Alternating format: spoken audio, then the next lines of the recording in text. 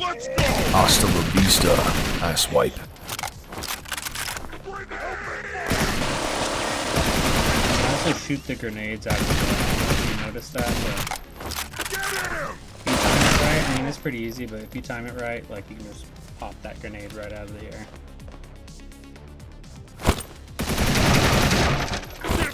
Built tough, like grandma's meatloaf. Alright, so... Yo, actually, hold up. I didn't move the level over. My bad. I just realized, like, after the second subway section, there's, like, that whole thank you screen that comes up. Thank you for playtesting. And I didn't move that over. Also, my bad, I just noticed that my camera's, like, not in a great position. Hold on, I can figure this out.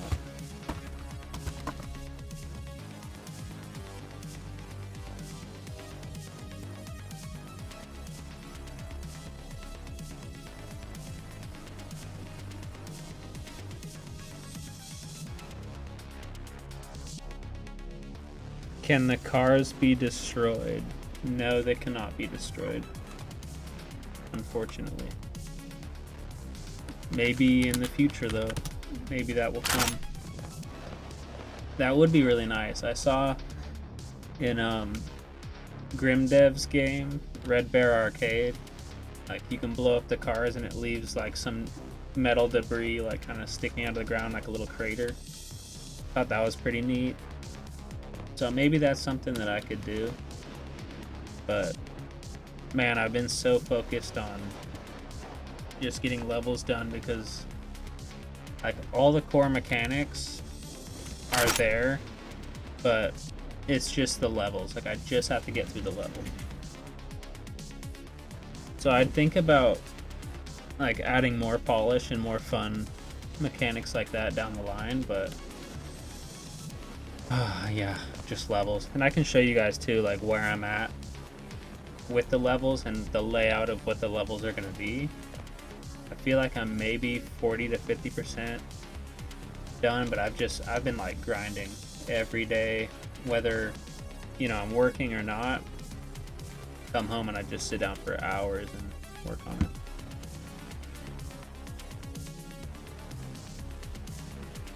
Can't stay for long, but I've watched a bunch of your videos on this game and I added it to my wish list. Definitely looking forward to playing Call the Exterminator.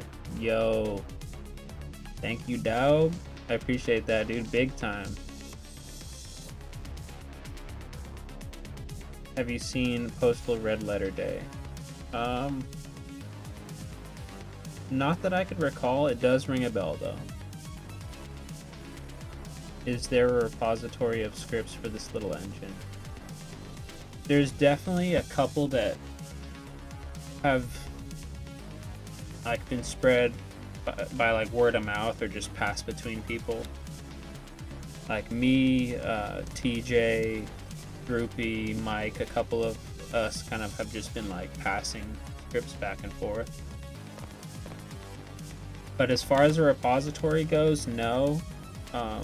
I do host that website, easyfpshub.com, and I plan on doing that. I think, like, creating, like, just a set of, like, well-known scripts and really usable scripts there would be good.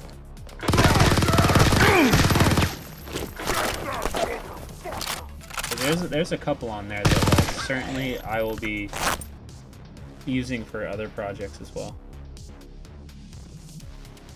Flappy's enemy behavior video is a must-watch. Yeah, I've seen it. I've actually got to go back and watch it again. He's posted a couple new ones too that are really handy. Like this right here, like the peeing. That's using teacups grenade logic, where if the grenade stops velocity, like if it detects that its velocity has stopped, like it'll like explode or whatever. So you could use that in a bunch of unique ways. So I guess, like, yeah, a grenade is one way you could use it, but I've used it to make the peeing. And something cool too about this is like you'll notice like the stream actually fluctuates. Like it'll get stronger and it'll get shorter. And so that was something I figured out with the help of Droopy recently. How did you create the sloped steps? I can go over that momentarily once I show you guys the level so far. It's actually super simple. Like once you guys see how it's Pain done, is my business, and business is booming. I'm using the custom modifiers, and you can do a lot with those modifiers. Let me turn the music up. Hasta la vista, asswipe. Like yeah, we'll see some models and things like just as decorations inhabiting the environment, but like 90% of everything is just Contract says no survivors. I don't argue with paperwork.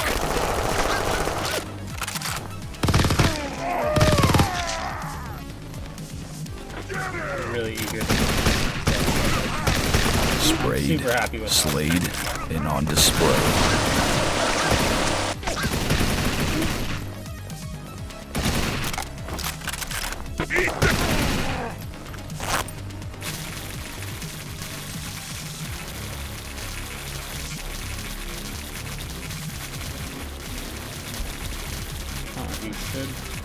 He should pop, but he's not popping. So there he goes. I think I still need to make some edits to the green or the brown enemies. Alright. Also, yeah, new loading screen has not been seen yet. Some stuff is just random. Like I placed so much crap down when I'm developing this stuff that like, yeah, that chainsaw is not supposed to be here. I'm super happy with the progress on this one though, because it really feels like a big map. In reality, it's not. It's not that big, but it does feel nice and big.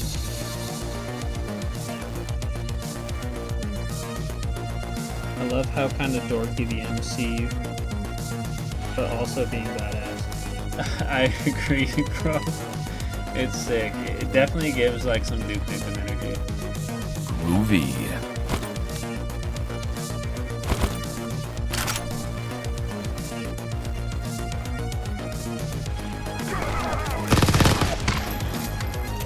So this is cool. Is the sniper enemy on the rooftops? I thought that was pretty fun. Also, you got like the civilians running around all scared. You can kill them, but I mean, it's not. You're not really supposed to, but you can. I mean, there's nothing telling you you shouldn't. But it kind of makes like the rules there. You can kill the innocent people. Probably not, but you can.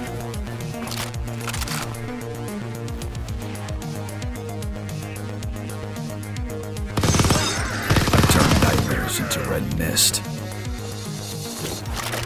Got this cigarette rack in the liquor store. That's pretty cool.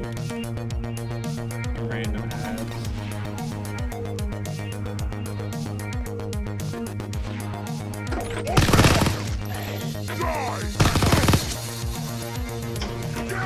Also, the enemies now they eject shells, which I thought was pretty cool too.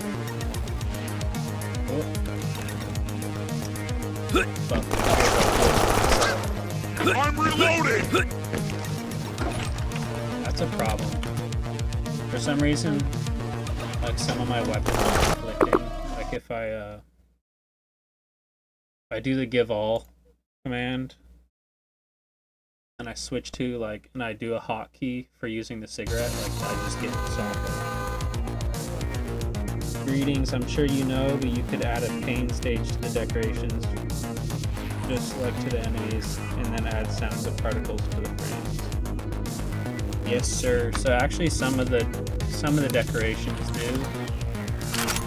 Mostly the sprite-based ones, but yeah, I've been like so focused on other things that I haven't really gotten around to it. Like, this is a good example. The trash can, you can see the trash can and trash can. But I just gotta go ahead and do that across all the decorations.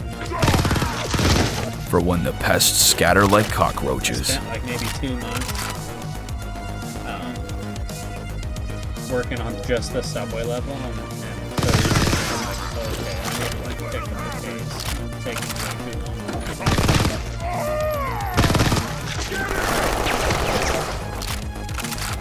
That's what I call pest control.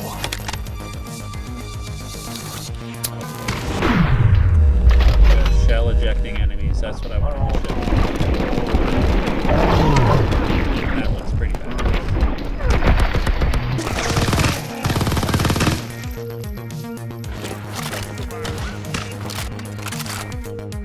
All that noise for nothing. I also like how dense like this environment feels.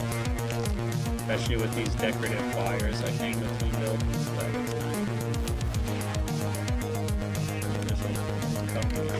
Let's go!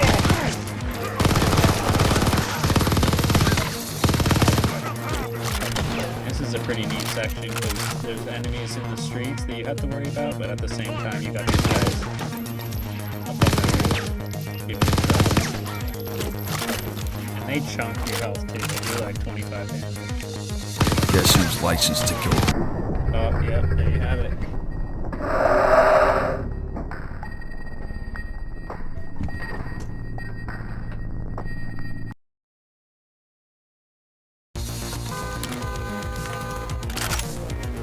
Do the give all cheat every time because I don't have any weapons besides the boomstick placed down in this level. So hitting those snipers with the boomstick, that would be a true challenge. Fuck yeah, baby.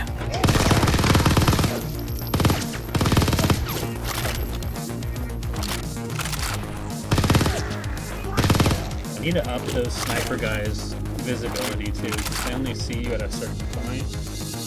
So I gotta make it way further just to up the challenge on. You'll see right here, right there, he detected me, but these guys, they're not gonna notice you. So kind of towards the middle. Fuck yeah, baby.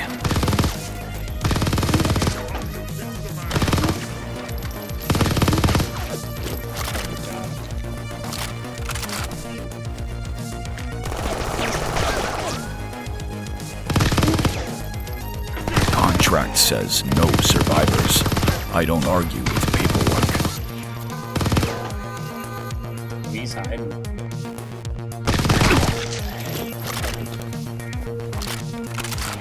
So yeah, you'd go down this alleyway. This would typically be locked, of course, but I've given myself all the keys, so you can just go right through it. But go back in here. Here's the key.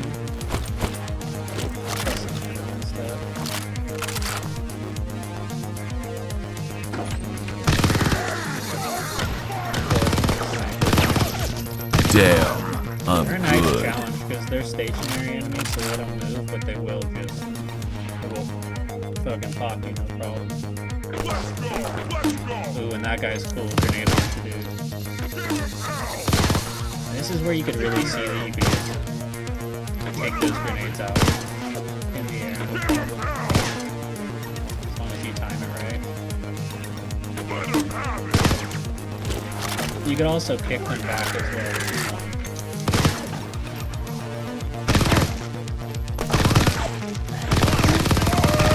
Hear that? That's your plan falling apart.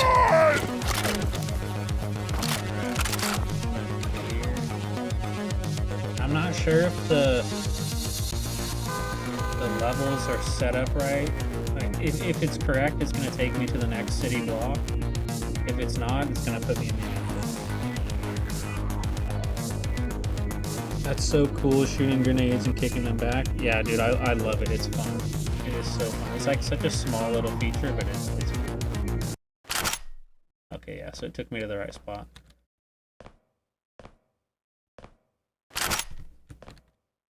So it's obviously nowhere near complete. I'm just using dev textures for now just to kind of block it out.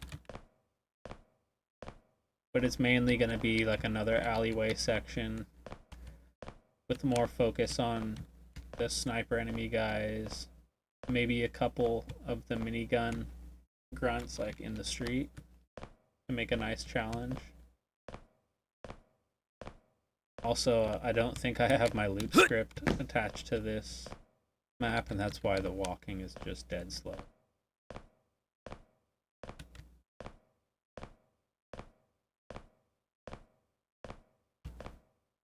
And it ends here, and here's the movie theater. I'm gonna put some nice decorations on the front of it. Like I have these UFO props that I made for the branding of the movie theater. It's called Galaxy Cinema, so I'm gonna put the UFO like coming out of the front. That'll be fun.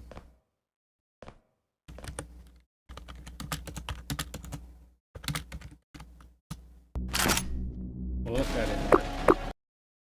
I typed go to next, but it did not put me on the next map. And then I'll just show you the movie theater. The level design is just awesome. Where did you learn to do it? That's a good question. Like, I want to say like 50% is like intuition.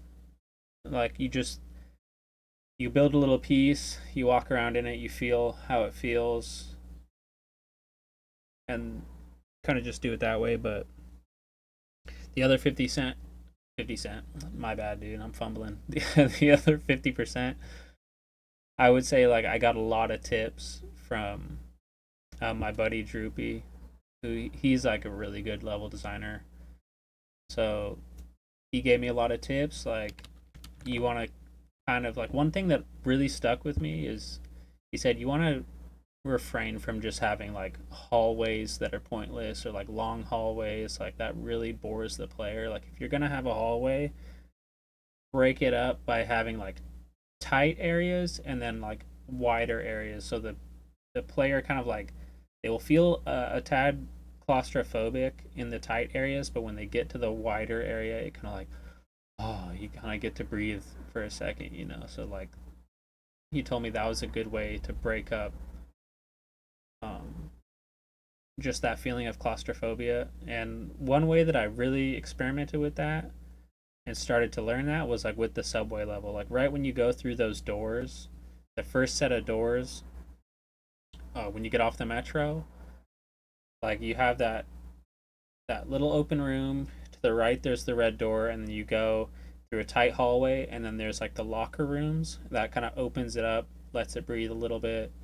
Then you're like back to a tight hallway, and then if you had the green key and you can open it to the maintenance area, and like, it's another wide section. So that's a good example of that being used. A nightclub level would be awesome, dude. That would be badass. I gotta do that. That would be badass. Why not games? Hello, what's up, gamer? What's up? This is my first stream, so pretty fun, pretty cool. Checking it out. So here is the Galaxy Cinema. Got the UFOs hanging from the ceiling, little alien props hanging. Like, they're supposed to be like hanging on to like the side of the UFO about to fall off. So we got the show times and all that for when you want to buy some tickets. A little ticket booth in there. Of course, you have to have the concession stand at the movie theater. That is a must-have. Complete with ridiculous prices. Everything is just outrageous. We even got a watered down fountain soda and name brand candy, so we have it all. I'm fine, thanks. Good to hear, man. Good to hear. So before I show you some of like the bread and butter of this map, I gotta show you something fun. This is a piece of my buddy Droop's code that he was generous enough to pass. And dude, I'm hype on this. We got Frogger in this joint. Playable. Admittedly, I'm not very good at it, but I mean, shit, let's see. I'll try to go for 100 score right now.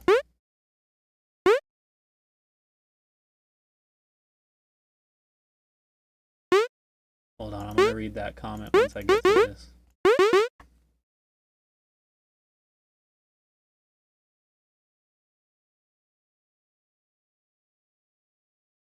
Oh, as I can see, your engine is actually supporting 3D floors, room over room, and 3D models without problems.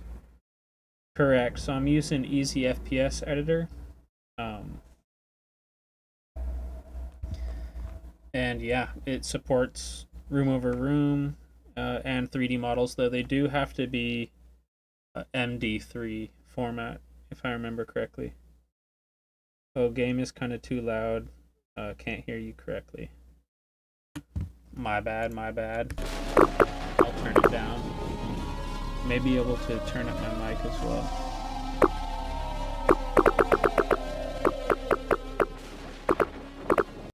Alright, there you go.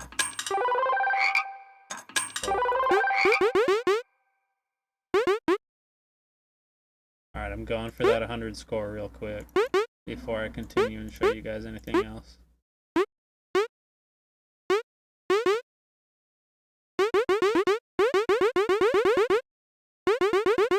I do wish with this that the keys could be bound so that you could just use WASD to traverse your little frog guy, but honestly, like, the buttons kind of make it interesting. I don't mind the buttons. Oh, bro. That was poor reaction timing right there.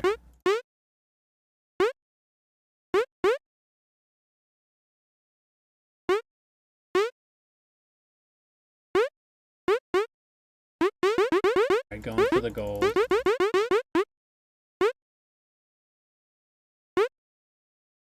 We're at 26 right now, so fourth of the way there. Ooh. That was a risky play right there. That was a risk. Ooh, I got scared. I backed off the log. I didn't think I was going to make it. Nope. Alright. One life left.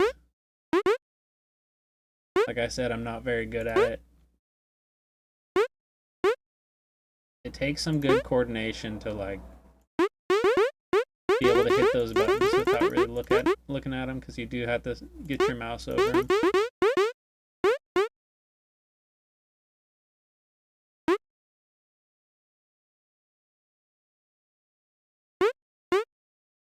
Uh-oh. Alright. I think it was 53 on the board. That was fun, but I'm not going to go for the 100. We failed that. It was close. It was close. Reminds me of some Doom engine-based games. Oh, for sure. Like, it's definitely a retro FPS-oriented engine. Like, I would say primarily for, like, Wolfenstein-style games, but yeah, I mean, you can make some pretty nice-looking stuff, as you can see. I mean, I'm not tooting my own horn or anything, but I'm pretty proud of the way that things are looking. Like, definitely a little more detailed than you would get with Wolfenstein or maybe even Doom. I've seen some really detailed Doom mods though, so not 100% true. So over here we have the bathrooms with no stalls in them yet. This is nice.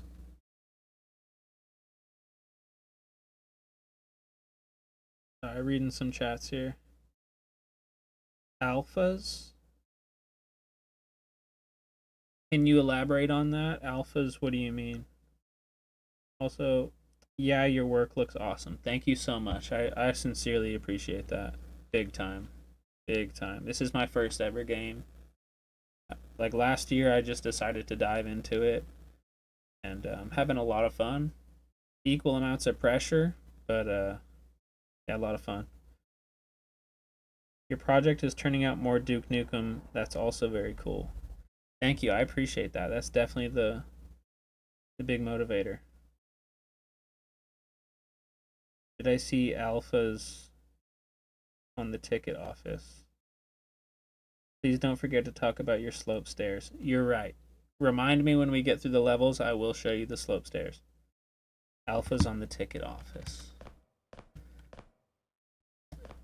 If you mean alphas as in like transparent textures, then yes, like these models for the windows are transparent. Part of the fun here would be like I'm gonna put something nice in there, maybe like the LMG just sitting in the middle of the floor, and you'll be able to shoot out the windows and get inside.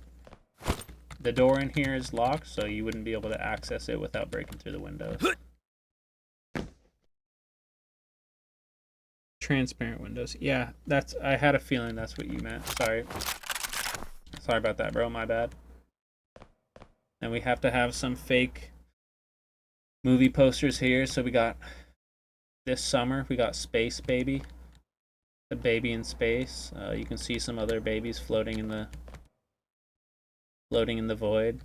That was a fun Photoshop. And I do have all the large scale versions of these posters as well that I'll show you guys later. And we have Starfights, Yoga's Revenge. This one I think is pretty classic because it's clearly just like a Halloween costume. The guy's hands are not even painted green, so that's fun. And we got Kill Bob, like Kill Bill. We got Saving Private Brian. Hopefully you guys have seen Saving Private Ryan. That's a good one. Dusk of the Dead. That's a simple one, you know, Dawn of the Dead. This is actually a fun like little collaboration that I'm doing with another fella that's in my Discord. He's making this game Dare Man, A Fistful of Justice, and so we're just doing a fun little collab. Like I give him some posters to put in his game, and I put some posters of his game in my game, so that's fun. And we have Top Baby. I don't know why, like, me and the buddies were in the Discord just chatting, joking around, and we just thought it would be funny to, like, this, like, whole baby thing. Like, I don't know, like, just kind of, like, a baby movie that, like, wouldn't be a baby movie. I don't know how to, like, explain it. It's just supposed to be silly, really. It's just supposed to be silly. Then over here, we got the maintenance closet. Now, ideally, I did the cheat to give myself everything, so I have all the keys, but you wouldn't be able to walk in there right away. I think the only area that the player is going to have access to would be the actual theaters, like the showrooms, and then you're going to have to find the keys to the rest of the areas. How many times have you spent to make one of map mechanics, like those breakable windows, doors, and stuff? Oh, you didn't know the engine could do transparent windows? Yeah, so I'll show you that too. You can enable transparency for models. So it's hard to say how much time I spent on stuff like that. I probably spent like, I want to say 2 or 3 hours on the transparent and breakable windows, and I can go into like my state file and show you what I did and why it kind of took so long. Part of it was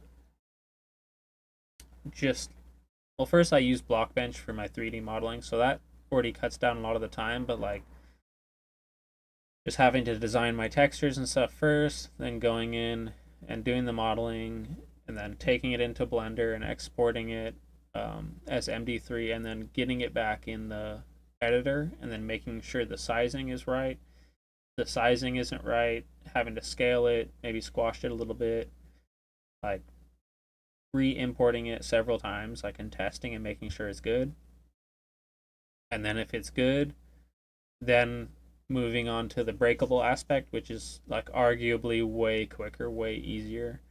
Like you're just going into the FSM, adding a few lines, and then making like the glass particles. That was like a super easy Photoshop. Like I took the same texture for the actual window and then I just cut little triangles out and kind of just put them around. So it was pretty easy. Pretty easy. I'm asking because I like how indie game dev looks. I'm trying to make my own game, but using a GZ Doom engine. So just asking because of interest. That's what's up. That's what's up. That's what's up. I would say go for it. I mean, I totally resonate with that. Like I was a couple years back, like super interested in trying out the indie dev scene just because like one, my job sucks. I hate my job and like I want to do something else and I've always been creative, so I figured like let's give this a shot. And I love retro shooters too, so I figured let's run it. But yeah, I was interested in the GZ Doom engine as well, but there's a couple of reasons like I decided ultimately not to go that route. And so like I'll just like throw them out there. So like one of them is the fact that like while GZ Doom games like arguably super badass, super cool, the community seems like a bit toxic. And so that was one reason that kind of drove me away from it. And then like the potential dev time for a game using that engine like seemed like it would take like a long time. So that's why I started off personally with something like a lot smaller in scope, like easy FPS. And still like I've already invested a bunch of time. But there's certain things that just make it like quicker overall. So like I mean obviously with GZ Doom like you have rotational, I think that's the right way to say it, rotational sprites. Whereas easy FPS you do not have rotational sprites. So you only get like forward or back depending on how you write your FSM. And so that was like one thing too, like okay, this is my first game. I want to learn a lot while I do it, and I don't want to get stuck like on certain aspects of development that like will chunk away time. So like an example of that would be I've already spent so much time like on my enemies already. I've probably revised them like 3 or 4 times. They still don't look that great. Now imagine if I had to do rotational sprites. Like I already have 117 frames like per enemy, sometimes more. Now factor in all those different directions. Oh, I'd be screwed. I would be totally screwed. But that's not to say that anyone shouldn't use GZ Doom. That's just my reason that I didn't do it. And the second like reason would be I've heard a lot of people saying like why would I buy your game, especially made in GZ Doom, when I can play all these Doom mods for free? And like that one thing was like, okay. That turned me off. That turned me off to it. Let's see. Sorry, I was like got carried away ranting. I haven't read some of these chats. Will there be calm levels in the game besides the first one without action where you just need to walk around, maybe communicate with NPCs? Oh, certainly. So the idea is like to kind of break it up a little bit. So you already saw like from the subway to the city block, like yeah, that was action packed. But the style of the level was a lot different from the subway to the city block. Like a subway was a clear key hunt structure style map. Sorry, excuse me, just like Doom. where you're running, you're finding keys to continue on. Whereas the city block was really kind of like straightforward. Like, yeah, you do have to find those 2 keys, um, but they're along the path. They're super easy to find, and you're kind of just walking through, getting through some of the action. So that's kind of how I like my mentality is about it right now. Like, have key hunt structure maps, and then have like linear style, kind of more action oriented maps, and be swapping between the two. But I do like the break a pace where you're not fighting anything and you're just kind of like looking around, like stopping and smelling the roses. Kind of like the first like introductory levels, like where you're in the headquarters, you're going on the train ride. Like, I thought that was really nice, like calm vibes, like the calm before the storm, so to speak. So I do like that, and I will be doing more of that for sure, 100%. Easy FPS community is the best indie community I've ever been a part of. I couldn't agree more, though I haven't been a part of any other indie dev communities. I do love the community. It's amazing. Like, I've met some super down to earth people. Like, I couldn't be happier with the relationships I've made with people, so it's awesome. Fox Swartz, hey, how are you? Hey, how's it going, bro? Thanks for joining the stream. This is my first stream on this channel, so I'm just kind of freeballing it. Really didn't have a plan. I figured I would just like turn on the camera, start like just working on what I would normally work on, and just get an opportunity to chat with you guys that saw that I was online and decided to join. So it's already super cool to have 9 of you guys in here chatting. Pretty badass. And like, sorry to you guys who think it's annoying. I am yapping like a shit ton, but hey, I'm enjoying it, so it's fun. On the flip side, what do you dislike about Easy FPS Editor? So, shit, dude. I have a couple qualms, like, and maybe this is a result of how I've decided to structure my project. But, like, I'm having a bunch of issues with the editor. Like, actual, like, problems. Like, one of the big ones is anytime I go and import textures, there's a 50-50 chance, I shit you not, that my editor will crash. So that's fucked. And like, it's conditioned me to save my shit like every 30 seconds. 2 is anytime I make a custom modifier or I duplicate a modifier, like 50-50 chance again my shit's gonna crash. And why I say this might be my fault is because I've imported like a royal shit ton of textures. I probably have close to like 700 textures in there, half of which I'm not using, though I plan to use in the future. I'm not using currently, and I think I've like bogged down the editor so hard that like things are not pretty for me. Like, I go to import something, crash. So that's something I've really disliked about it. And I was hoping, since we did get a new alpha build yesterday, we got bug test. And so, like, oh man, I was hype. I already wasn't like feeling great yesterday, so like I called out of work. I wasn't feeling that great, so I was like, you know what? While I'm not feeling good, I am feeling hype because I'm gonna try out this new alpha build. I've been waiting for this for I think like 4 months for this new build to come out. So I fire it up. Boom, what happens? It corrupts my project. I didn't back up my shit beforehand, which was my bad. I should have known better than to try a new alpha on my project that had not been backed up yet. So it corrupted my shit. I lost like fucking hours of progress. That bummed me out. And then so I'm reaching out to Clark, who is the developer, if you guys don't know, and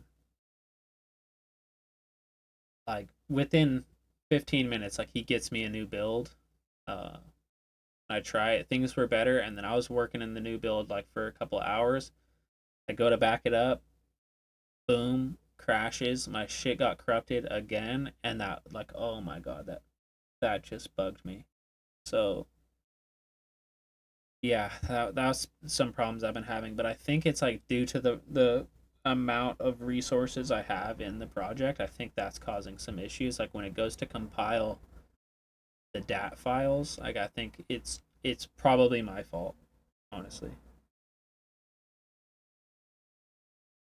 Your first game, wow, that actually looks beautiful for first project, no jokes. Thank you so much. I really appreciate that. While it's my first game, like I've always been kind of like a creative person. I started out doing animation when I was like 12. So I've always loved just designing, creating, stuff like that. So like I wouldn't say it absolutely comes naturally to me, but it is something I get a lot of enjoyment out of. So I do just when you have fun doing something, like things just progress naturally. Like and I could show you guys what my project originally looked like. Looks like dog shit compared to where it is now. I really put a lot of time to curating the look of it. Yeah, I jumped in my seat when I saw you. Homies, dude, I appreciate that. That means a lot, dude. Thank you. I'm enjoying your stream and chatting with you. Hell yeah, dude.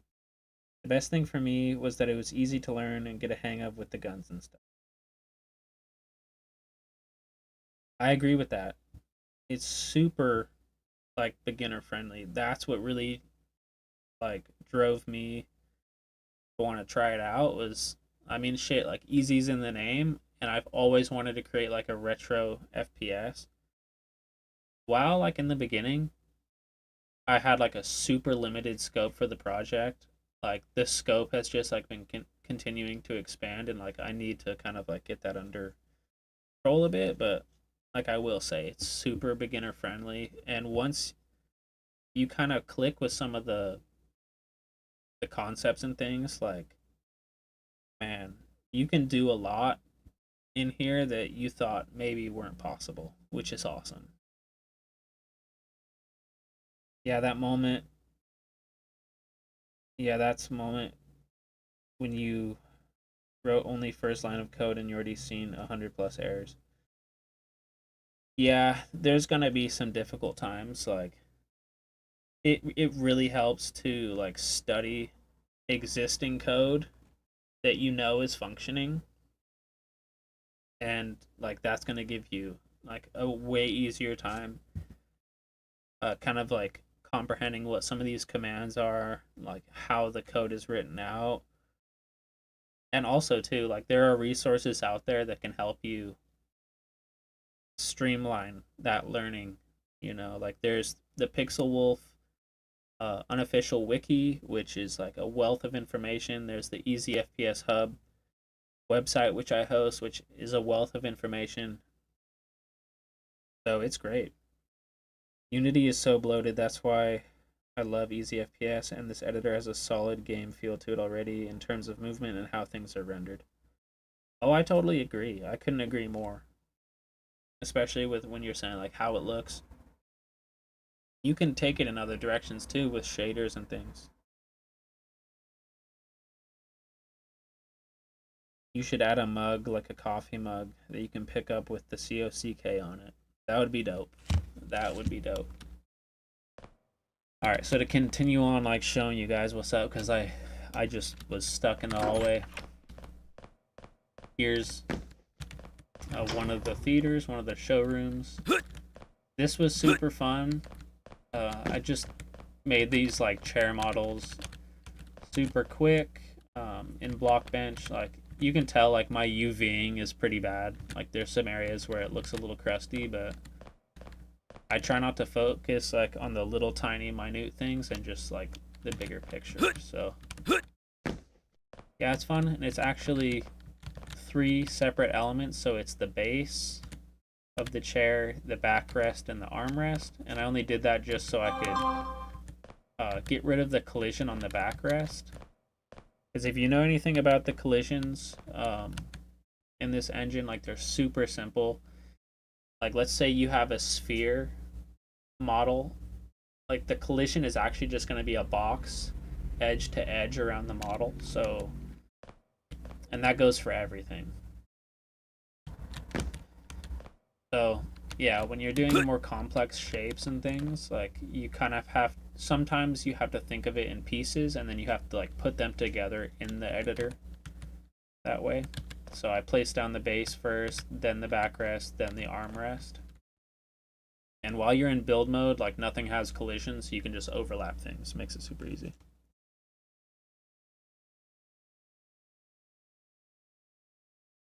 Yeah, that theater room looks fantastic. Thank you so much. Also, it's cool too because if you see up there, there's even the projector with the film reel on it, and I'll show you guys that upper area as well.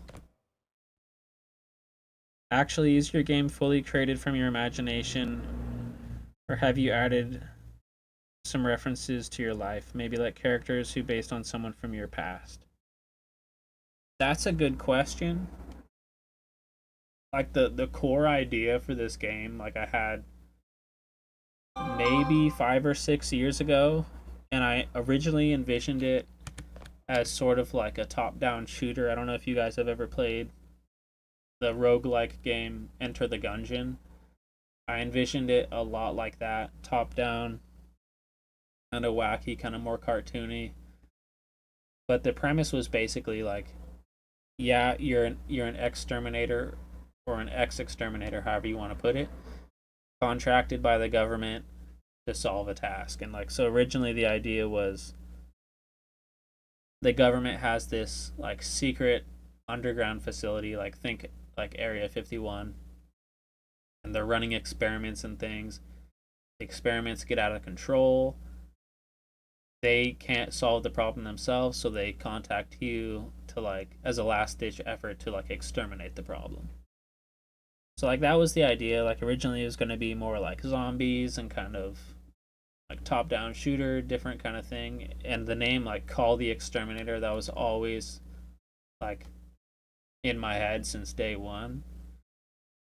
But then, of course, like I discovered this engine and that really jumped out to me and I was like, wow, like maybe I can make this game that I've always visioned, but like, you know, retro first person shooter, because again, like I love those as well. And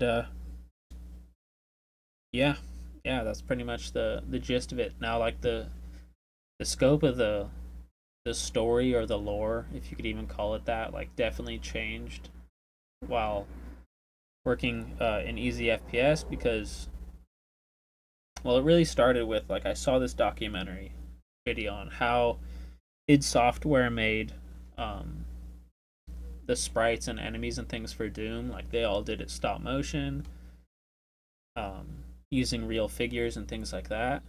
And so like that that like awoken something in me. I was like, yo, dude, if they could do it, like at my age, you know, like dude, I could do it too, like for sure. So knowing how they did like the weapon sprites and the enemy sprites and all that, like I started buying like toy guns and shit. I started painting them.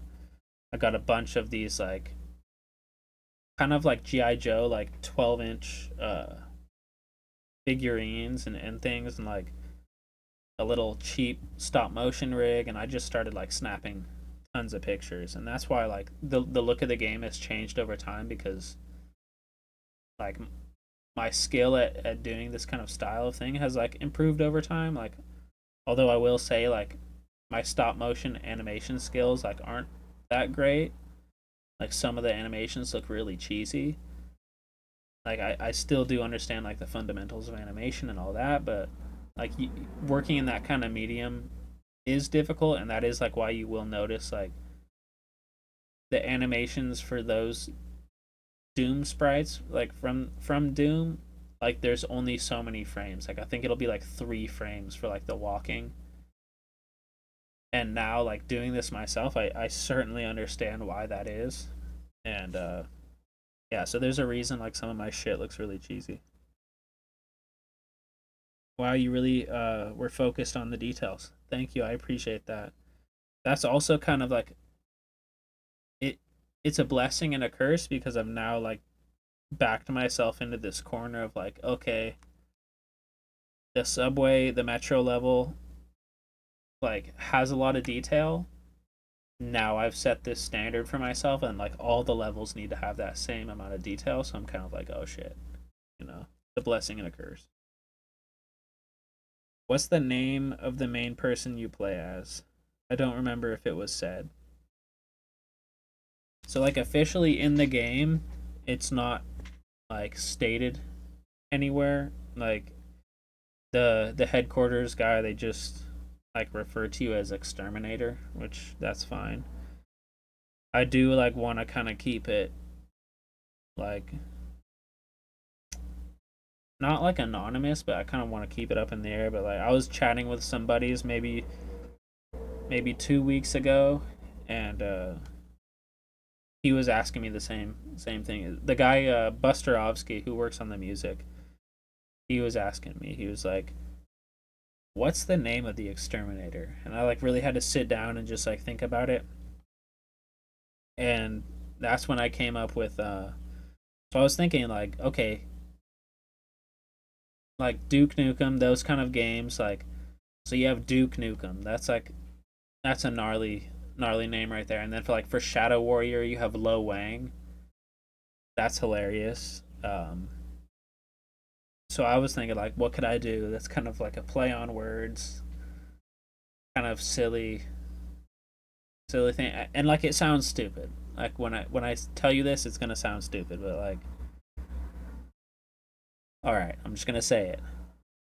Like first name Otto, like the German name like Otto, Otto. Otto, last name Matic. So you have Automatic.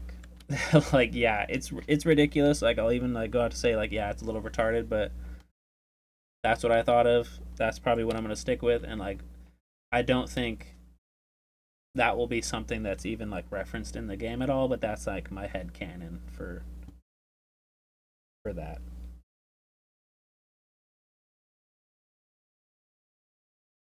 Okay, now carrying on.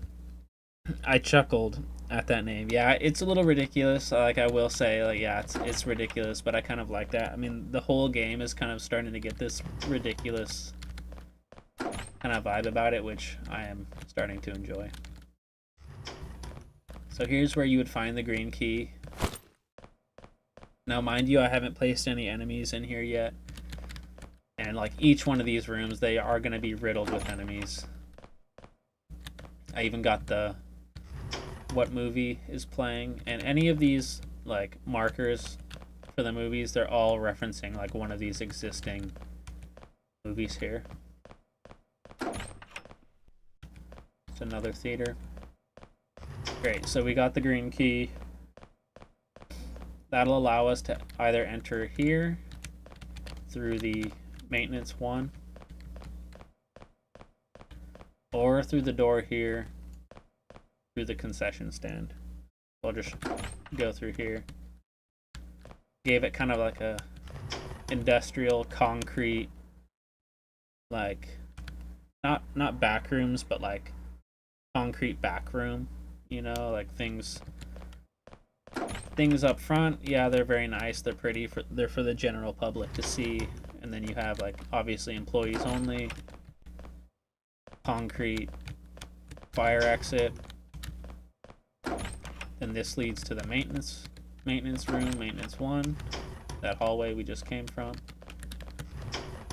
And I really like just throwing like lockers and things in these type of rooms. Like I've definitely developed this kind of like thought process with the maintenance rooms. Like there's always going to be pipes.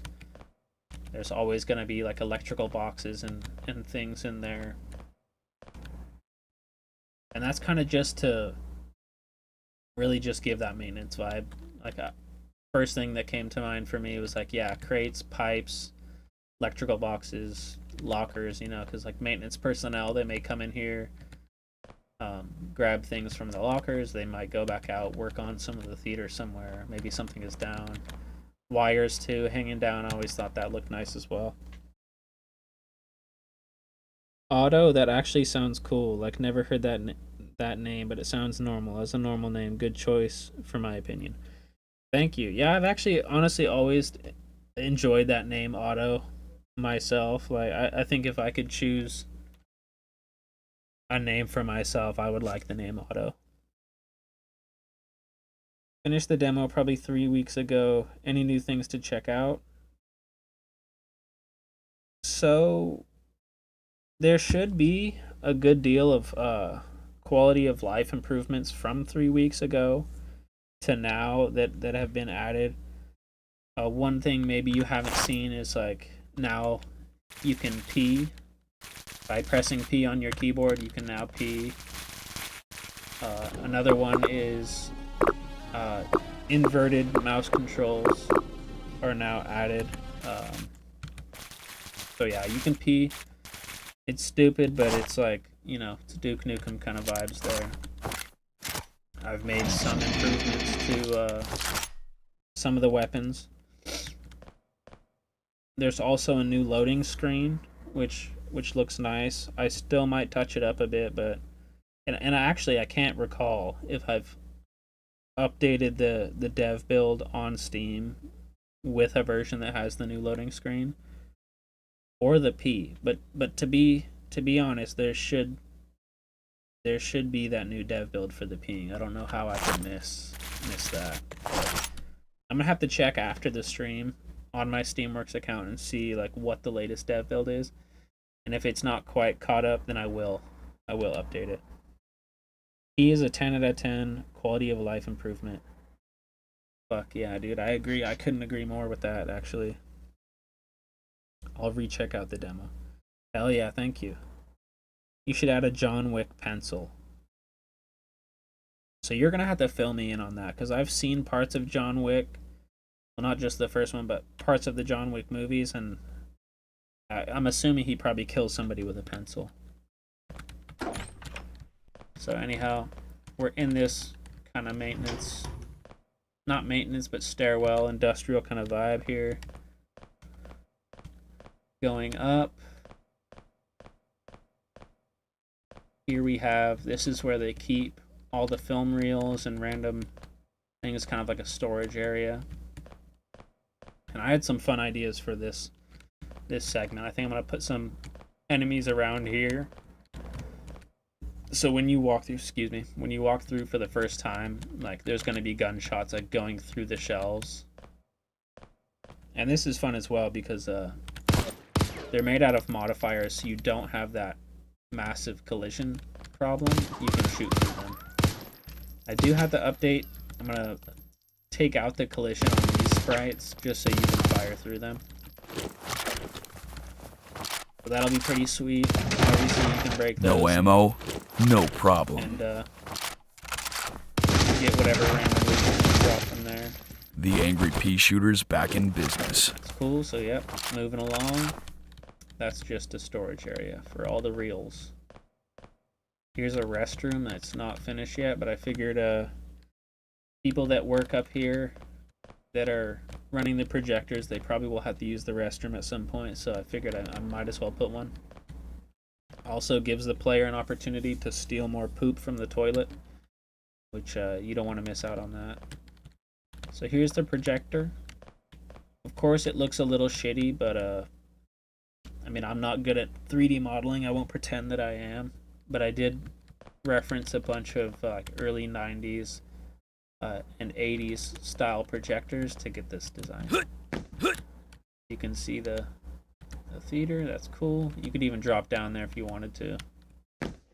I'm considering as well like putting some of the sniper enemies up here. So anytime, you know, you're running down in here checking it out, like you might be getting watched and attacked by the sniper up here. What do you think about pea puddle, which actually works like gasoline and you can set fire to it? Stupid idea, but at the same time just an idea. I don't think it's a bad idea. I don't think it's a stupid idea. I think it could be probably supported by the fact that like if the exterminator drinks a lot of alcohol, maybe his pee is flammable, you know. I think it could be a possibility, though I also, just thinking about it like surface level, I think it'd be kind of expensive in terms of like performance cost, because the pee is already expensive. Like You're watching the frame rate in the top left. I think right now we're at about 560 to 600. Like once you start peeing, we're down, 200 range, 140. And mind you, like I'm working on a pretty decent CPU. I think it's clocked at like 4.5 gigahertz. So yeah, the peeing is extremely expensive on the game, but also something that I did not want to not have. And yeah, the projector does look a bit funny, though it is based on like real world, reel to reel projectors. So yeah, looks a little silly, but I'm satisfied enough with the look of it. I didn't want to spend like a whole day modeling this. It probably took me maybe 20 minutes to model this, which is still maybe a long time for like what it is, but I'm happy with the way it looks. I don't want to spend more time on something as trivial as just like the projector. Also got some posters up here we've already seen before, but I wanted to make sure that the player isn't just getting lost in these rooms that all kind of look similar, so I wanted to line the walls with kind of like markers for the player, and in this case it's just these posters, so like, okay, I've been by here. And here's a more finished projector room. I gotta go back and do the same with all the other ones, but got some paperwork and things, and filing cabinets, Red Season poster up here. So yeah, I'm thinking all the other projector rooms are gonna kind of be like that. I've just thrown some shelves in here just as a rough outline. And yeah, so that's that. I'm thinking maybe up here we get another key, though I'm not sure. I mean, there's got to be a reason for the player to come up here. So I think so far we got the green key. We saw in the stairwell area like you need a red key. So maybe what happens is maybe there's a red key in this farthest projector room. Red key in here. So let's assume that's true and just go back down. Also, I'm thinking a CCTV, like kind of security area. Whoops. CCTV security area over here, kind of like in the metro, where it's just a bunch of CRTs like stacked on top of each other, and it's just to monitor, whatever's happening in the establishment. Have you thought about enemy which actually uses a flamethrower? If you put him in the dark room, I think it would be looking epic when you can't see anything, but you can see how bright it looks by fire. Oh, dude, that would be kick-ass. That would be seriously kick-ass. Now, I will say I have thought about adding like a flamethrower enemy, but I've been really hesitant to do any additional stop motion for enemies while I try to get through level design, but honestly, it's been crossing my mind. Excuse me. Been crossing my mind enough to probably justify it at this point. Like, I'm thinking maybe they even have like an orange jumpsuit or something just to make them more like distinguished from the other enemies. Can this engine push higher poly stuff, not next gen, say PS2 level or Xbox? It certainly can. It certainly can. I've seen projects that are doing 3D, because you could have 3D weapons, you can have 3D enemies. I have seen people that are pushing it like that. So yeah, it is possible. And I am thinking for my next project, I am going to be going more the way of 3D. Because while I've been learning 3D modeling and things, like all these models You know, like I've made them myself, and if I haven't made them myself, then I've textured them and done certain things to them to make them like fit the style I'm going for. I mean, and shit, half the time they're just squares, you know, they're just rectangles, so it's nothing complex by any means, but once you learn how to make basic shapes, you know, like you can do a lot with that. I just have to learn like the rigging and stuff like that. That'll really make it more feasible. I know this will be big to do, but a boss fight with a really big guy that can like charge you or punch you that's just a tank. I mean, that could be badass. I did have like really early in development, I did have like a mech enemy that like I mean, as of late like it's no longer in the game, but I did really enjoy that kind of mini boss slash boss vibe that it gave. And so I'm thinking like, yeah, maybe go back and put the mech back in.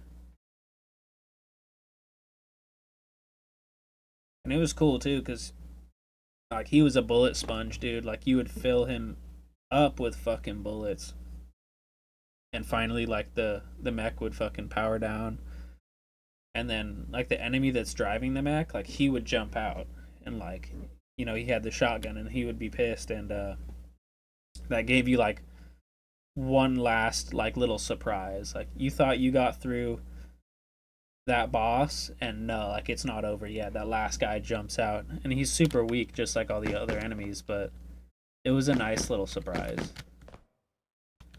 Alright, cool. So we got the red key. Go in here. Another, I wouldn't say maintenance area, but it is filled with like maintenance things for the establishment. Here's a blue door, so then we have to assume that we need the blue key as well. Which, like, I wonder where we could put that. I still have to texture the door for this, but originally I was thinking like all the theater rooms, much like this one, would be connected to like an infrastructure kind of like maintenance area. But like I don't want the level to become too like maze-like, so I'm gonna refrain from kind of going that way, and I think only attaching it to maybe one or two. Gravitino 900, yo, what's up, dude? Welcome, brother. Welcome to the first stream. The first stream, brother. Welcome.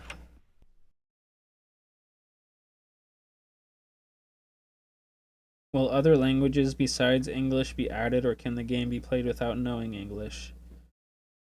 If I could ever figure out how to add other languages or like support other languages, that would be something I would do.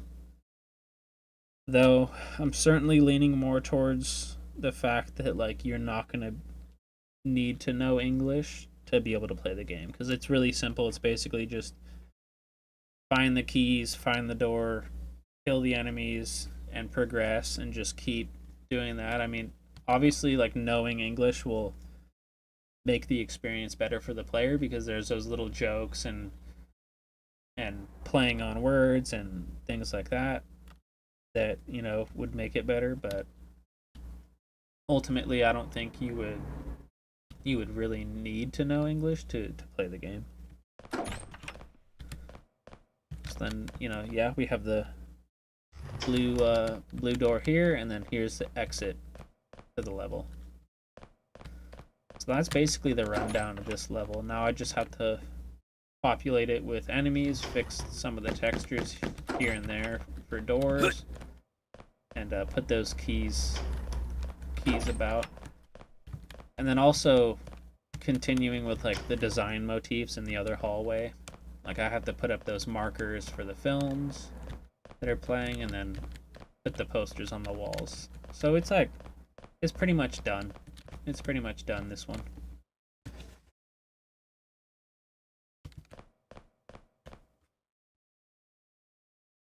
Just played the demo and it's so much better than I could have ever thought.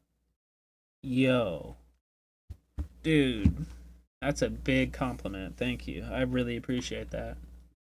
It's honestly been getting received like a lot better than even I would have ever thought.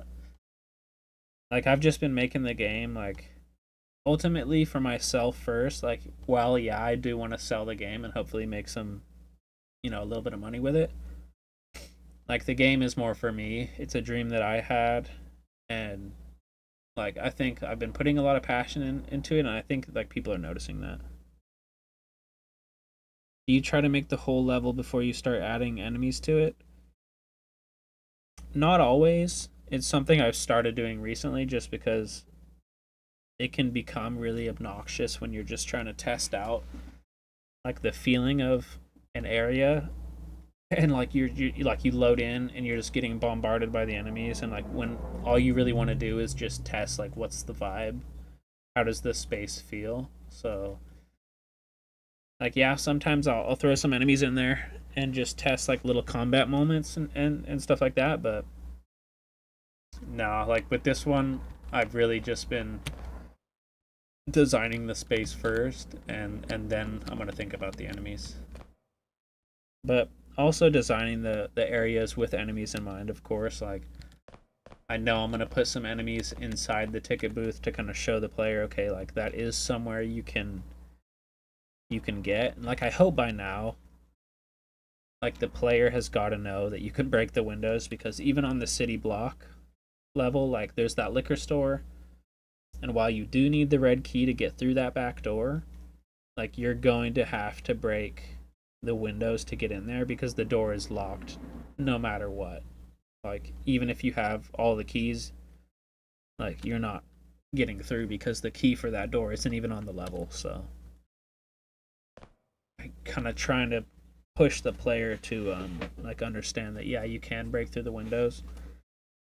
And it even becomes like a more major point in levels down the line, like as I'll show you momentarily. But yeah, there's also like the ticket booth section in the subway, in the metro, that like while I've seen gameplay of people playing it and they do miss the fact that you can break the windows, like, and it's not necessary to progressing in that level, like it does reward you with some fun weapons. Like there's the flintlock in the ticket booth, there's ammo and health, of course. So yeah, try to teach the player early on, but as I've seen, like you can't always rely on those things working out. And I don't want to like bombard the player either with like a massive list of like, you can kick back grenades, you can shoot grenades out of the air, you can break windows, you can do this, you can do that. Like instead of telling the player, I'd rather show the player and just have them kind of like in a way discover it themselves. So yeah, that's pretty much this level. Of course, still some stuff I gotta do to further polish it. Like I gotta put the stalls and things in the bathrooms. I gotta finish the bathroom upper floor. I gotta put the posters and the markers in here. I think there's actually one theater that still doesn't even have seats. So that one does. Yeah, this one, see, this one doesn't even have any seats yet. So I'll probably do that here on stream in a moment, start, finishing this level up. But yeah, that's the gist of this level. Just a fun nod to other games like Duke Nukem who have had a movie theater level in the past. What do you think about combat puzzles? Like you have some enemies, you should kick their asses, and after that, someone explodes. Someone explodes the break wall to the end of the level.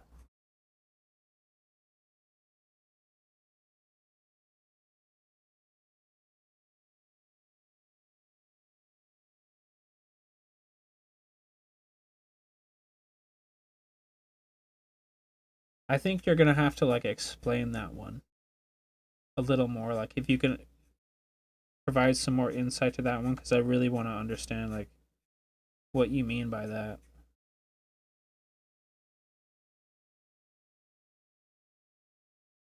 Like they explode the wall that like is the exit of the level, like so like the direction of the level changes. Like what do you mean by that? Then let's move on to the next level. Like while this is the next level I have developed, it's not necessarily the next in line, so it will go city block to city block 2 to movie theater to city block 3 to the office, and then here we are now in the office. So we're here. We're at Tax Evaders, your one-stop shop for tax filing needs. That's cool. Explore around a little bit. I think I do need to give myself everything. I know there's some stuff I have to fix as well. Like there's, I wouldn't say it's a puzzle, but there's part of this level that, like I've tuned the jump height of the player a little low, and now you can't, you kind of get soft locked out of this level, so I do need to fix that. So yeah, exploring a little bit.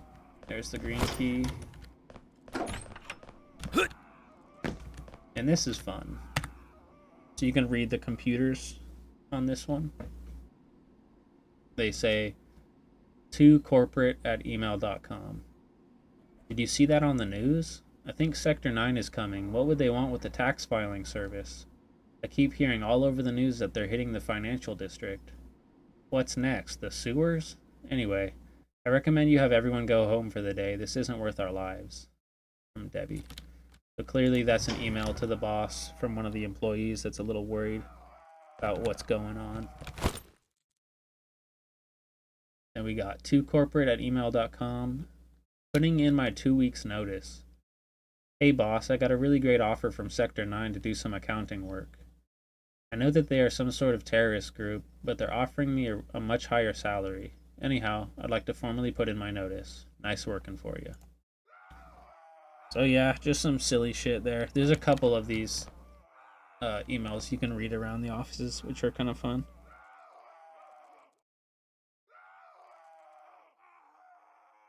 Some arenas which you should beat to continue the level.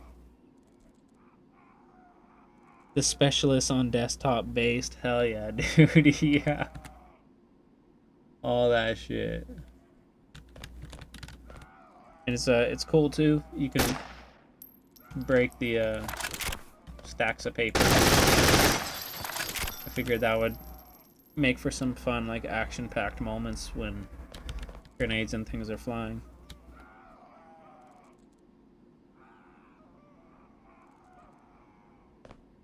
And then, yep, got a little lobby area with elevators. And you can see the elevator is stuck up there, parking.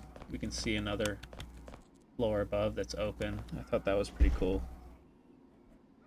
Will there be a pump action shotgun for this game? There will. I'm thinking for a DLC expansion, which will be like another campaign. There's going to be a whole new set of weapons, so I'm thinking, like, of course, like AK-47, a pump action shotgun, dual Scorpion submachine guns, maybe like a grenade launcher. I don't know. We'll go crazy with the weapons in the DLC. Yeah, something similar. Okay, so I see. Sorry for my bad English. It's not a natural language of mine. Oh, I wouldn't worry about it, brother. It's not a problem. I'm just trying to make sure I can understand fully the concept that you're trying to explain here. I don't know if you just saw that, but yeah, we got the suicide bombers in here now. So I'm trying to, like, slowly reveal the enemy types as the player goes through the game. I don't want to, like, have all the enemy types from like level 1 on. Like I want to kind of drip feed that a little bit, which I do need to do some redesigning of the subway because there's like a lot of different enemy types there, and I kind of want to keep it simpler. Have you thought of having different types of SIGs for different abilities? I've thought about it. I have. Like a menthol cigarette. Maybe does something. I haven't put much thought of like what it would do, but yeah. I kind of like, as time has gone on, maybe not thought about that as much, just because now there are separate things that give you different abilities, like the Mad Balls energy drink.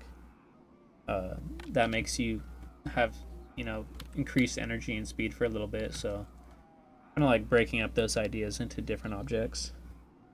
Oh shit, okay, made me jump a bit. Yeah, bro. Yeah, they're kind of a little sketchy. Time to kick some ass. So we go in through the fire exit here. This still has no detail or nothing in there yet. Let's go. There's another suicide bomber. He just killed his buddy. That's no good.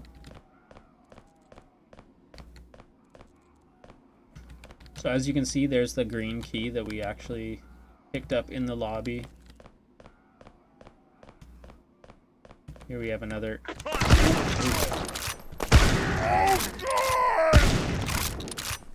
Another little maintenance area. This one's details could probably be a little bit improved. Like,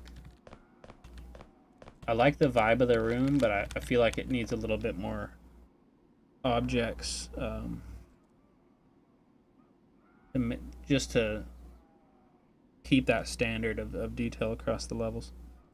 Please remind, what software do you use to animate sprites? So I use 3 softwares in combination to get everything done. I use Pivot, Stick Figure Animator for like the rough like compiling of like the whole animation, so like for weapons and enemies. Then I run my animations through SLK Image 2 Pixel. Then I take that and I run it through a sprite.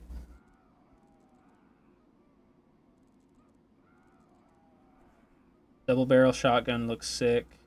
Still love it from games like Doom, the boomstick. Oh hell yeah, dude. Yeah.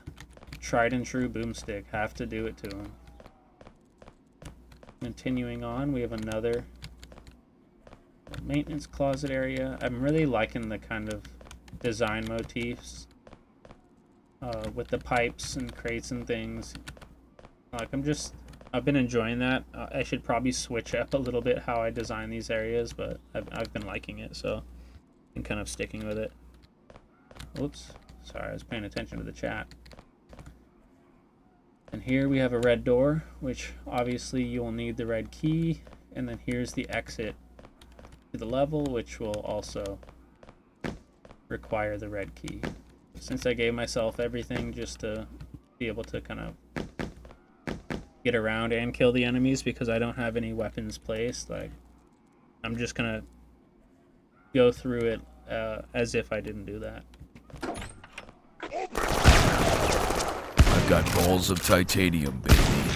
Try not to trip on them. Alright, so now we're in the office. I'm really liking how this is turned out. We got the cubicles and some nice details. Got some posters for the establishment. What the government doesn't know can't hurt them. That's right. That is correct. Call the Exterminator reference right there. Based.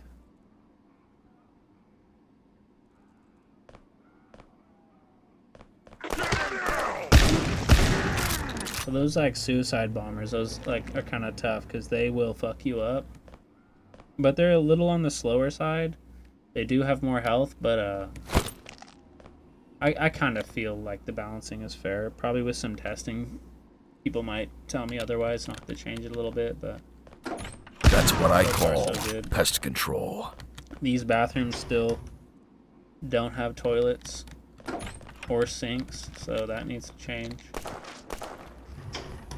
I've been doing that kind of stuff towards like the end of a level's design just because I kind of get annoyed doing those, so I kind of save that for the end. Here's one part that you guys should see. This is something I like right here. The fucking SIG is just chef's kiss. Hell yeah, dude. That's what's up. So we'll see there's a pizza on the desk right here. To corporate at email.com. Subject, guess what, bitch ass? I hate this job, and as a matter of fact, I hate your bitch ass too. You're the worst boss I've ever had. What makes you think a pizza party makes up for 12-hour shifts every day? You'd be lucky if I didn't burn this place to the ground. Fuck you, Thomas S. And then the the pizza on the desk. Yep. Like, that's my attempt at environmental storytelling right there. I like that. We need more badass smoking characters who don't know what cancer is. Straight up. Straight up. Straight up, 100%. Get that motherfucker! Yeah, you gotta watch out for the fucking suicide bombers on here. They will get your ass. Also move the chairs. That's fun. We have sales figures for 26. They are not doing pretty. They need some help. So that's cool. I'm thinking about throwing some more enemies like inside cubicles and things to spice it up, but the level's already like maze-like, and it is challenging when you're like turning a corner and you don't see an enemy like that.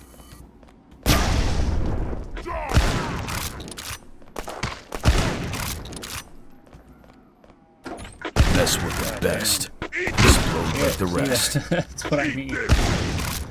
It gets crazy quick.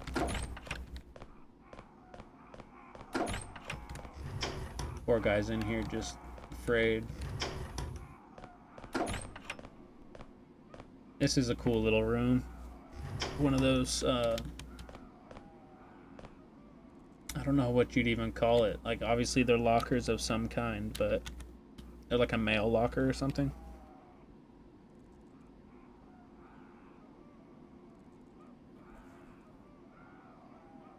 As I can see, all those you're killing now are workers who don't like their salary and started the riot. That's a funny way to think about it. Although not true, like I would consider like one of these guys, maybe one of the workers. He's trapped in here and he's afraid. It is the terrorists you're killing, so you can feel justified in your violence. Like, here's a worker, he's dead. You can blow him up, though.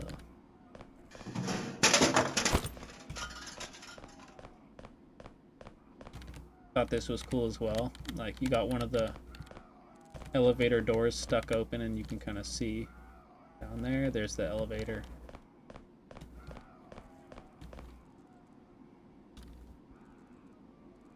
Does he say anything if you talk to him? No, they're kind of just mindlessly running around scared.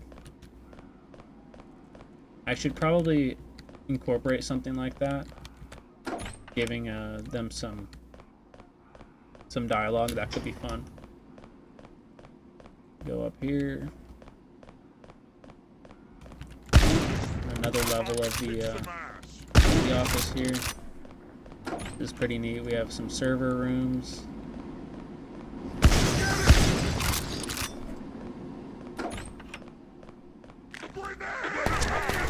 Messy deaths make cleaner streets.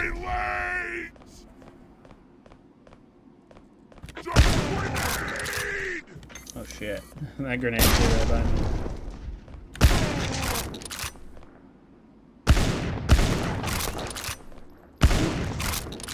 Damn, I'm good. And yeah, all the computers, at least that are on, you can interact with. Sounds like someone is seriously hurt downstairs. Are we safe? I'm 2 days away from retirement. Damn. That's fucked. Poor guy never got to retire, bro. Rip.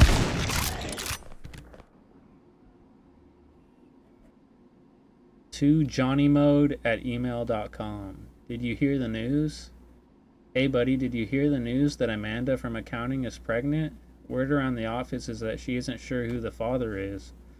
Don't tell anyone I said this, but I think it might be the janitor. I saw them sneaking into the maintenance closet months ago. Dudley. Damn, bro. Fuck. Dudley's got the juice, bro. That's the office scoop right there. I just had an idea. If you talk to one of the panicking NPCs, they could just scream in your face. Yeah. That would be pretty fucking hilarious. I like that. Dialogues like, please don't kill me, or something similar to those.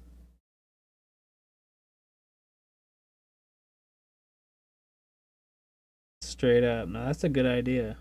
That's a good idea. Of course, always open to suggestion.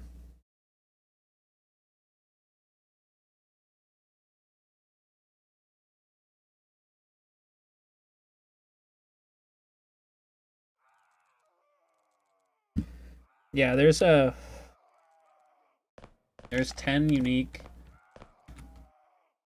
10 unique emails you can read. Some of them are more lighthearted and silly. Some of them are kind of more environmental storytelling, like this one. Did you hear that? I think something is going on in the lobby. I'm hearing gunshots down there, and that's not normal for our area in town. I'm scared. I don't want to die. So that's sad. Bro probably didn't make it. Bro probably did not make it. Screaming like those bomb guys from Serious Sam. Yeah, that's totally how I picture it too.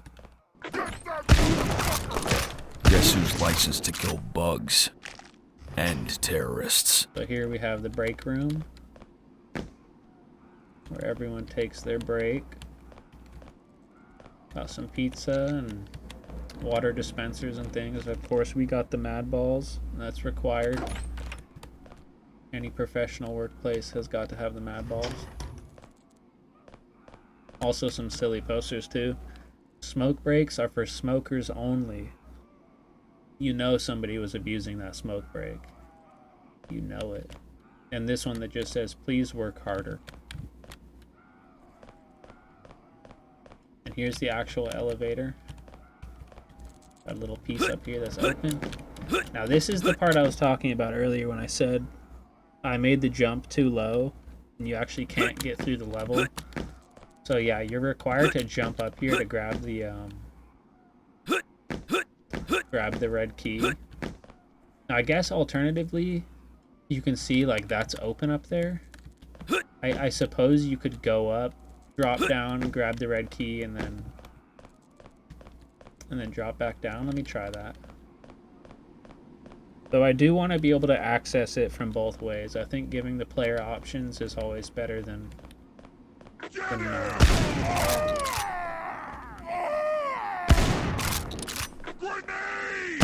Eat this bastard! roasted that dude's grenade. We got a grenade launcher guy in here. All that noise Just for fun. for nothing.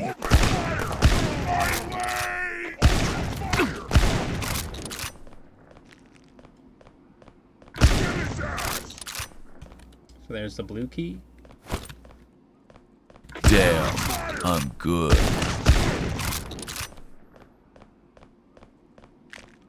I don't recall where the blue key went. I missed it. No shit, really? Damn. Is the jump too low or is the box too short? So before Before, it was doable, so I'm inclined to say that the jump is too low.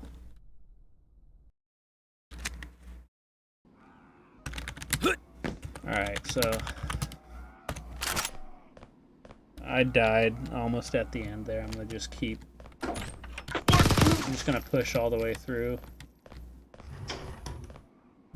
Well, actually, we have the red key, so I can just show you. As if I did not die up there.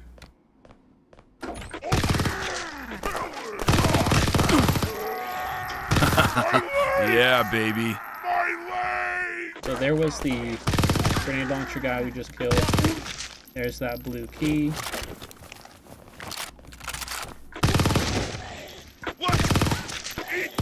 Hasta la vista, asswipe.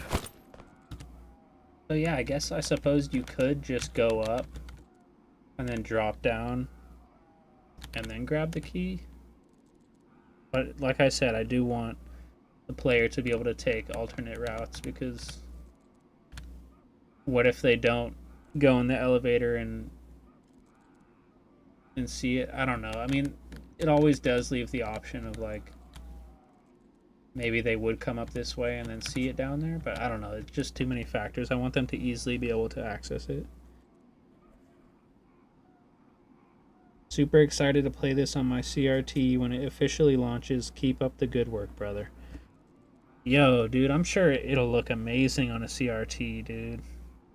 I'm sure it would look great. And thank you for the comment, by the way. Thanks for joining the stream.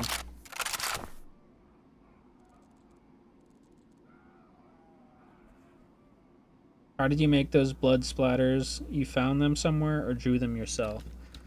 So it's a bit of a combination. So I'm using old, like, early 2000s blood visual effects, stock footage and stuff for, like, CGI, like making movies and such. And just running it through my post-processing like I do for all my textures and graphics and things. And then, yeah, pretty much just using VFX footage and processing it.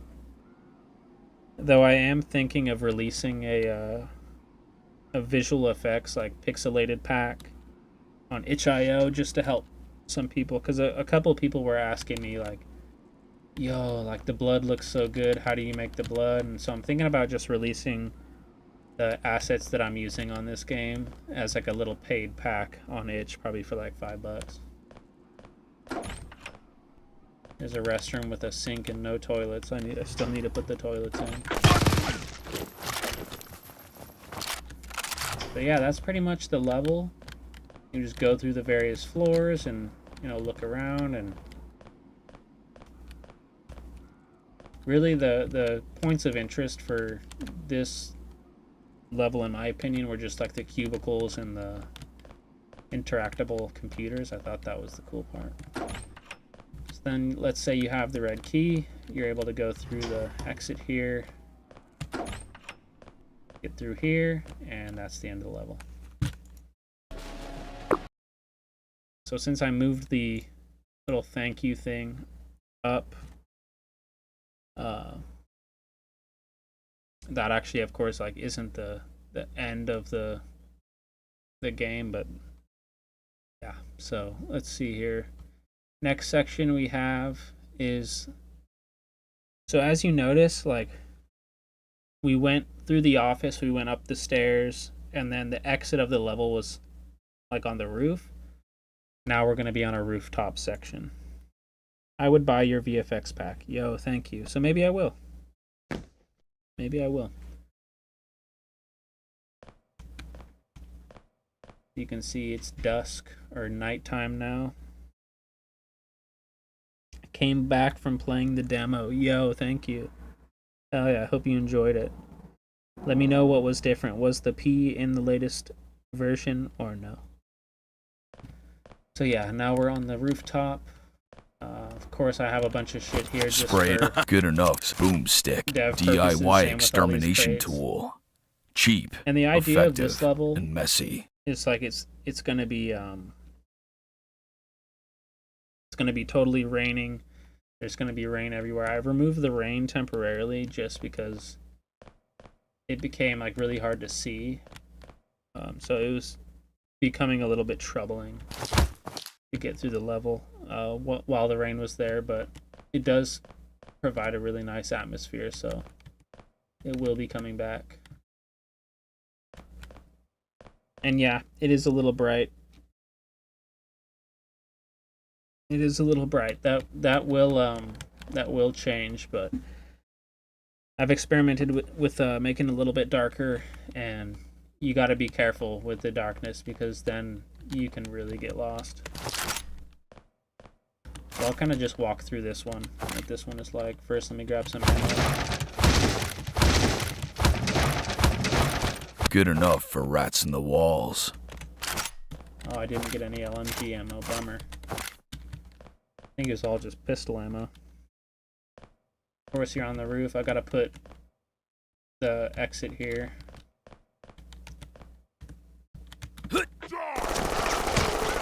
Jump off the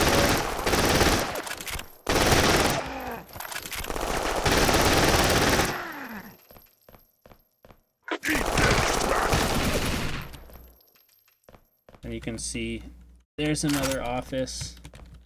This is what I was talking about earlier, like you're really gonna be urged to break through the windows. And at this point in the game, like there is no other way. Either you're breaking through the windows or you're not progressing. So you can do it one of two ways. You can shoot them out, or you could jump in and kick through them. Come get some.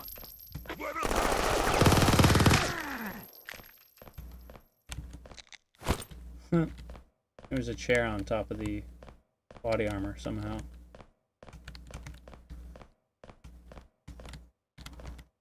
Alright, cool. So we're in here. You break through that one. Jump down. Yo, good job. Yo, thank you, bro. Does your game use AI, by the way? No. I'm pretty much against the use of AI for creative stuff. I mean, it really depends what it is, but yeah, I'm not really about it. I definitely see the benefit for some things, but nah, this is all me, baby. With this level, yeah, you're just jumping from rooftop to rooftop. It's kind of like more of like a gimmicky level, but I like splitting up the type of combat and gameplay.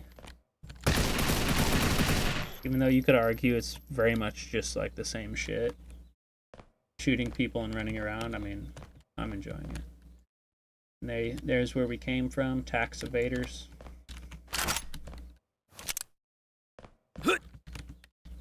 Or jumping through windows. I eat bullets for breakfast, and your dessert. Ooh. God damn, he almost popped.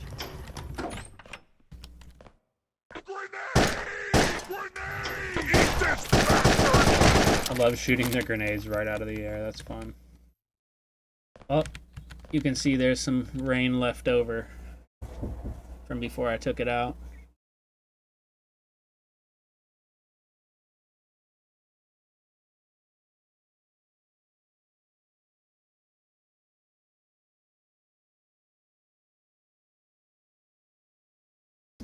Sorry about that.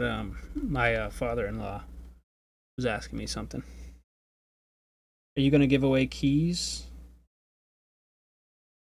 I'm definitely thinking about it.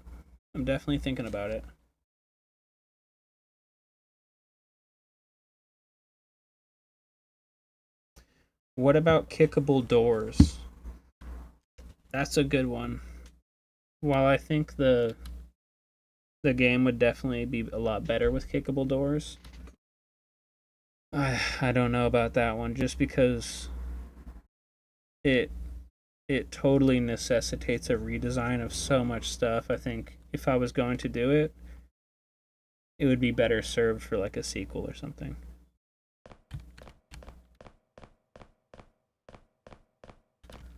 But yeah, here we are. Got that rain. And this is kind of cool right here. Whoa. Sorry, I was reading the chat, got distracted. See, jump over. I thought this was a neat transition. You got the helicopter coming down. Guys dropping down.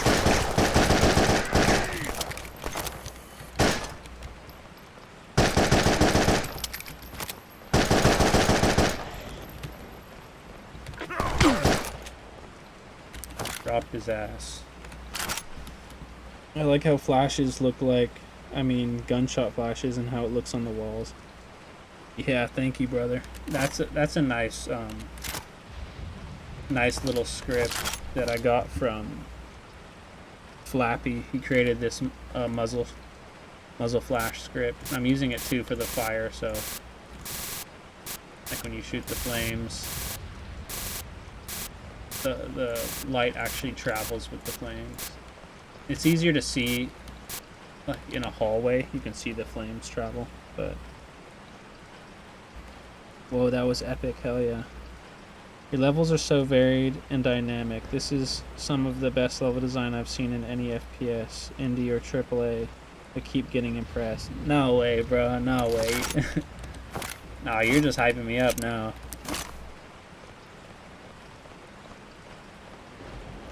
This is where things get a little more challenging. Whoops.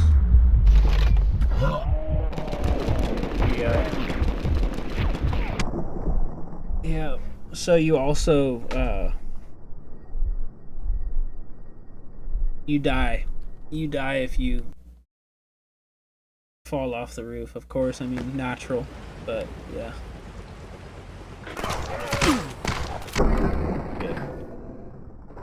Subway level 1 has a lot of freedom, but needs better navigation than just color-coded doors. I certainly don't disagree. I certainly don't disagree with that. But at the same time, I think the style of game that it is, like being retro FPS, I think it does lend itself to having to force the player to explore a little bit. I know that's certainly not aided by the fact that a lot of the rooms in my game look like identical. Yeah. I don't know what more I could say about that. I mean, as far as like navigation, like what do you think I could do? Like, I mean, I'm definitely like there's this reoccurring theme in games these days where anything that the player can interact with or where they're supposed to go is like brightly colored. Like maybe a ledge that you're supposed to climb has like bright yellow tape on it or is painted yellow or something. I definitely don't want to go that way and start putting like neon colors everywhere. So I don't know. Hard to say. Hard to say. I played the demo 16 minutes. I beat the demo that fast. That's pretty good. That's pretty good. I found that typical times for the demo have ranged between, like you said, like 15, 16 minutes to all the way to 25 to 30 minutes. So it kind of depends, you know, what kind of player you are. Are you running through and blasting and just getting through it, or are you stopping and smelling the roses? Oh, those guys are still trying to kill you. Yeah, they're angry. They don't let up.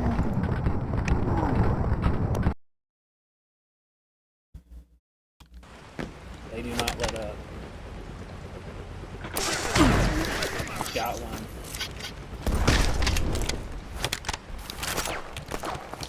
Still no answer.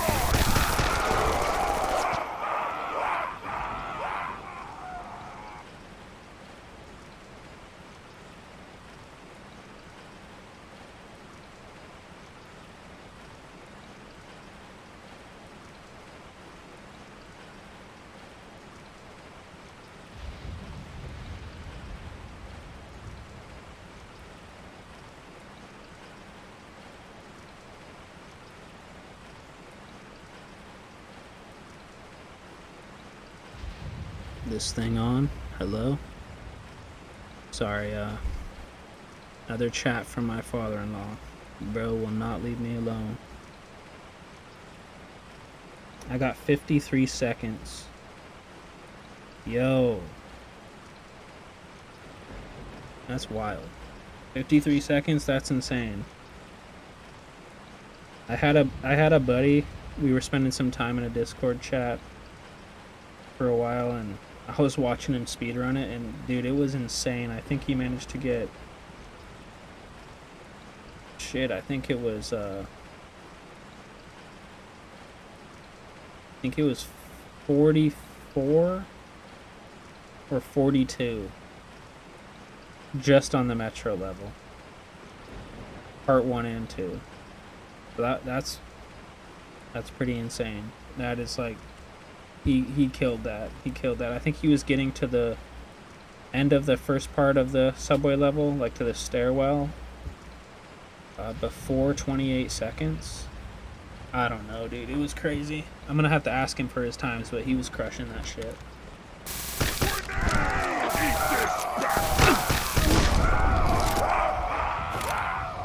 Alright, so I think to get through, to get over this, you have to be holding a lighter weapon. So the pistol, the cigarette, the flintlock, that'll allow you to go fast enough, but I almost think you have to be hot to clear it.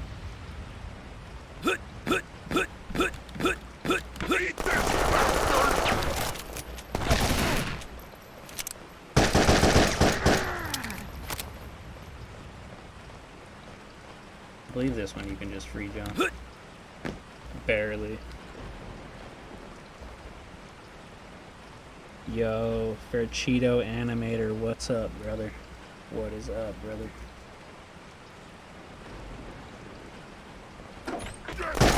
Fuck yeah, baby. So, as you can see, I still have to detail these environments because they're super bland. You can see some of the rain left over. I gotta put some buildings here.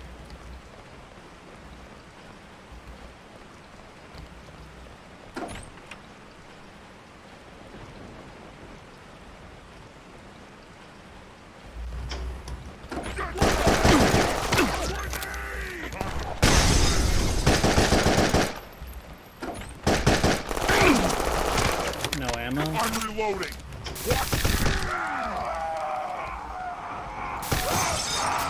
Jump off the edge. Jump off the edge, bastard. No. I like this little glass catwalk. I thought that was fun.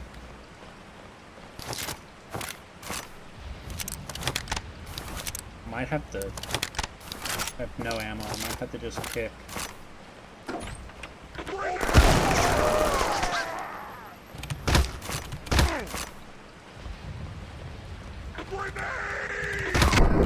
No fucking way. Alright, I'm speedrunning it. It's the speedrun.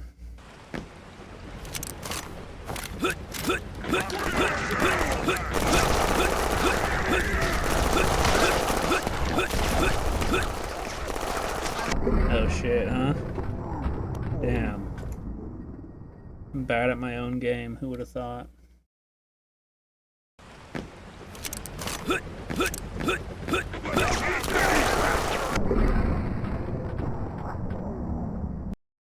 Yeah, maybe add some ventilations, pipes, and balconies with secret loot. Oh, that's a great idea. There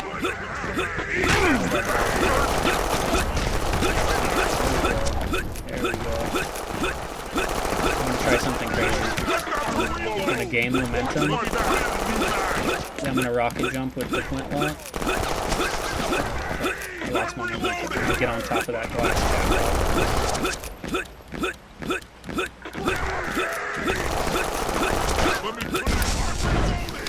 Ooh. Yo, we did it. We did it. Wild. You could definitely do some fucking crazy shit with that flintlock. Those shotgun guys can bite hard, dude. Yeah, they can.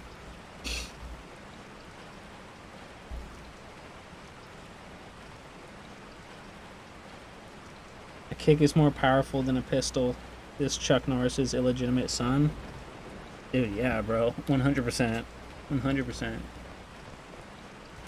Alright, so now I just gotta get down there.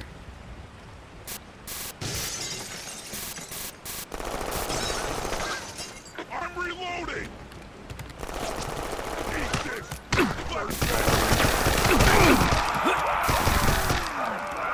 Yes. Bye.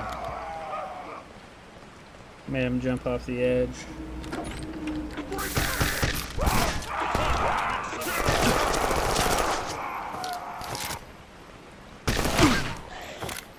Alright, still alive.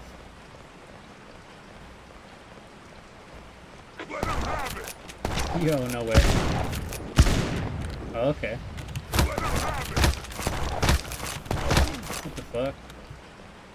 I don't know where those guys' shots were going.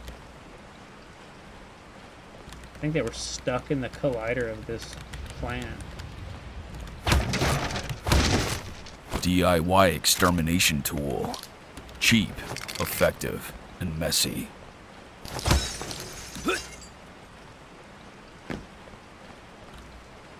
Alright, so through here. Yeah, as you can see, this level is super bare bones right now. You see there's a little ventilation shaft. Now we're in the air vents. Of course, it would not be an air vent without a little rat.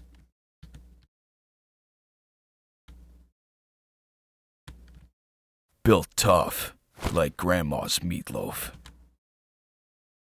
Guess he's just chilling. Oh.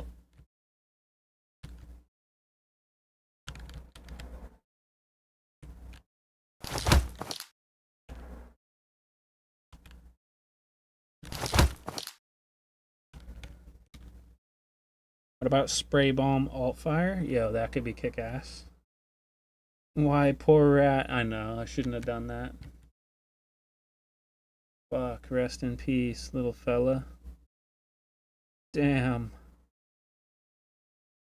Not like this, bro. But yeah, this level isn't even finished. I don't even think I have anywhere that it leads to yet. Where is it? I must have made it on some fucking high level or something. I don't see it. Yo. Floor 51, huh? That's random. Not sure why, but yeah, as you can see, it's nothing. It's not even like a level yet. It's just basic. My idea here is of course you were going roof to roof in the last level. That was fun. While it was a quick level, that was kind of the idea, just to give a break of pace for the player, maybe some new sights to see. Then we find that ventilation shaft.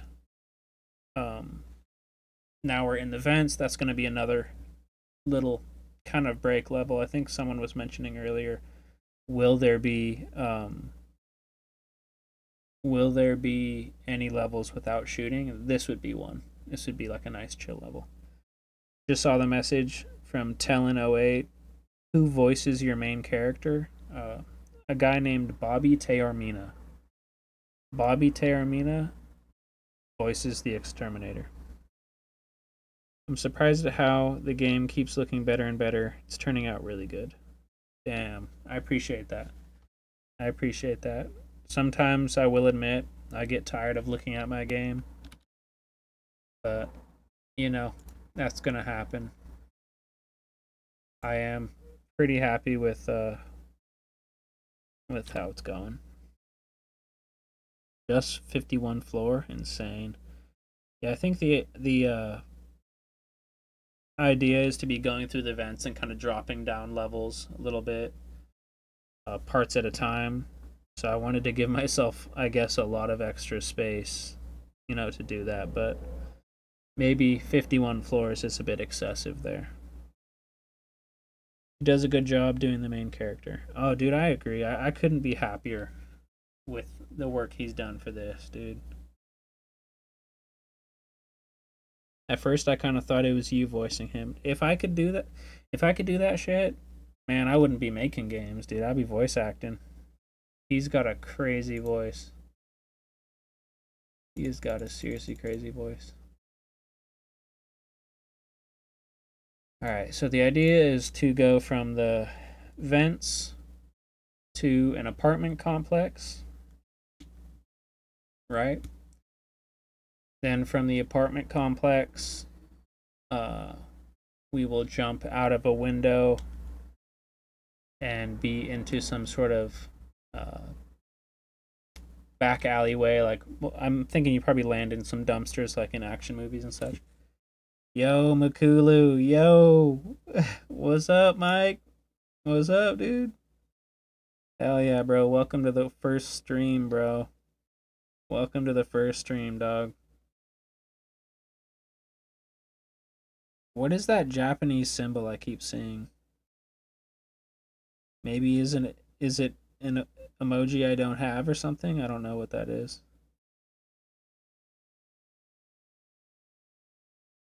Yeah, recently Makulu played my game on his channel. Pretty badass. I was watching that video the other day. It's pretty funny. If you guys haven't seen it yet, I would check it out. Thanks, dog. Glad you're doing this. Yo, hell yeah. Yeah, I had some free time today. I figured why not? Why not do it to him? You said it before, I didn't catch it. Do you know how much the game is going to cost when it releases?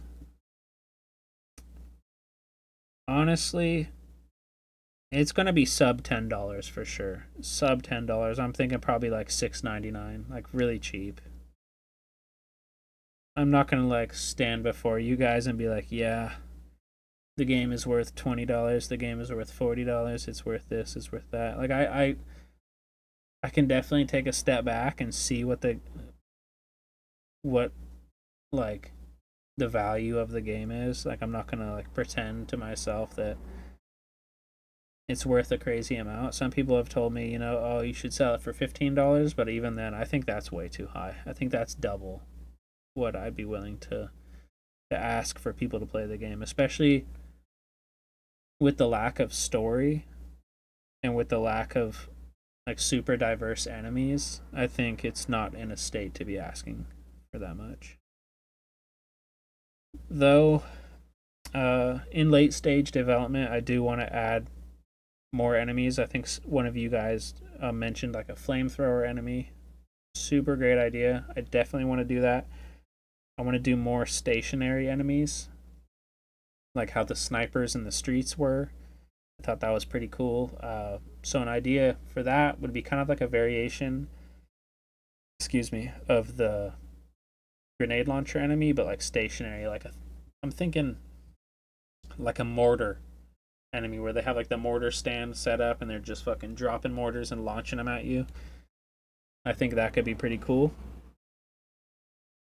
So yeah, I mean, what are your guys' thoughts on the price of the game? What would you guys comfortably pay to play the game?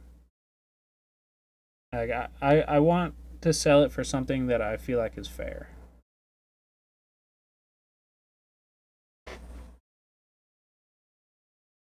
So anyhow, while I get replies for that, I'll go back to explaining kind of the plan as far as the levels go. So we go from vents to apartments to another city block. Then from there, we're going into the sewers. And I already have some of this level designed. It's still super rough. I don't even think there's like an end to the level yet. And shit, you can already see right here. This is back when I was doing play testing like months ago. So I still have this, you know, little message here, but this is the sewers. It's a little bright as far as sewers are concerned, so I think that could do with some changing, but there is poop everywhere.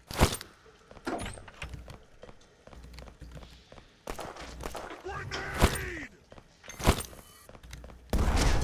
You acquired grotesque feces? No way. Oh, they bounce down the stairs? No way. Bouncing shit mechanics? That's what's up. This message looks funny. Yeah. Silly. I like this this level because I'm trying to, like, with each level I try to incorporate like a design element that's new. So with this one, it's definitely these kind of walkways. Kick some ass.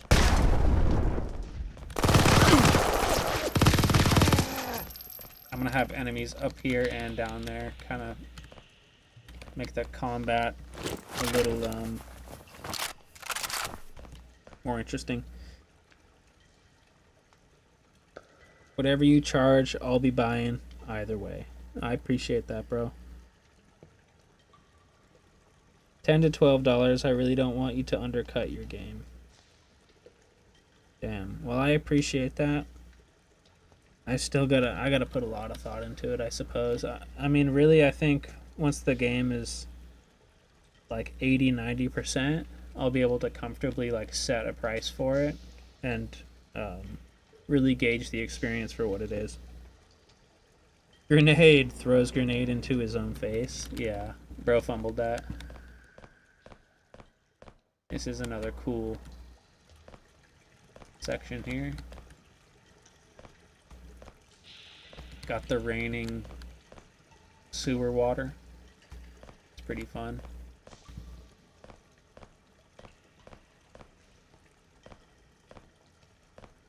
And the ambience too. I don't know if you can hear that ambience. Feels like we're really in the sewer.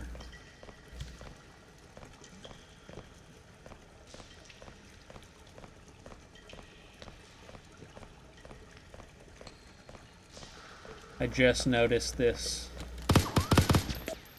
That piece is a little wonky. I gotta fix that at some point.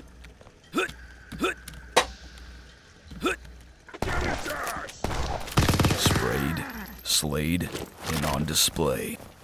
Yeah, just your average sewer level. Really nothing nothing to write home about. So I do need to kind of up my design game with this one a little bit. I was just kind of sketching out the core vibes, which were like these like metal support beams, forced pipes everywhere. This level is actually where I designed the pipes originally, and then I found that they were just such a useful design element that I just started kind of throwing them everywhere. That should be a slope. That's kind of messed up, but yeah, I mean, as you can tell, super rough draft level. Of course, if you know Call the Exterminator, you know that any vent is always a secret. So we got the flintlock. No ammo for it, but maybe I can get some. That's something I added recently. Was a flintlock ammo pickup. Before there was no flintlock ammo pickup.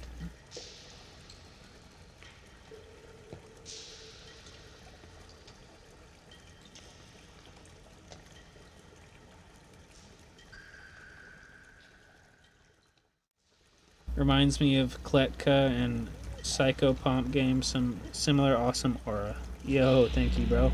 Not familiar with those games, but I'm sure they're badass. think I missed a secret vent or two in my playthrough. Need to play again. Yeah, I definitely watched you run past some vents, but that's okay. There's always opportunities to go back and try again. Yo, what up, Clara? Welcome to the first stream, though. Can you shoot at water too?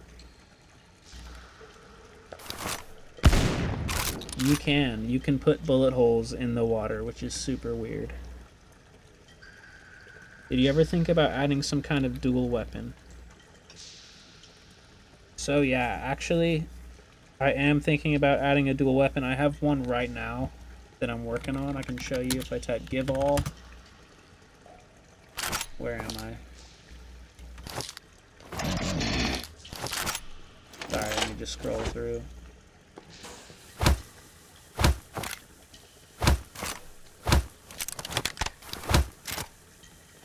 Sorry. The way I do my kick is it's actually a weapon, so... Whoop. Alright, I broke the game. Let me try that again. Turn the water into cheese. Straight up, bro. Let's try that again. There it is. There it is. Akimbo Uzis.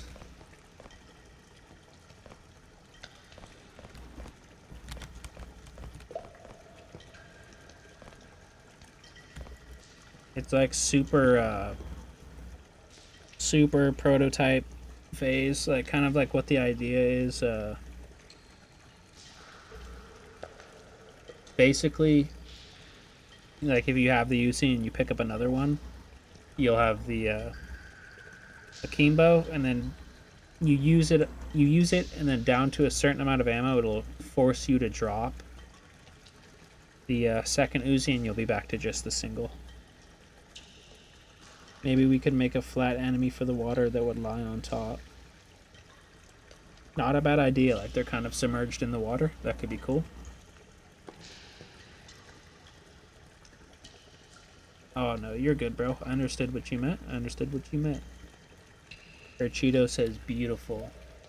Yo, thank you. I'm still kind of on the fence with it.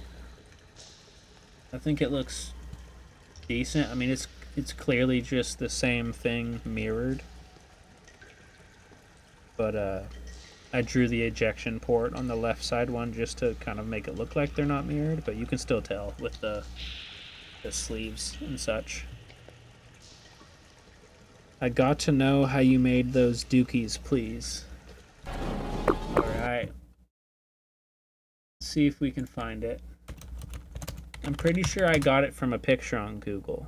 That's what I do with a lot of my decorations and things. Let's see, poop.png.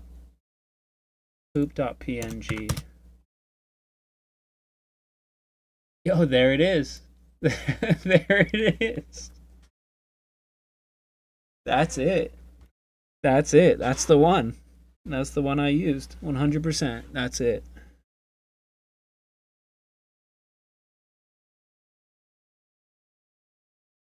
Yep. That's it, bro. That is it. Yep. Shit, man. Yeah. That's definitely the turd in question. Got little bits of corn in it. Yeah. Yep. So I took that, photoshopped it into my hand. Solid log. Yeah, bro. That's a crazy one. And going back to the level design stuff, so we have the vents to the apartments, to the city block. The idea was from the city block, then at that point to the sewers. But now I'm thinking from the city block to the mall to the sewers from there. So When I wanted to make fake poop at school, I'd grab toilet paper, cardboard, and wet it. After a bit, it got moldable and actually looked like poop. Yeah. Yeah, I've done that a couple times as a kid too. It especially works well if you tear the toilet paper cardboard into little pieces and then you like compress it while it's wet. And then it looks like a little log for sure. 100%.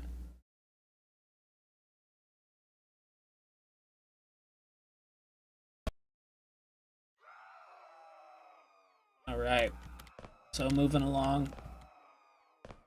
Here's the mall. This thing, that's pest control with style.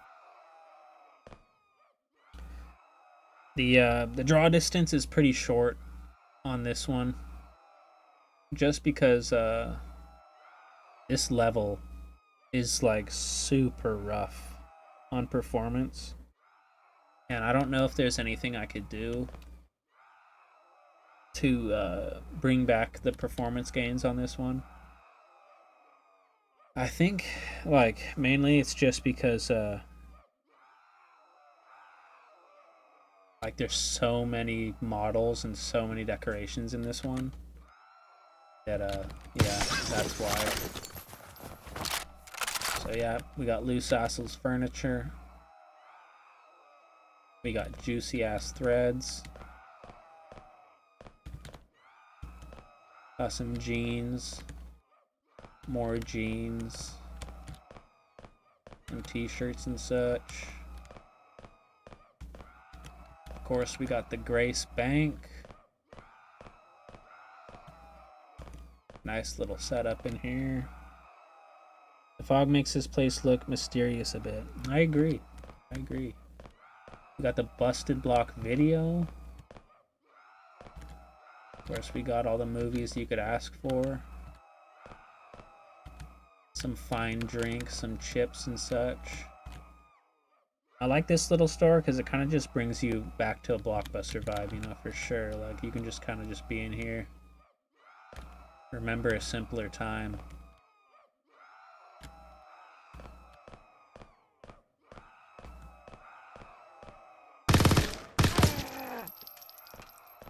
And we got the car showcase, as seen before in malls. Pretty dope.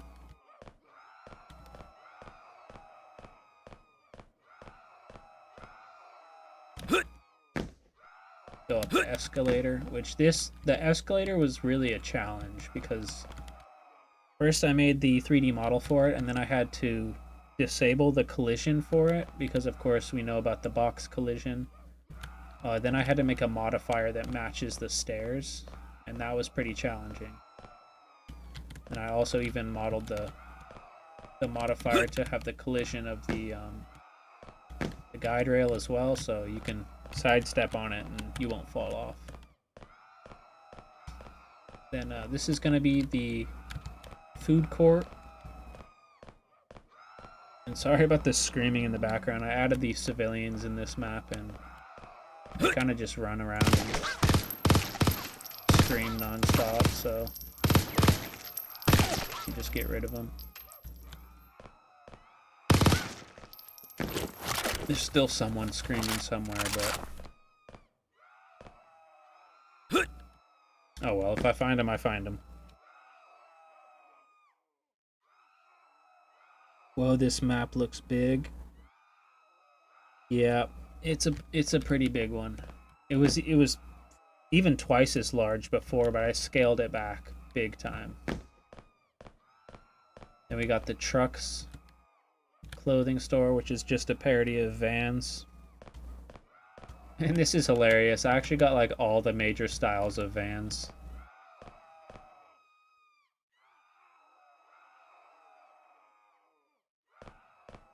Got the little bench you sit on to try on your new kicks. You can tell, like, I'm definitely reusing a lot of assets in the different stores, but that's just to save some time. Add some fire, then it would explain the fog and screaming. A lot of boots. Straight up. So that's the truck store. I was thinking about doing a gun store. So that's still, you know, prototype vibes. Not sure what this is going to be yet.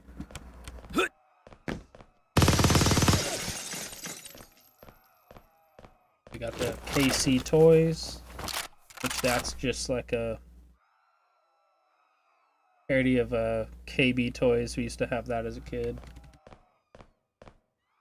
Got TJ's Creation Kit, of course. And the Galaxy Arcade. You can stop in and play some Froggy. Let's see if I can get that 100 score now, huh?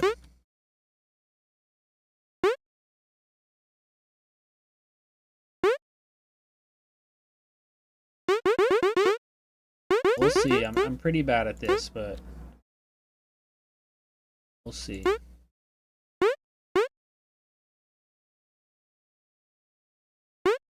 I'll go for the risky move right here. Alright, that's what's up. It's immediately obvious that all the items were laid out with love. Yo, I appreciate that. There's a lot of Easter eggs and references. Yeah, dude.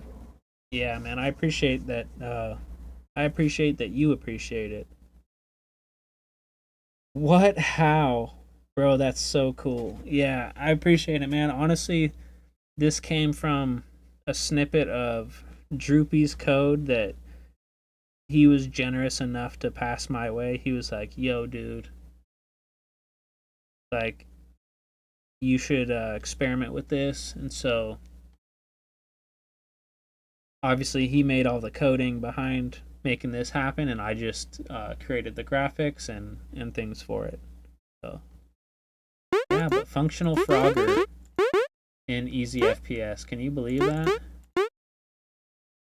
No, no, no. Oh. Alright, well, I still have 2 lives. I'm going for that 100 score. I'm thinking about updating the demo to have a secret that features the arcade machine. If that's the case and anyone can beat 100 score on here, then props to you. That's amazing. It's more difficult than it seems. Especially if you make like risky moves. Oh, yeah, that was risky. Yep. Too risky.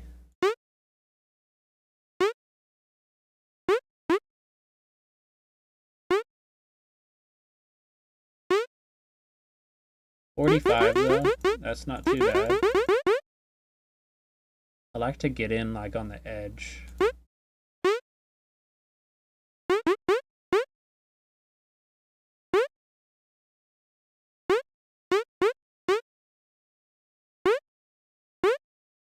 Oh, no way. 55. That seems to be like where I'm dying regularly. Anyhow, that's Froggy. That's so cool and relaxing to watch. You could put their name as high score in the arcade somewhere. That's true. I did put his name up here, Droopy Soft. So yeah, had to give that nod to him, 100%. How long did it take you overall to learn how to use the engine like that? Everything is really well done, both technically and with the map stuff. It's all very good designed. Yo, I appreciate that. I've been messing with the engine for about like a year, messing with it as much as I can. So a lot of stuff is just like reiterating and polishing like core concepts, but as far as like the Froggy machine goes, like Droopy designed that. I just did the graphics for it. And he's really talented. He's a really talented fella. Like, it's taken him a quarter of the time to do anything that I've done. Like, he crushes it. That's the Galaxy Arcade. Where have we not seen? Break all that. This is like gonna be some maintenance room stuff. Of course, it's still super rough draft. Doesn't go anywhere. It just goes like under the map.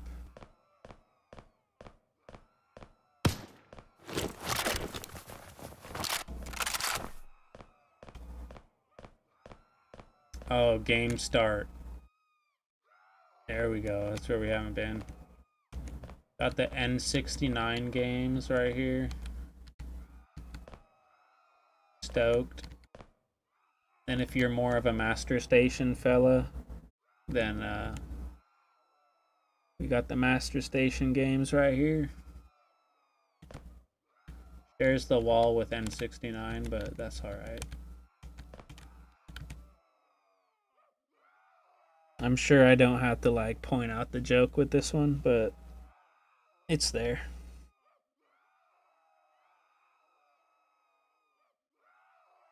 Love me some Master Station. Yeah, bro, honest. All day.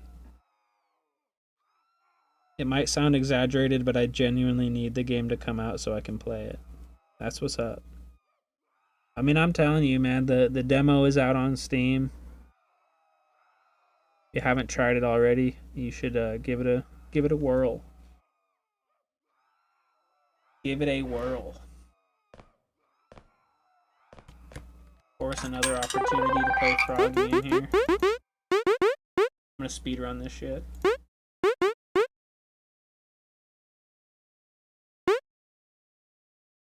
Going for that 100.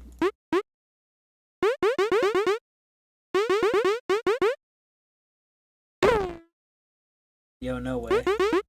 I spaced out when I did that. It looked like I had a one more gap to jump, and I guess I didn't.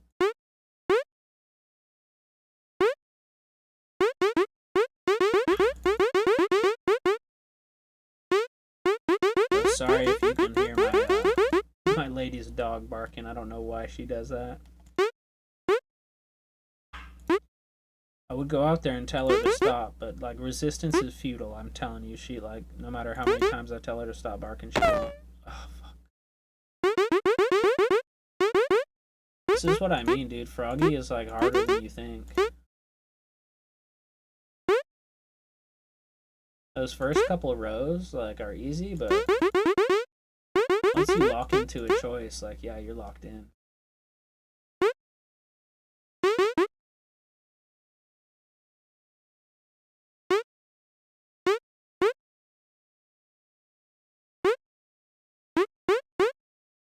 That's it. Oh, yep.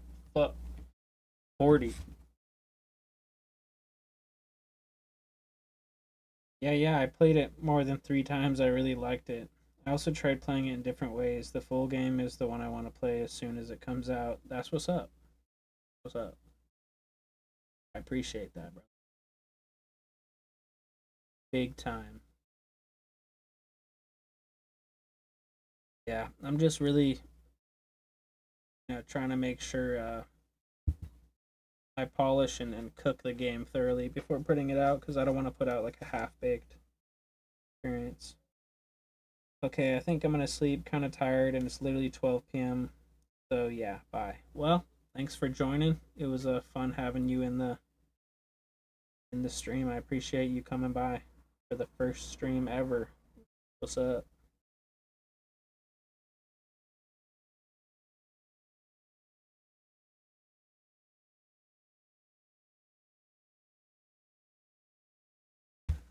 I'm trying to think if there's anything else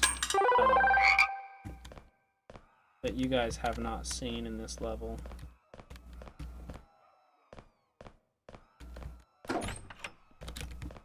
Of course, more bathrooms with no toilets or sinks.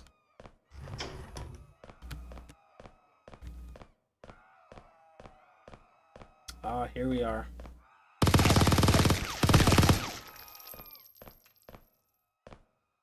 So, we got a commercial space for lease, of course.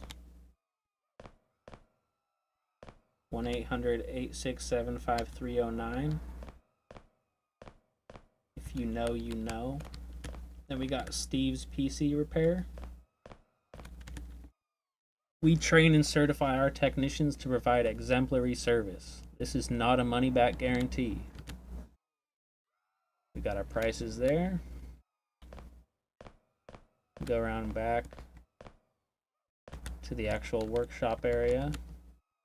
Employees.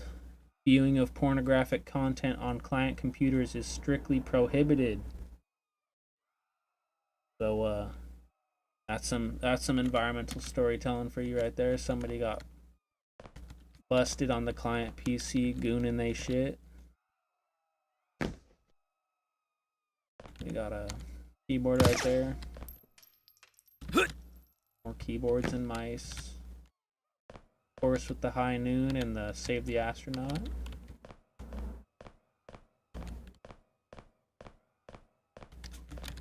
And yeah, I'm pretty sure that's just the basic layout of the map. I tried to limit the amount of stores that you can go in just because, as you can tell already, like, it's gotten super expensive performance-wise. And I might even find a way to, like, cut the level into 2 pieces somehow, just like I did for the subway.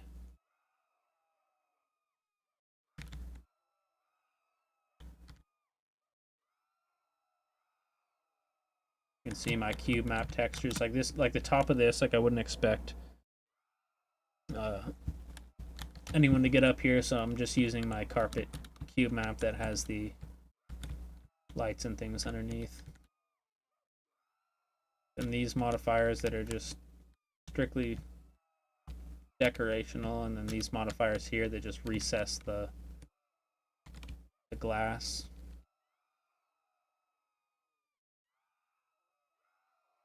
Yeah, $49.99 for removing a virus. Yep.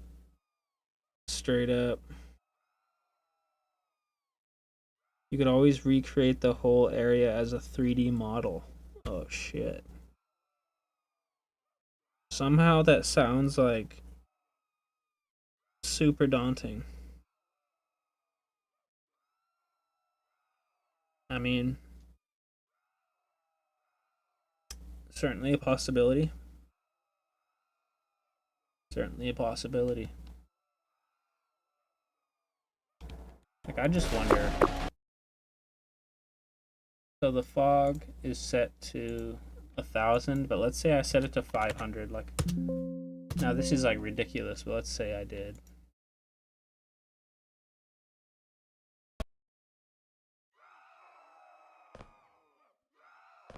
Yeah, you get the performance gains back like immediately. But that's like egregious. Bring when accuracy is optional, but volume is mandatory. Yeah, that's like super gnarly fog. I don't even think that's like within the realm of being playable. Like, you'd get lost in here so easily. And then the illusion of scale is also just lost.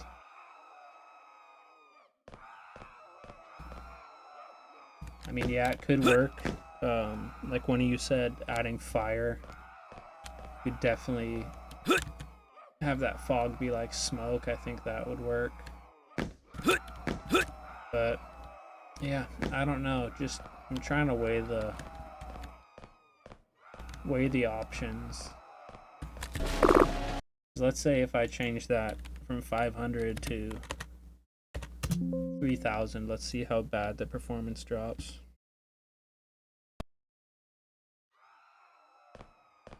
Ooh, but look at how nice it looks. Like, that illusion of scale, like, dude, looks great. Man. That's fuck yeah, baby.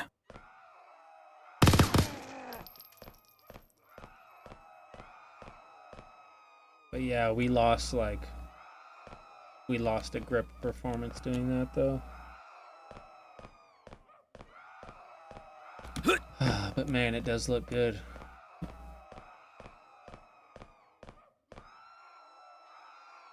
It does look super good. Give me 1 second, y'all. There's a bottle of Pepsi around here somewhere I need to grab. I'm thirsty.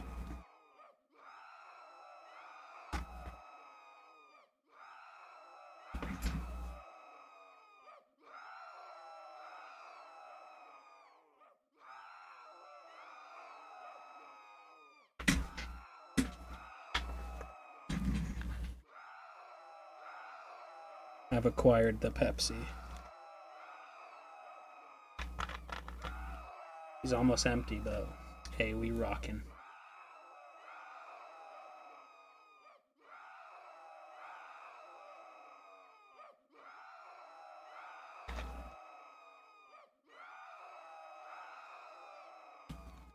Yep, so, I don't know. Super torn on this level.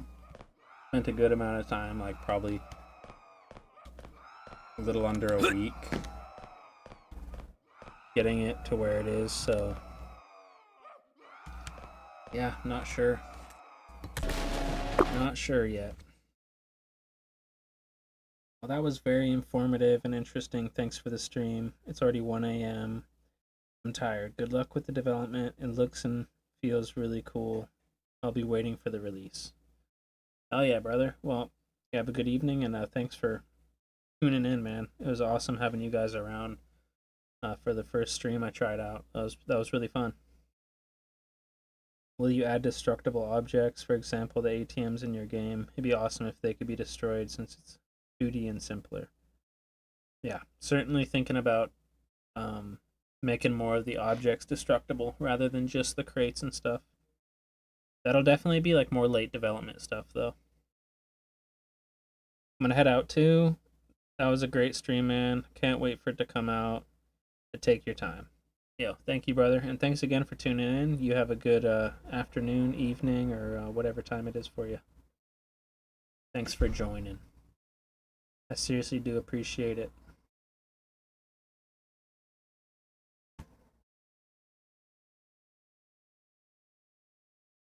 I definitely plan on doing more of these, more of these streams.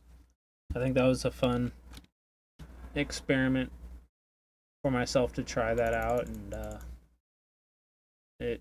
I think it was worth it. It was nice getting you guys in here and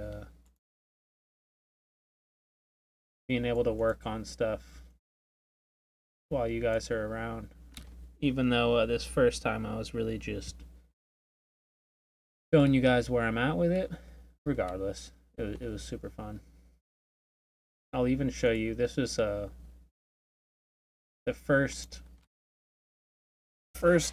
try at the city block level.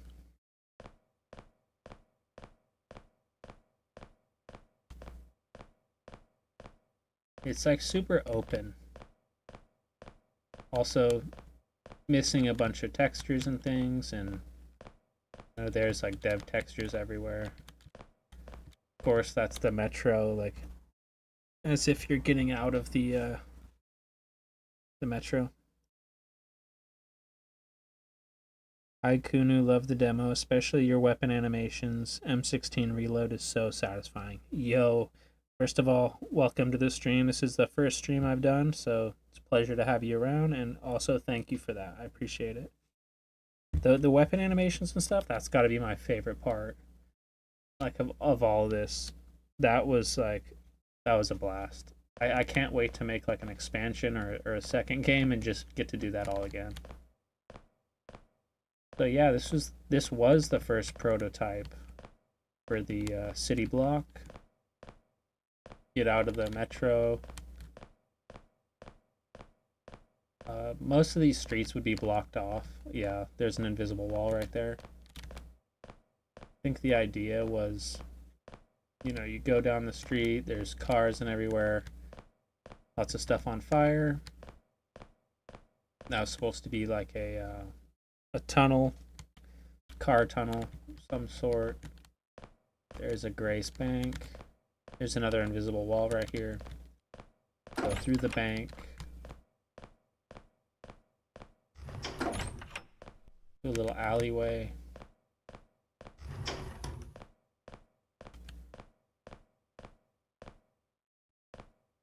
Of course, this would be blocked off. This is kind of just like a marker I set for myself. You can see this door over here. Go through the liquor stove. But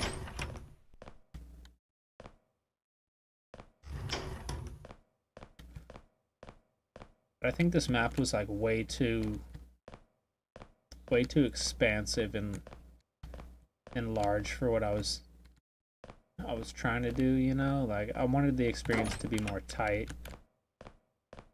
So the idea was like you'd be looping through these streets and stuff, going through buildings, lots to see. But yeah, ultimately it was just too much. So that's why I ended up redesigning the city block, and I'm quite happy that I did. I think the new design of it is a lot more tight and concise.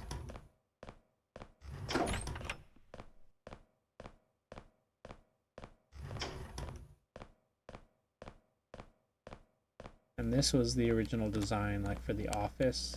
You would go in that. For some reason it takes me to the mall right now, but yeah, that was the first design of it. And you can see, like, I'm actually using most of the map, and it does feel quite big.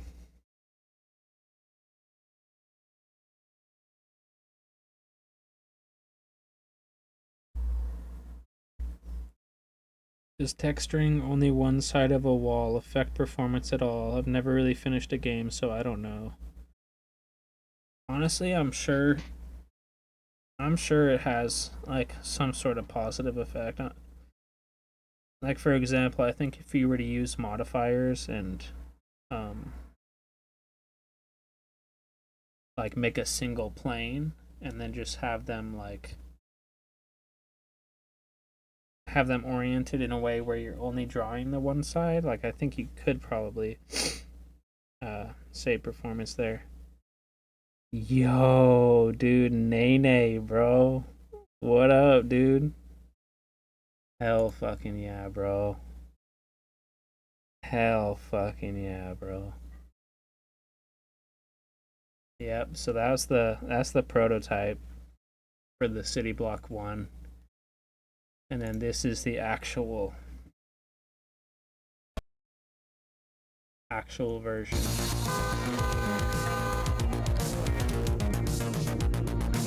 Like, you can see, like, it's a lot smaller, but the design of it is so much better. So much.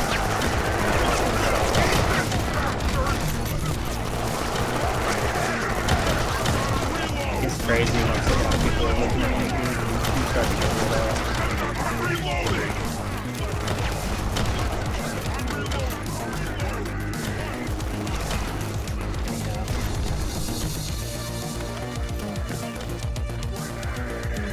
What up? On lunch right now, chilling.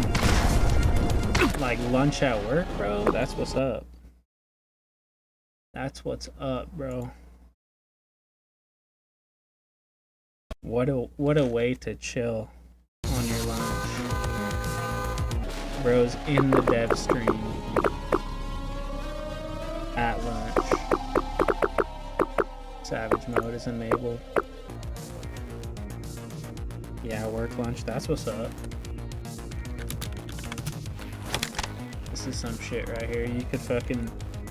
You can get anywhere with this thing, I swear, check it. You can be roof-hopping with this thing.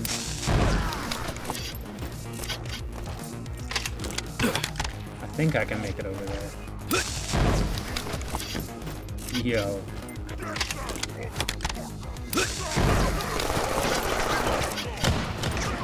I think I can get on top of that one.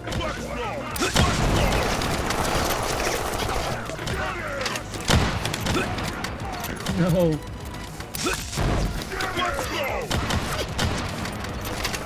real fast. Let's go! Oh, we're gonna try to kill him. He might launch up there at the same time.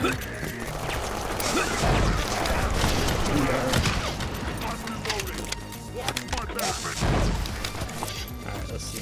Oh! Outside the map. On Twitch too, or just YouTube? Just YouTube. If you can stream on both at the same time, I ought to start doing that. I mean, this is my first stream, so if it's possible that you know of, let me know. Because I'll do that. I'll look into it. I'm gonna hit the hay. Hope you have a great day, man. Hope you all have a good weekend. Yo, likewise, bro. Have a good evening, man. It was nice having you in here, bro. Thanks for joining, dude.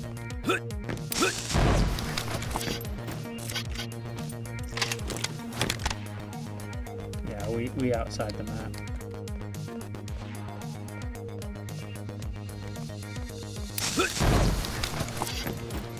Yep.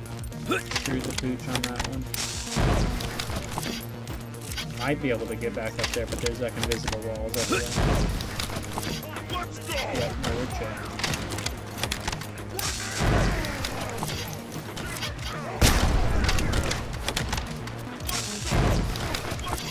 You can? No way, bro. Dude, that's sick. I'm gonna look into that. It's a dual stream going. Dual stream action. Ruby.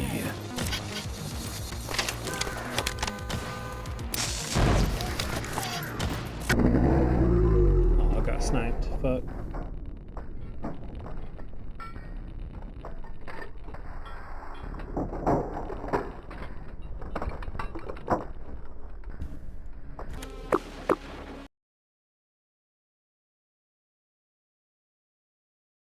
Yeah, pretty sweet.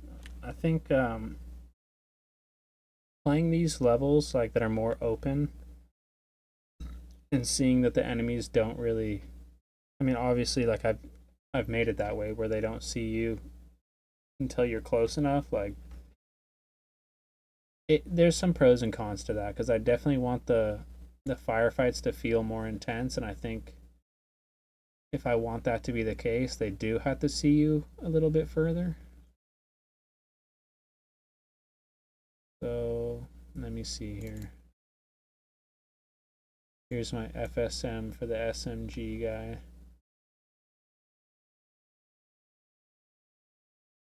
Where is it? So this is where I tune the distance that they can see you. Set it to like 700 instead of 6. Give them an additional 100 units of vision. That should probably do it. And I think I'm gonna up the sniper's vision too. Just cause I feel like it could be better. Definitely could be better.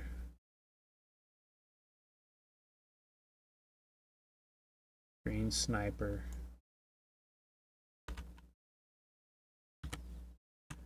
Give him that 1050 vision.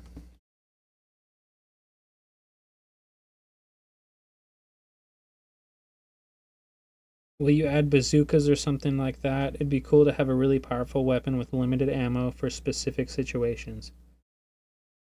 I doubt you actually have a bazooka, so you could make one out of painted cardboard. The effect you use to lower the image quality could hide that it's not real. It'd look good, no doubt. So, I definitely could. I've thought about it. There are some issues like with this engine, like making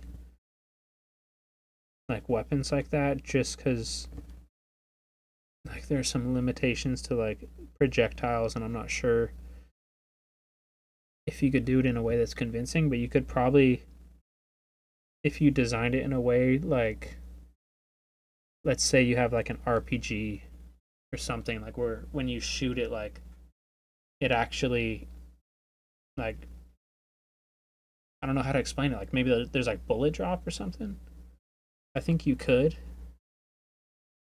I think you could. It would basically be like the grenade script just modified to have like super fast velocity. So yeah, I think it's possible. I did have an idea to have like a grenade launcher. And I already did like some rough composition stuff, so give me a moment, I'll show you exactly what I mean. I just want to get the feel for this. See, that's a lot better. Before, this guy would not notice you. Sniper guy's better. I just want to make sure that these sniper guys way in the distance, they don't see me. Yep, that's good.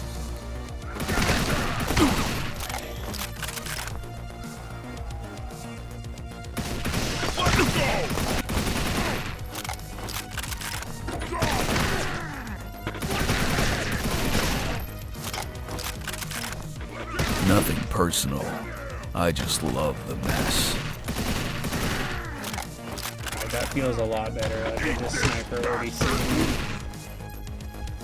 Before, like, you could see him before he could see you, and it just didn't feel as good as it could.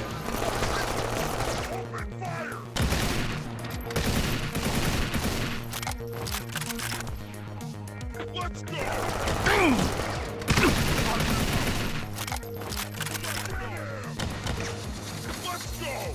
Come get some. Yeah, you gotta watch out for these snipers, though. They will fuck you up. Like they are right now. Holy shit.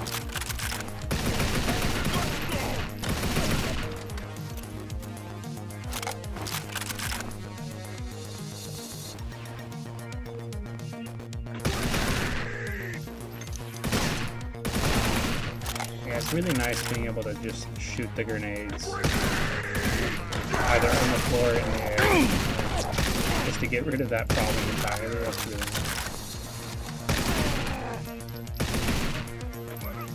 Guess who's licensed to kill bugs and terrorists?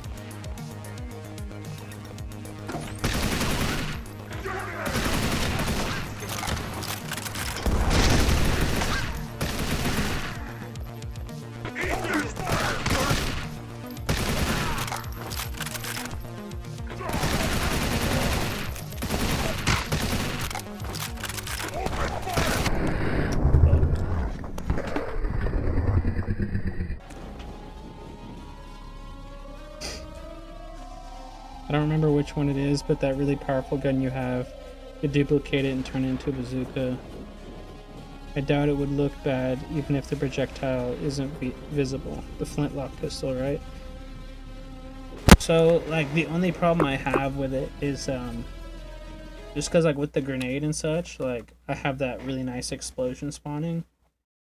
And, I just don't think I could do that with the flintlock if that was something I wanted to do. Give me 1 second, y'all. I gotta fly to my lady.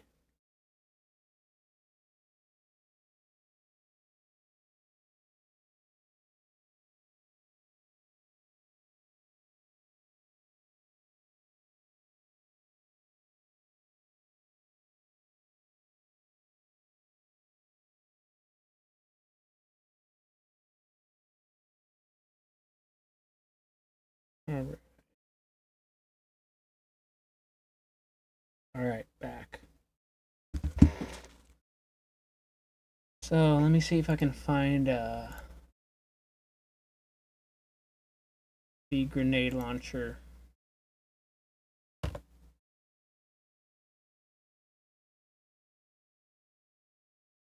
If my computer loads. There we go.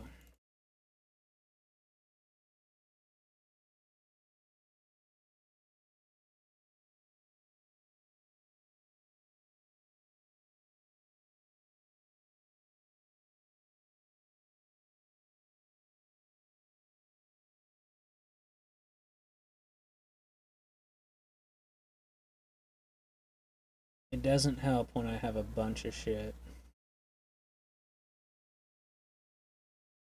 At one point, I did try to add a silencer to the Uzi. That looks pretty cool. But it looks super wonky, so I ended up not going with it.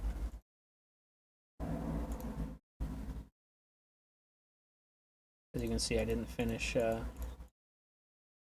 all the animations for it.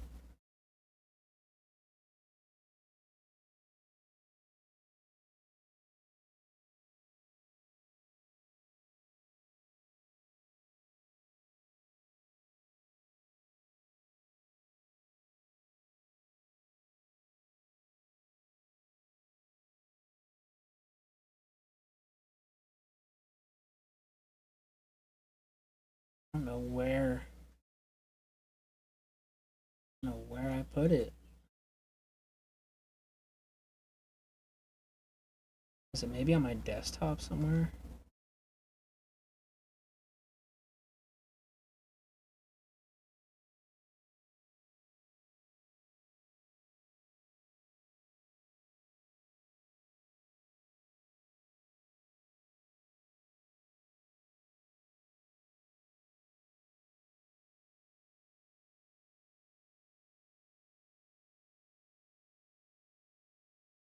I swear it was. I hope I didn't get rid of it.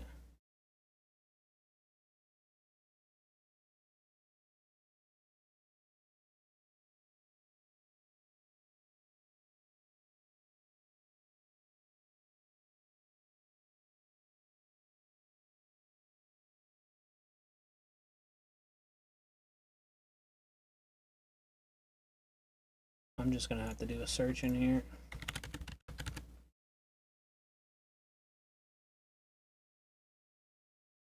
Oh yeah, that looks good. Yo, thank you, bro. I wasn't too happy with it, but you know. Oh,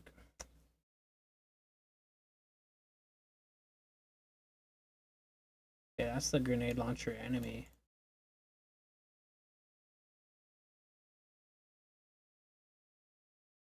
I swear I had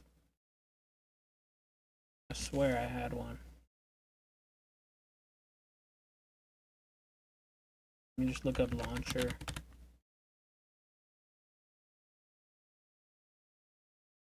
No.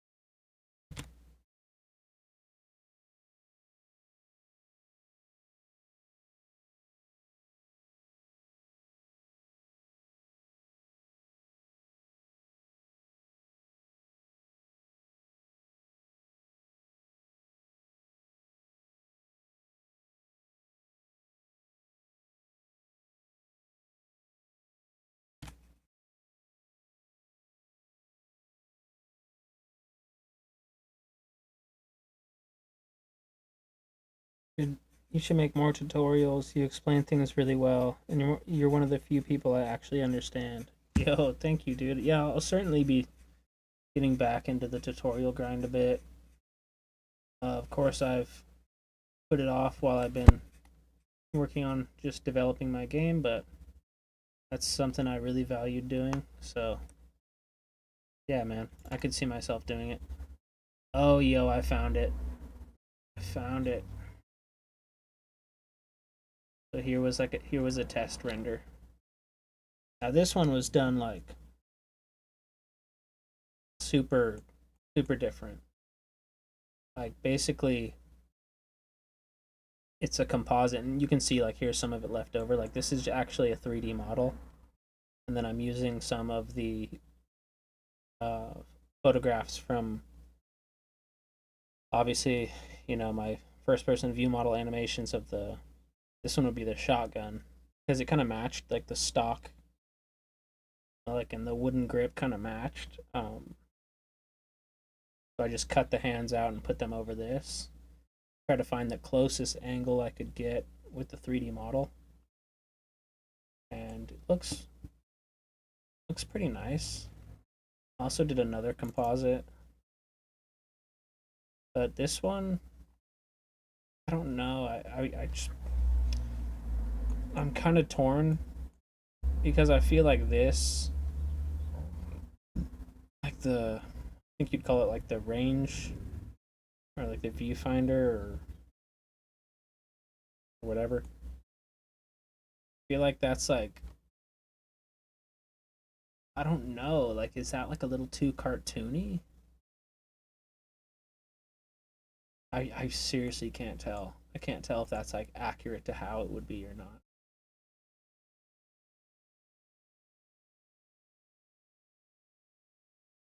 I think just brightening the model image would be enough. Yeah, for the other one. For this one. Oh, see, that's even a brighter one. You can kind of see more of the barrel. I think this was the one we looked at before, where it's significantly darker.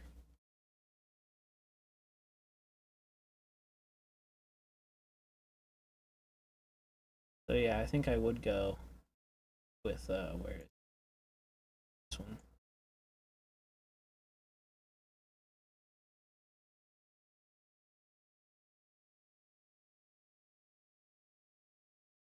Yeah, yeah, man. I actually kind of wanna make this animation real quick.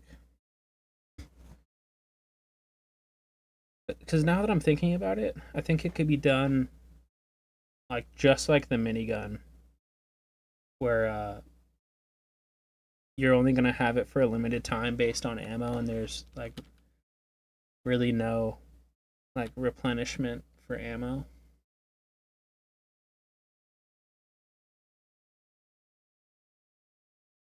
See, we got test 2 and test 3. So I just gotta open Photoshop and cut out that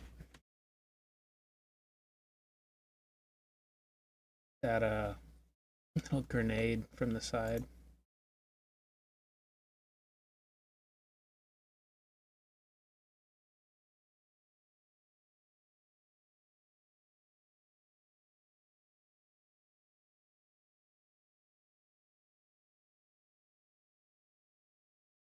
All right, test 2, test 3.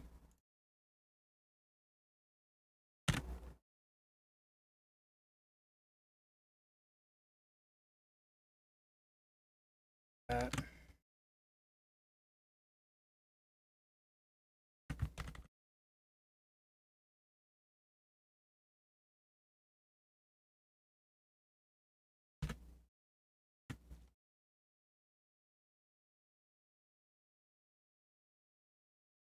For me, it looks good. The only detail is the lighting difference, but it still looks good. I mean, I'll certainly have to agree with you on that. Let me take a look at it. I mean, I think I could like digitally brighten it up a little bit and then add some like maybe some shadows to it.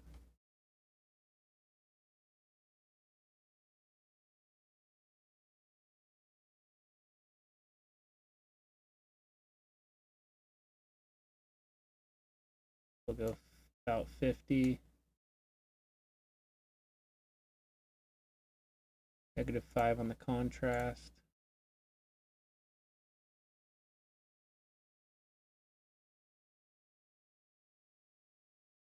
It's like 49 and then -5. Let me do a little test.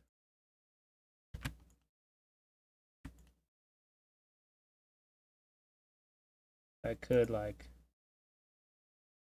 paint in some shadows like that.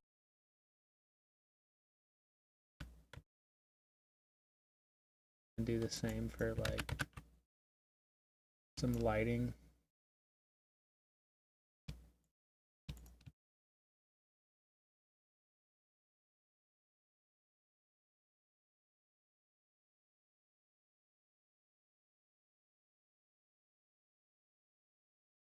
One tool I like to use a lot is the smudge tool.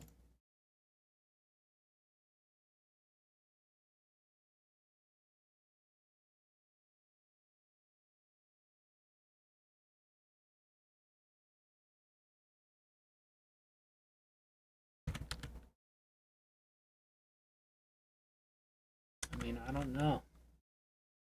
Hard to say. Yeah, much better. I think it might need to be a bit brighter since the hand sprites look much brighter. Good point, good point.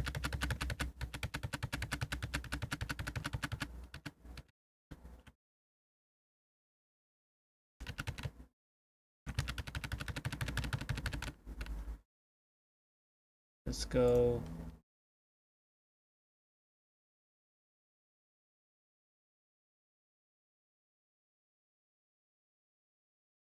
Go 15.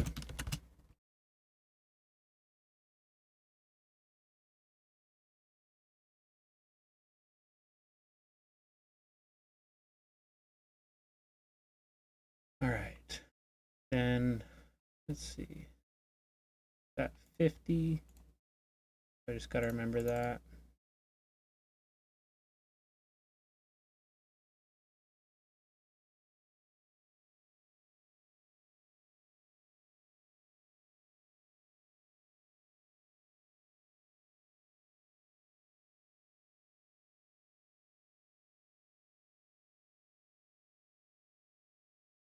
I like to keep these outside the canvas just so they're ready.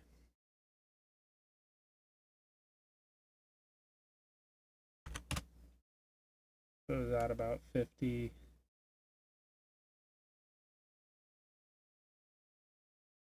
Yeah, I think that does look much better.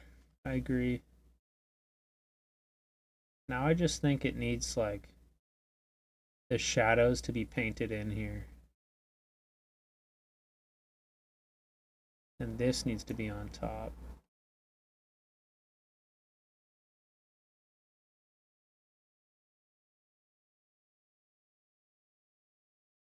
Ooh. Let's paint those in real quick. Primarily this one. What I like to do is just go burn tool.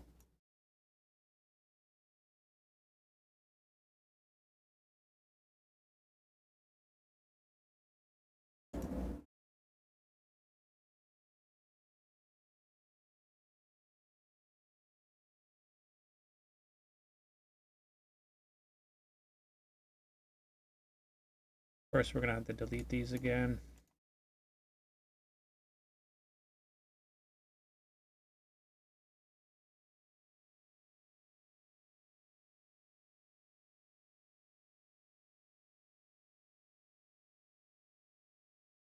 You're gonna make sure you clear them from the actual project, or else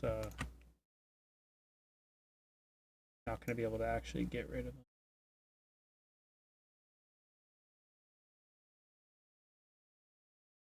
What was it, 50? Now it looks like it's real. Yo, thank you, bro. Let's see what the shadow does for it.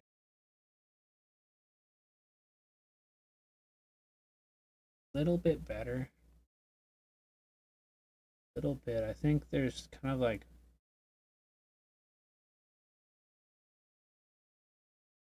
maybe some more attention we have to put to this section here.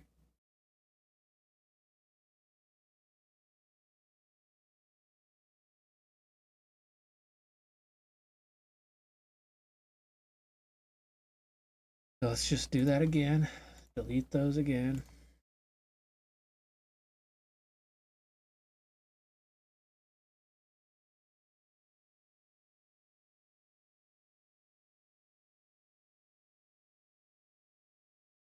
So yeah, it's more over like the whole stock where the thumb, fingers, and part of the wrist are going to be.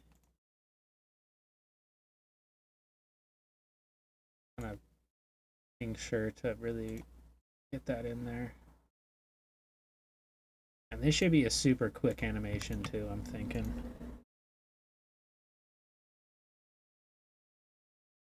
This is one of my favorite parts. Like I've said it once, I'll say it a million times. I really love doing this part.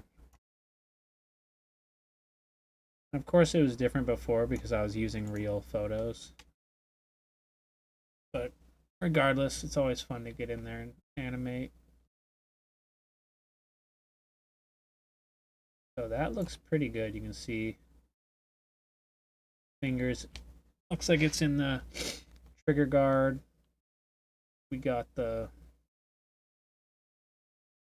Still looks like we're not quite on point with the shadow, but fuck, that's gonna bother me. Alright. Run it back.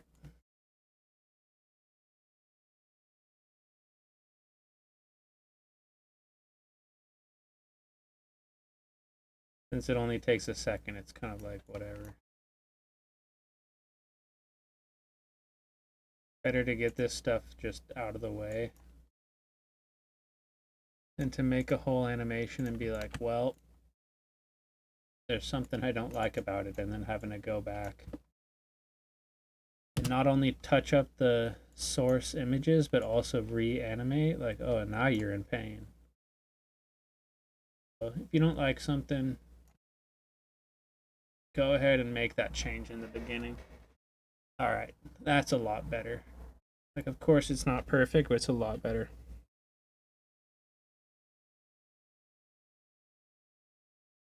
You could add the hands as a layer in Photoshop, then adjust the shadows with the hands on top so you can see how it looks with them. After that, just remove them before exporting the weapon image.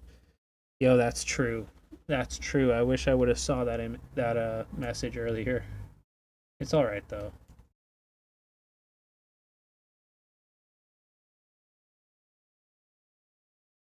Just in position a bit.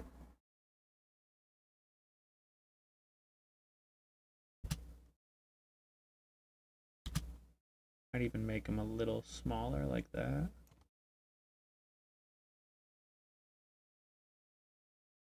Alright, that's not bad. Not bad. So now, like, the actual animating.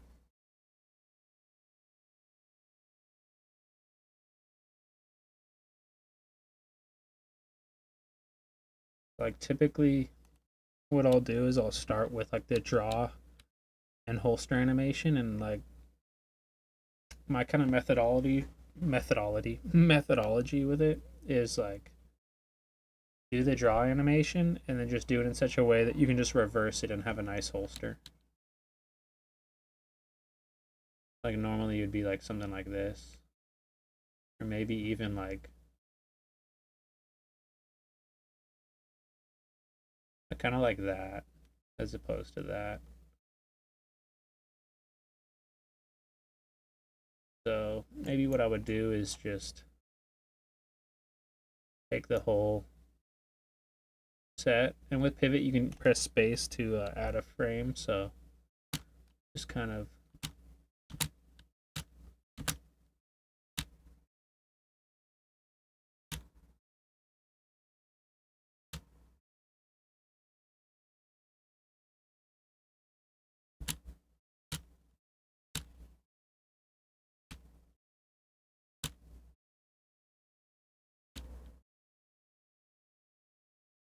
not bad. Not bad at all. That's quite good actually.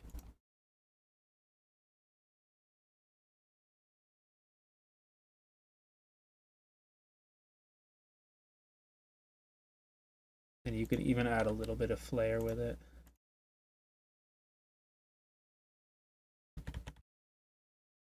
Like one thing I would do is like have it start off a little larger.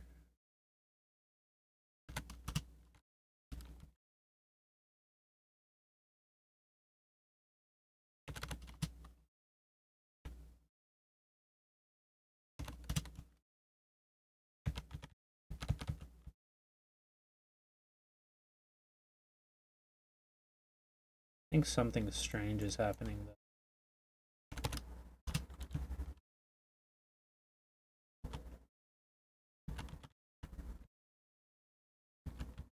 Yeah, something with the sizing was getting weird right there.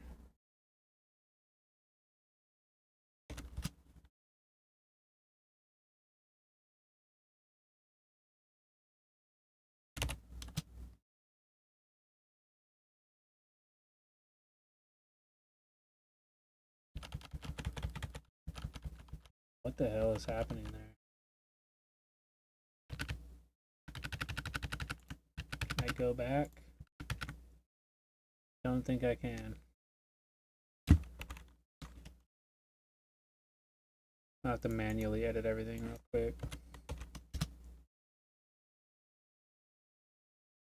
What was the size actually? 55.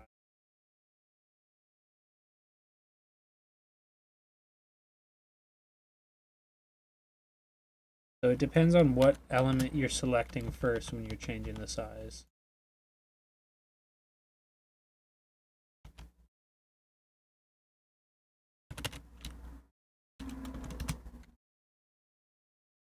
I just need to get everything resized back to how it was.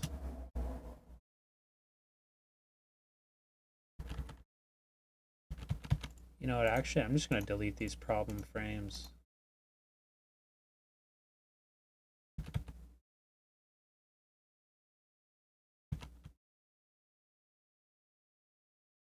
And then just insert a couple frames.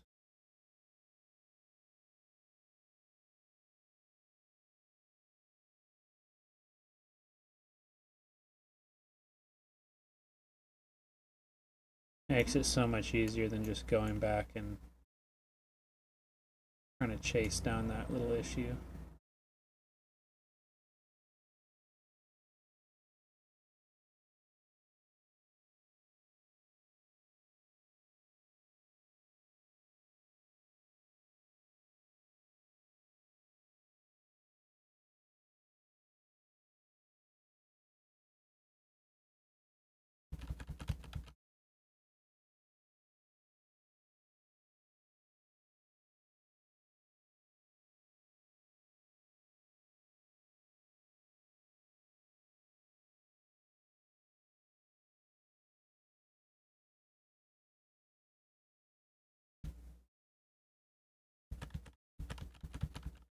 So I still got a weird little movements in there a little bit.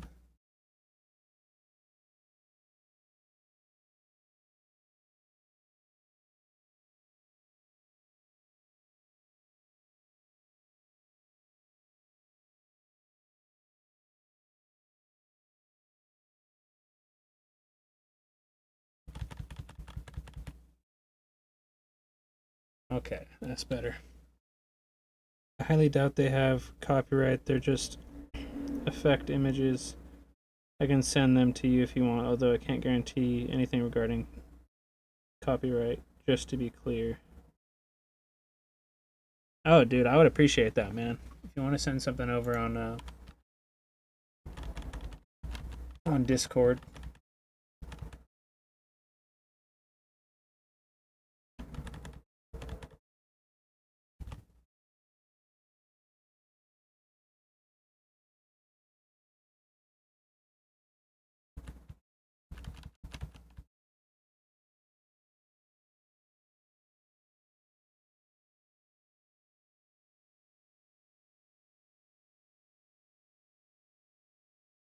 I added a little bit of wiggle with the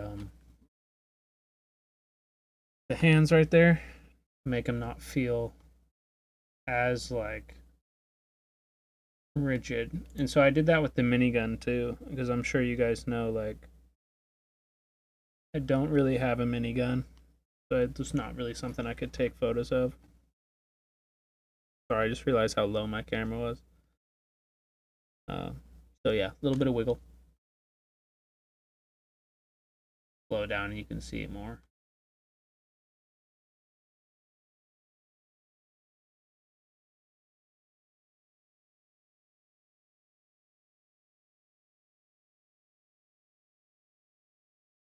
So now the fun part.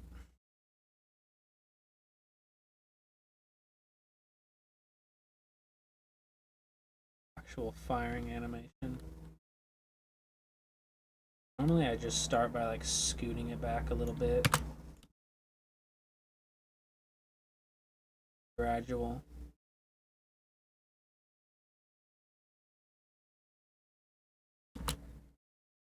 I'm curious though, because I do have this other angle.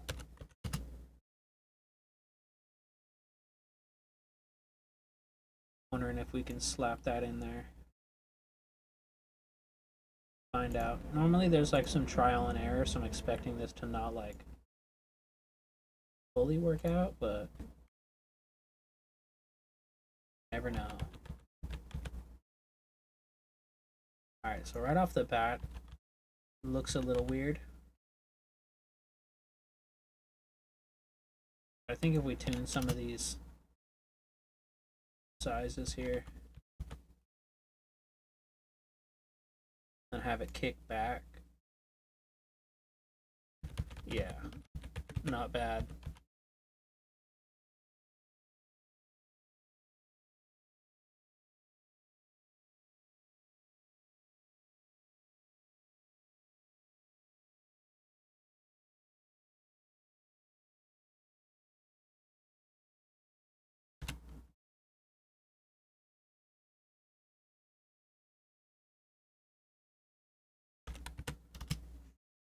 So whenever I'm sizing stuff up, make sure you like, you want to basically size up the other elements the same amount.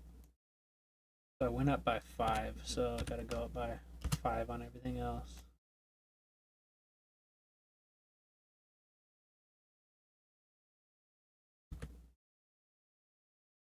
It's gonna kind of always look weird in the beginning. Basically, I'm gonna gradually increase that sizing. So I went by 5 on that one keyframe, but now kind of just inching up to that amount.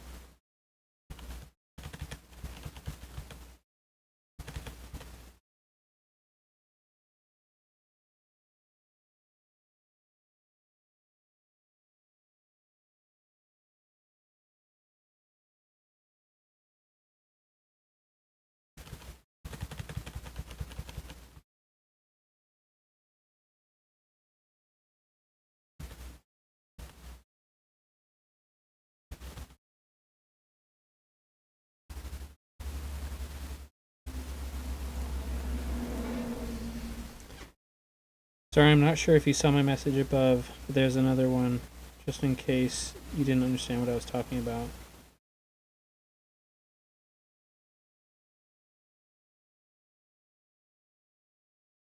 I think I'm missing one of those messages, bro. Because all I see is you saying, I highly doubt they have copyright. That was the last message I can see.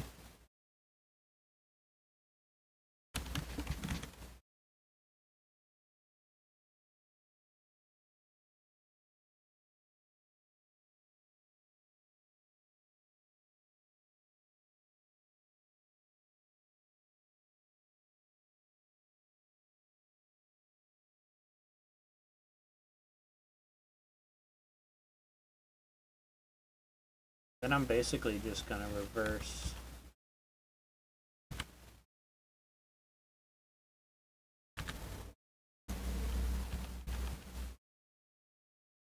That way, I don't need to worry about resizing everything. I can just take those keyframes,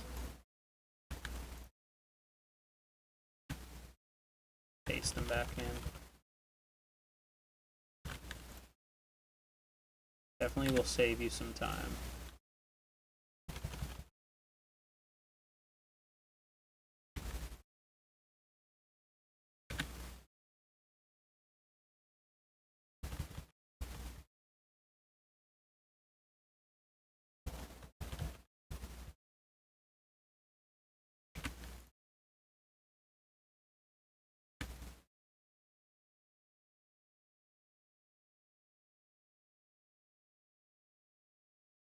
It's not bad. It's not the greatest thing ever, but it's not bad.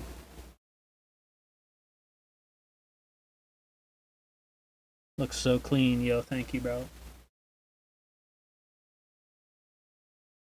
Then this is the point where I would go in and add the muzzle flash. So I have a couple that I use pretty much across all the animations because I made them a while back and they just work. They just work well.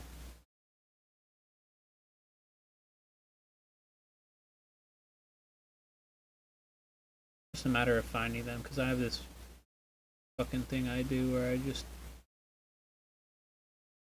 I'd like to like hide shit from myself or something. I don't know. I think I see them though.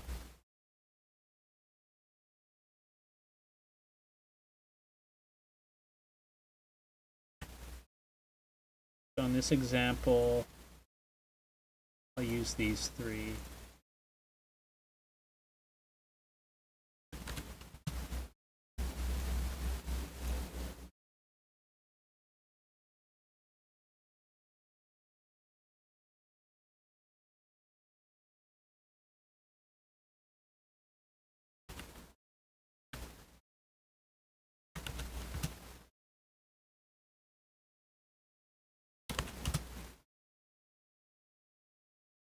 I like to do like a slow, gradual muzzle flash, and then like really have a fast playing FSN. I do it like this. I think when firing you should remove a frame so the recoil looks stronger and less robotic. That's a good point. That's a good point. Let me just see.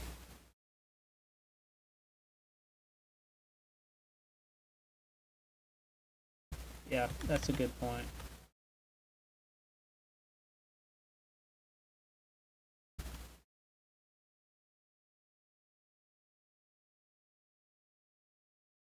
This one.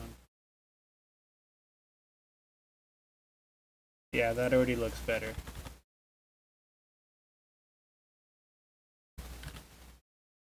So it kind of jumps to that action frame like a lot quicker. Good looking out, bro. Good looking out.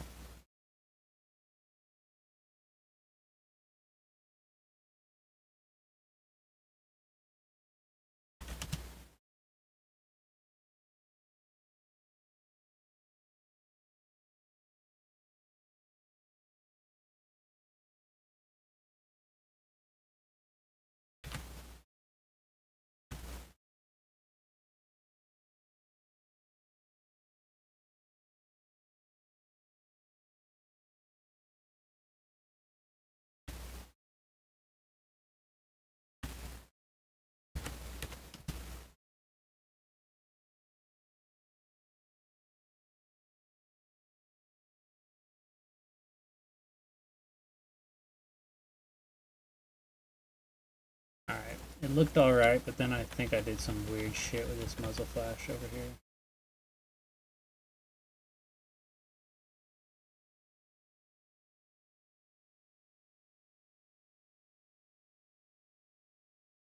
I think having it go smaller was the mistake there.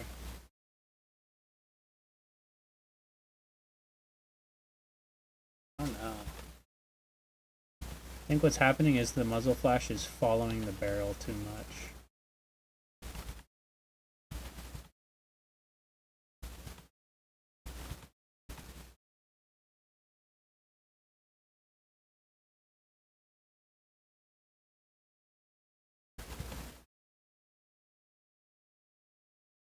That's better.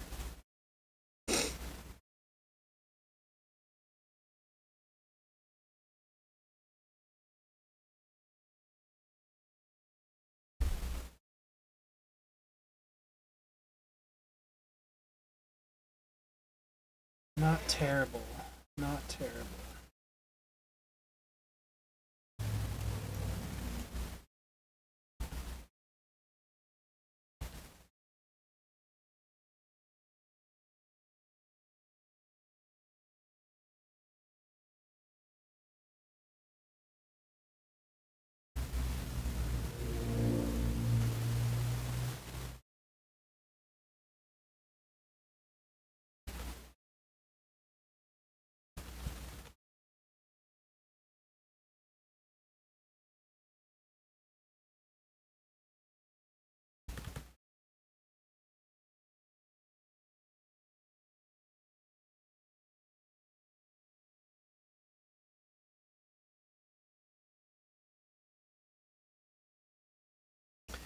Yeah, it's not the worst thing ever. I'm just trying to stare at it and see like what can be done better with it though.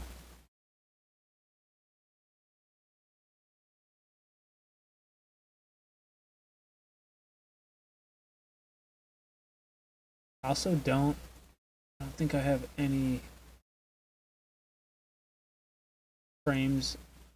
Yeah, I don't. Yeah, I don't have any frames of it like cracked open. So it's not like I could like have it open up and kind of fake that animation either. I think you'll probably pick it up, have one round, and that's that. Or I could just use the draw animation again. Have like go down, make a sound, and then go back up. Just kind of like how the flintlock is. And decisions. Decisions, bro.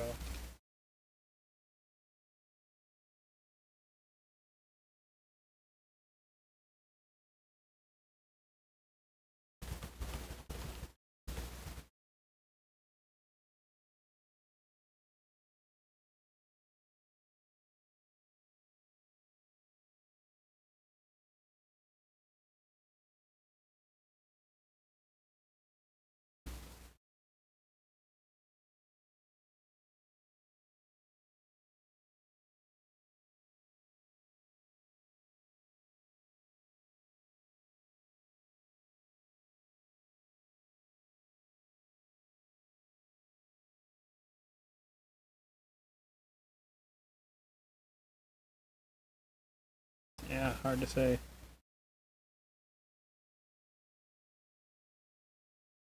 think I'll go have dinner in a bit, but when I'm free, I'll check the effects I mentioned and put together a folder with the best ones. Also, because there are a lot of duplicates. Yo, thank you, brother. That'd be sick. I look forward to checking that out.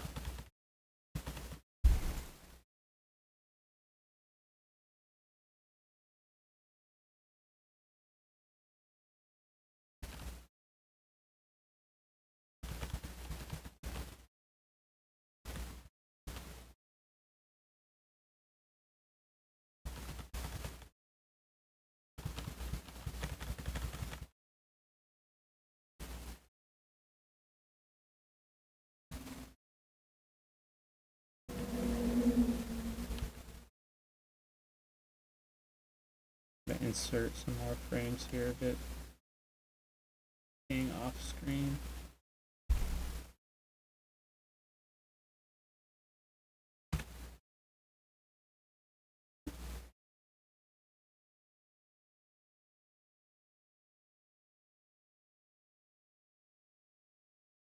Yeah, not too bad. Not too bad. I think I'll save that. Now just have to make all the images transparent, which that's super easy. Go select all your frames, hit set background color, the opacity none, and update all the frames. There we go. Now we have our transparent setup. Too shabby. Save it. I'm gonna actually save it in my assets folder this time.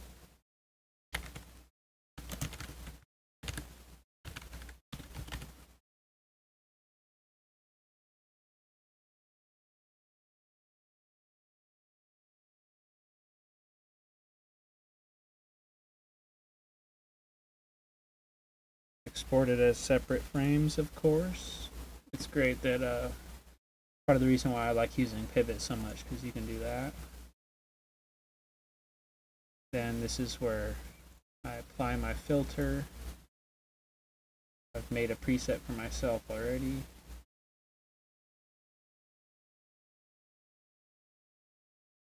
And then what's also really nice about this is we can do batch exporting, so you can convert a whole folder at once. Boom, just like that. Done. Then let's go into Sprite. And let's check it out.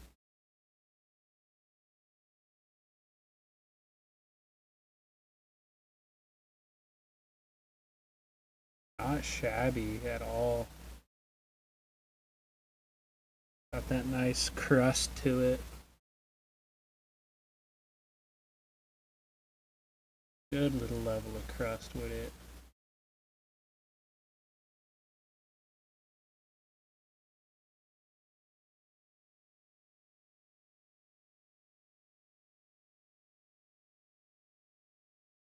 Yeah, not bad.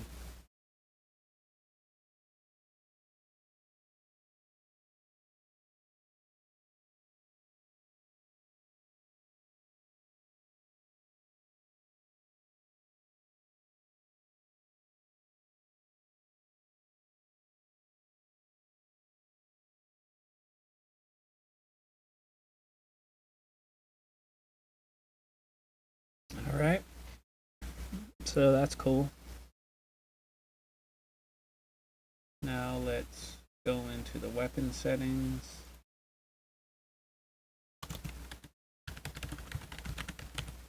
Make one called grenade launcher.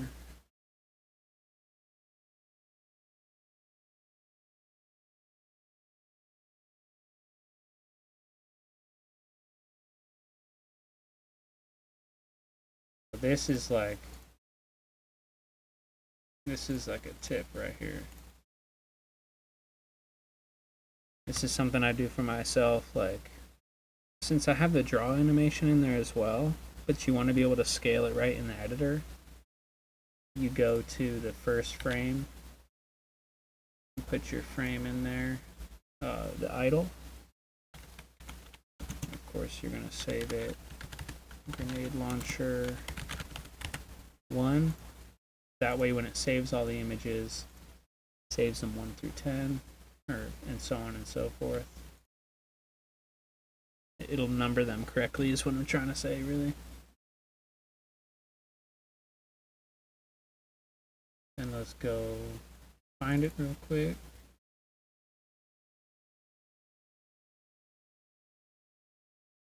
There it is. Oops.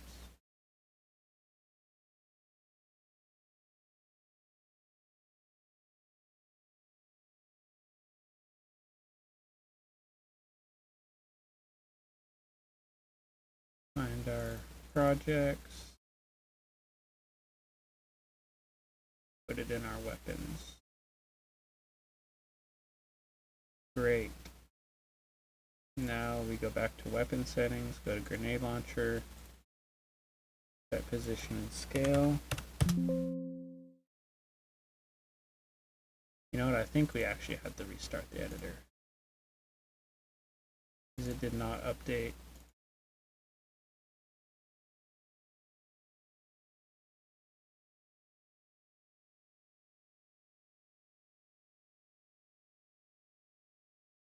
Let's see.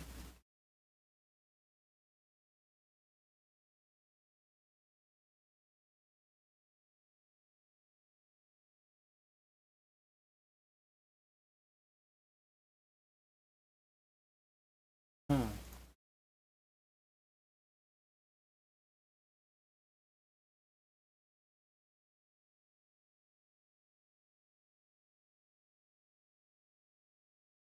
Oh man, it's because I goofed.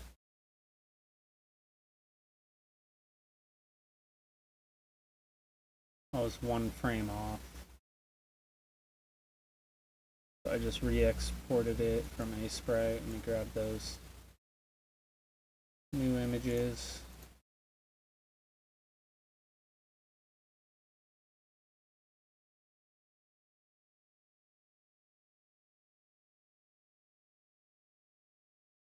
Alright, there we go. And let me actually check another weapon. So 0.45.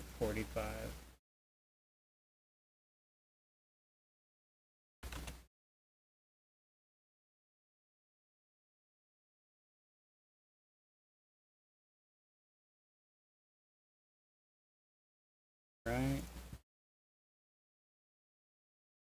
Now we can just hop in a level and just test it out.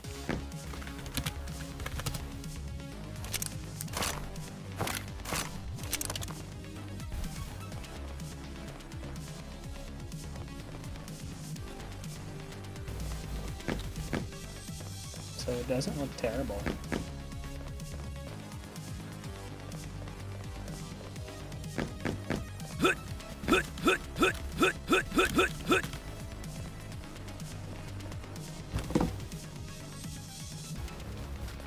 Yeah, I don't hate it. Not bad.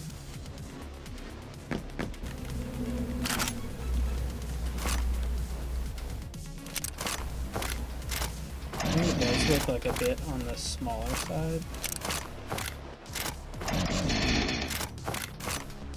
I could even get back to it.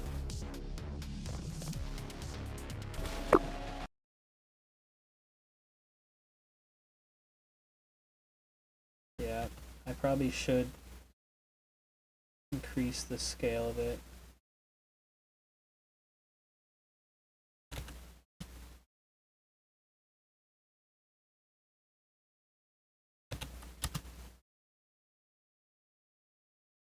So like I said, when you're scaling something over and over like this, you want to always grab the same element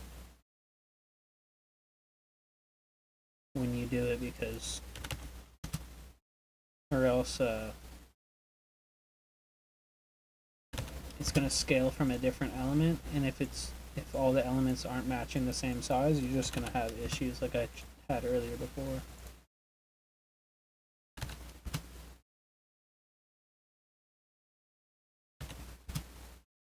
I'm going up by like 8 to 10%.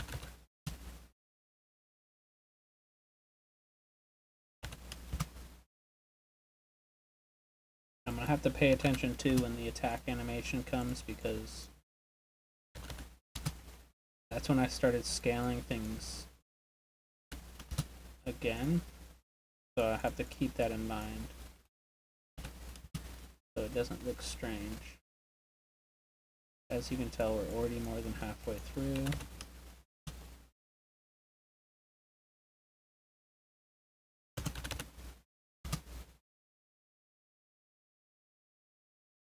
I'm thinking, like I said, this will just be, it'll be just like the minigun, where kind of like a special weapon you'll be able to get from them.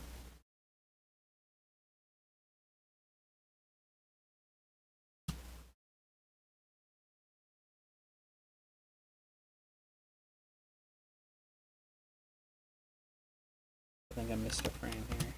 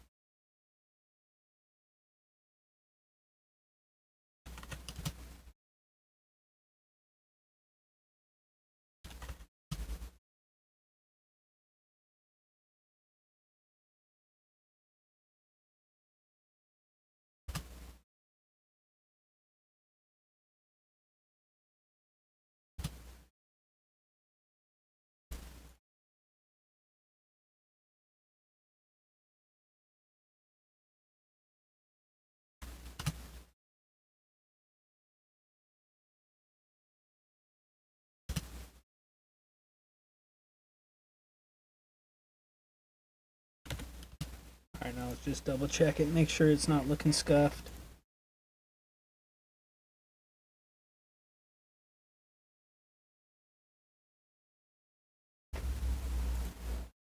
Looking good, looking good.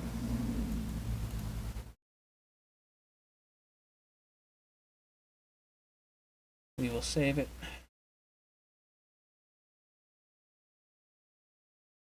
Board it once again.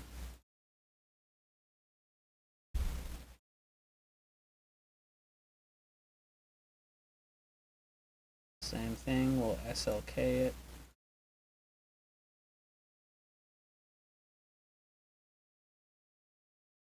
Okay.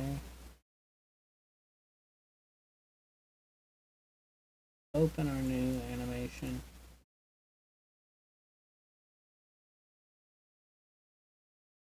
For some reason it's not finding the frame. Let me reopen Sprite. Sometimes it'll do that. It'll be like, can't find frame, whatever.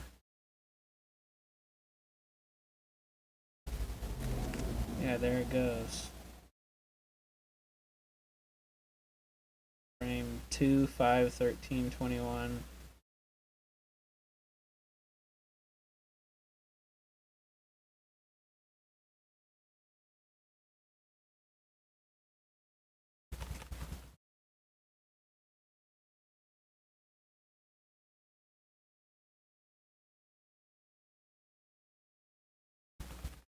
It looks fine, even though it says it's missing frames.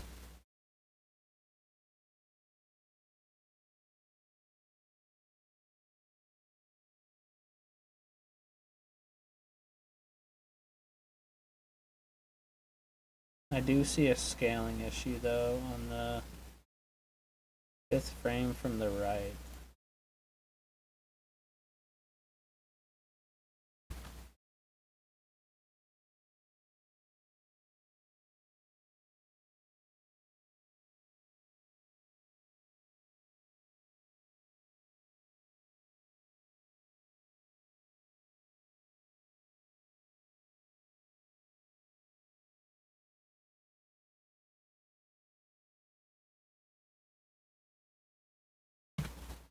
I deadass just delete that frame.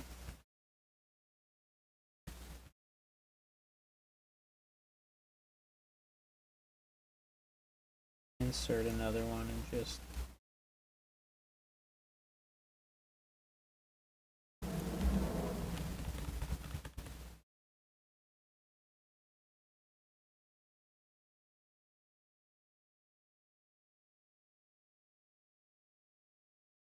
lots of reiterating, like that's always common. At least I found with this kind of stuff.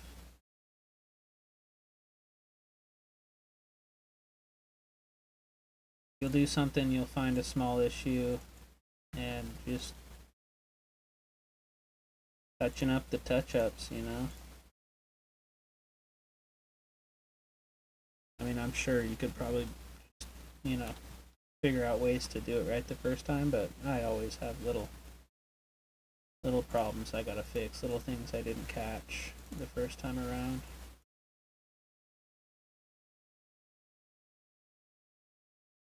Oh, yeah, it's still saying it's missing frames, but yeah. And we'll do that same thing where we're saving the idle frame to the first frame, even though we have the draw frames coming first.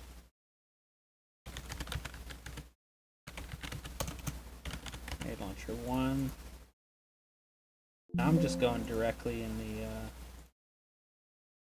the game files for it.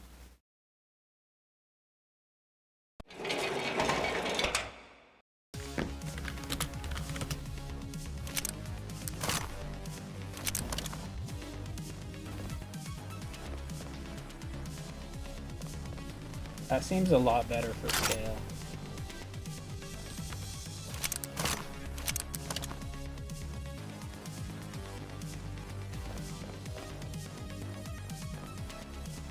Obviously the FSM is all messed up for it.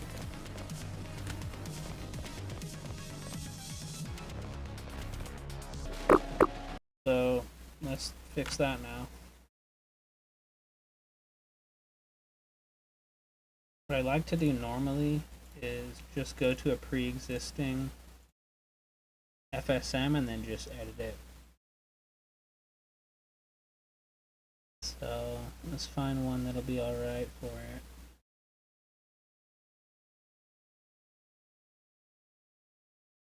I think the bomb.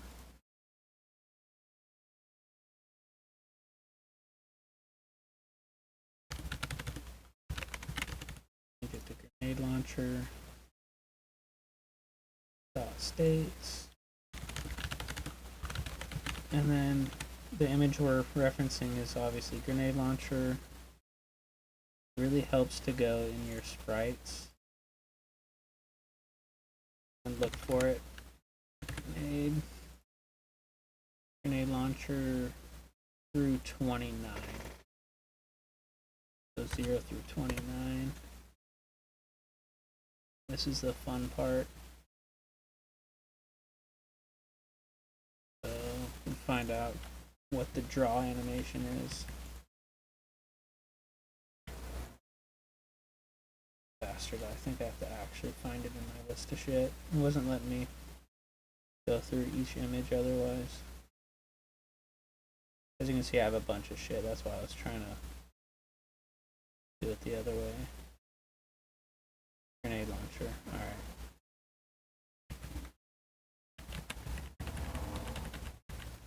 So it's going to be 1 through 18.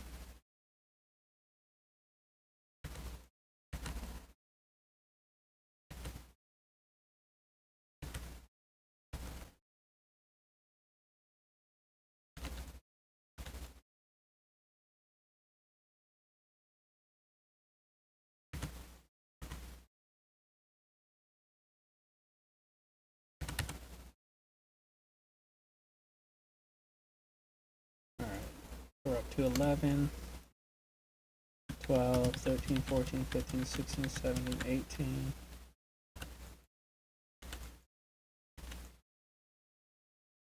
They're ready on the last one. And then holster, same thing. Just reversed 18, 17, 16, 15, 14, 13, 12, 11, 10, 9, 8, 7.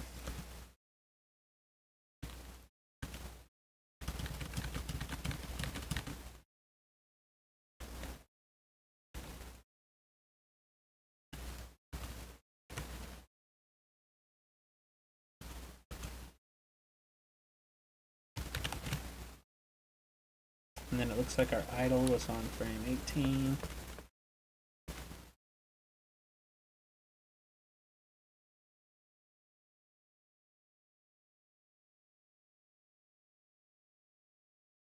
Okay.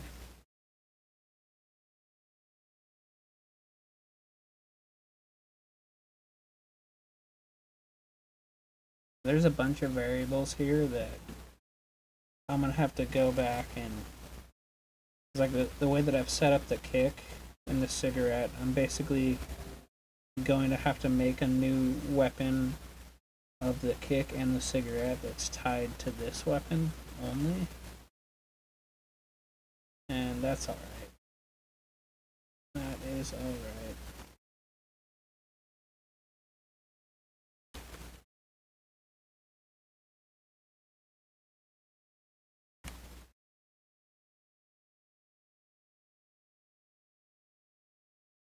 Then the attack should be frame 18 through 29.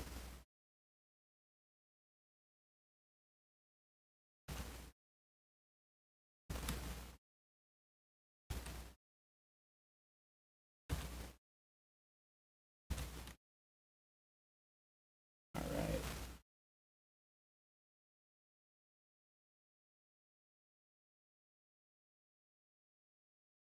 Let's see too.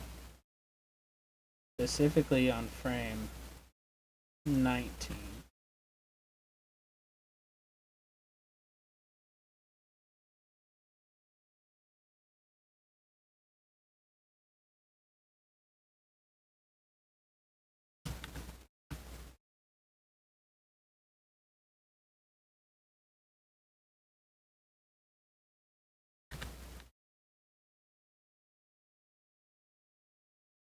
So I'm just gonna do a little test right here.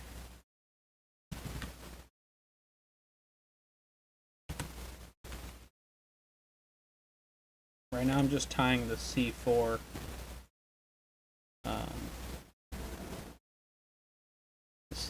to it. I should set that variable to.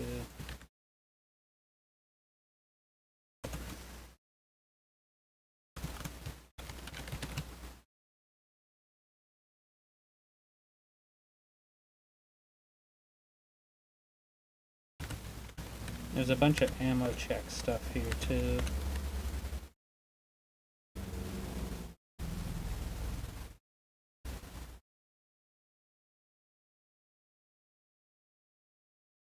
That's all fine and well. It's probably gonna have some issues, but I'm still gonna just test it. I mean, not probably, it's definitely gonna have some issues. I have a grip of variables that shouldn't even be there.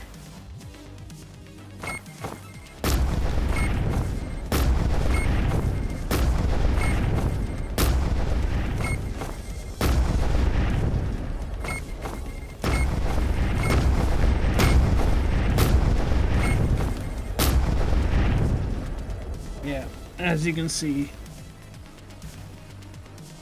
glitching out because there's some variables there that yeah, are interfering. So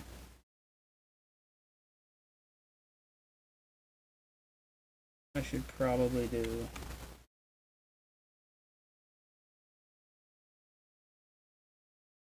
just take these out for now.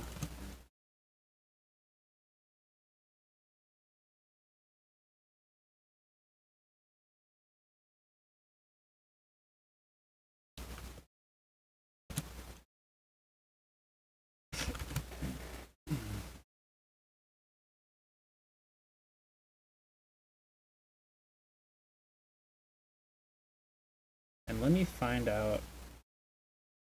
I have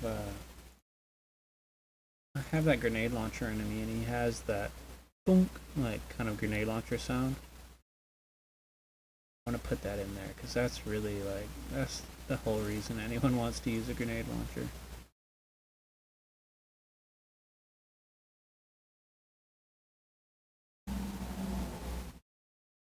Where is he?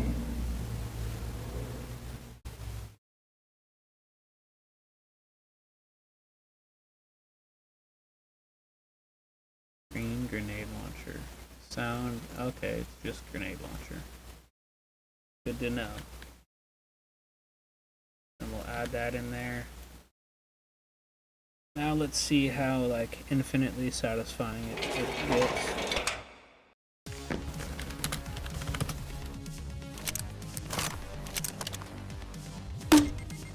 Oh yeah.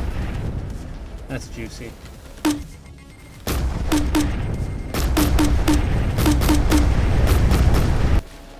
And it's like an automatic grenade launcher, even though it shouldn't be.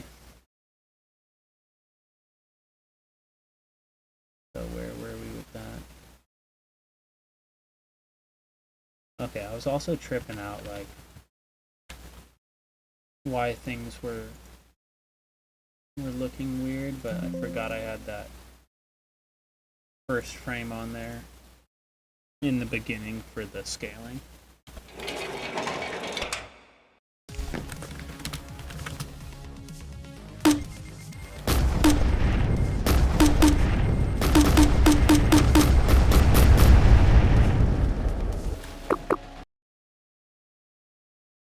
Now really what needs to happen is just the distance of the grenade, the actual model of the grenade. Those need to change.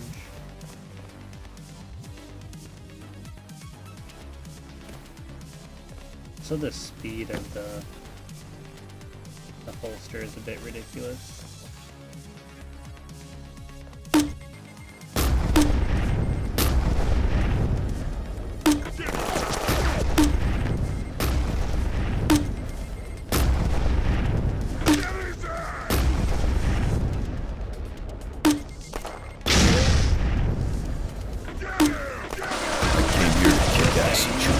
Distance is very satisfying. And I swallowed the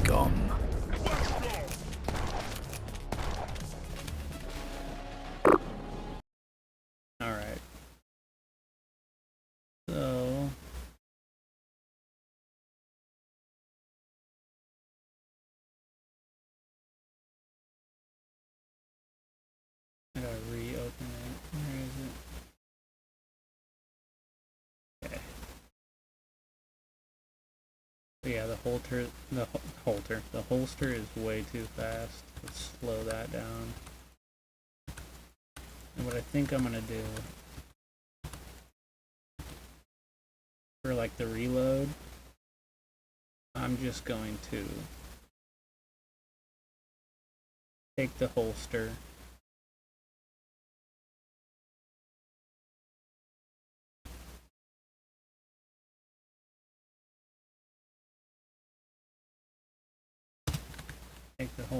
put that in there,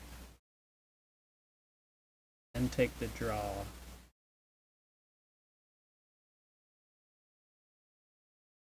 That in there.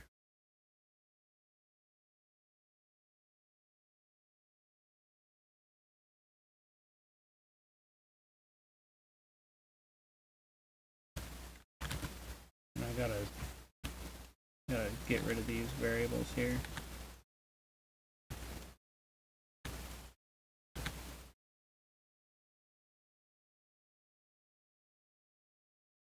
And let me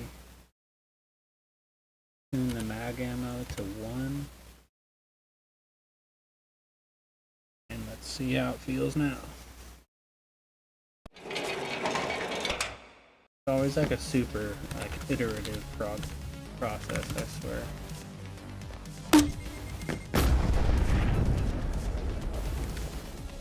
Even then, reload's a little quick, but definitely feels closer to how it should. Time to kick some ass. Give him hell. Time to kick some ass. Nothing personal. I just love the mess.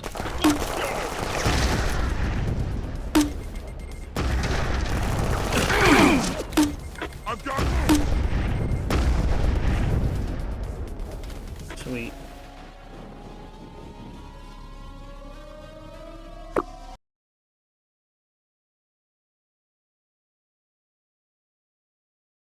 I think what will make it feel a bit better with that reload is if I make like a 1 second delay here.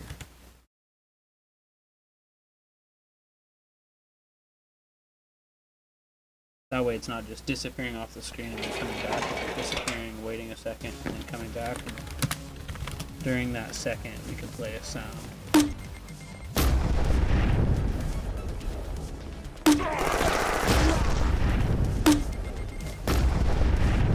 Give him hell. Let's go. I don't play nice. I play for keeps.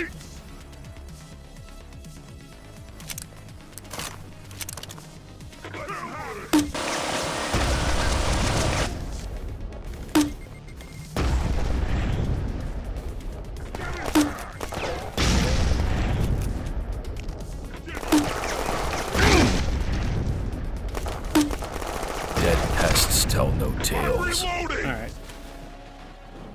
So that's cool. That is cool.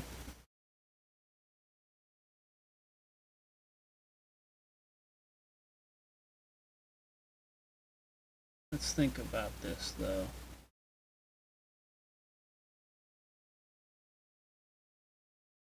I think instead of going to attack, we need to go to reload. So then it forces that next round to be chambered instead of having to click to reload.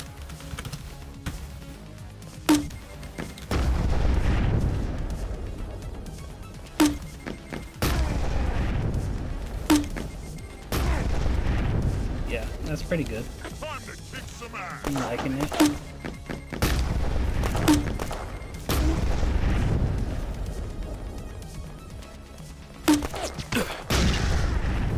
It's just now I gotta wonder what happened. I've got balls of titanium, baby. We forced Try the not to reload. trip on them.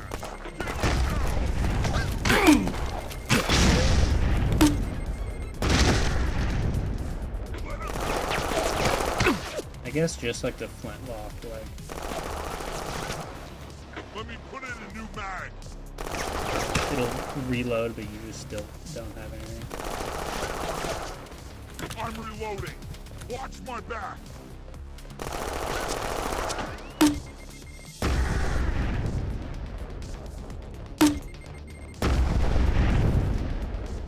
Grenade! Lock and load. Time to call the Exterminator.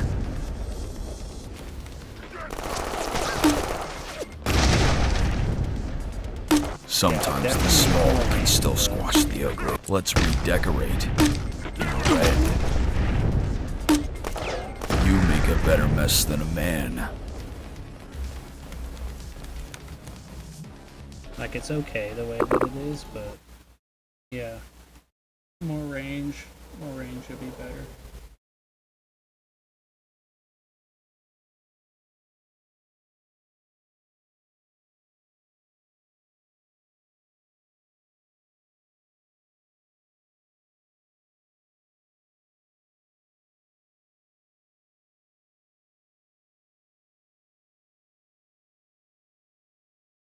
Check out the grenade script in my loop script and see.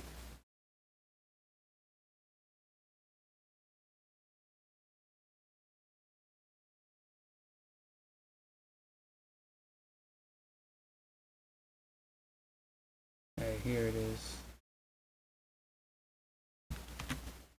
I think I'm gonna just have to duplicate it.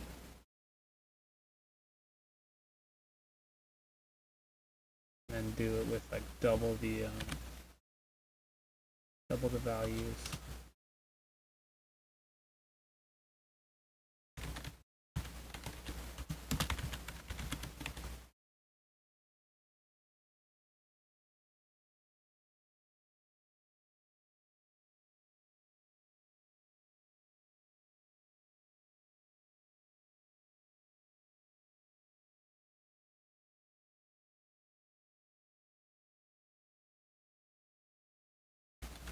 I'll change these variables.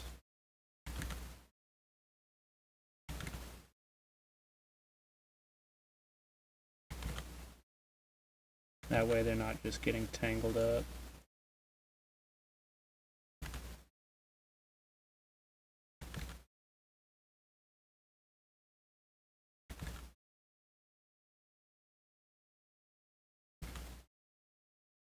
All right. Let me just give it one more look over. Okay, that looks good. Back to the FSM.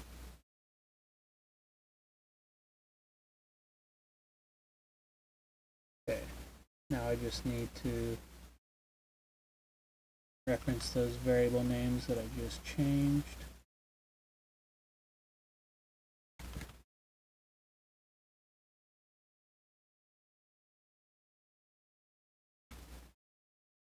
Okay, cool. Now we'll see if the new velocities feel any better. I'm guessing they will, but we're gonna find out.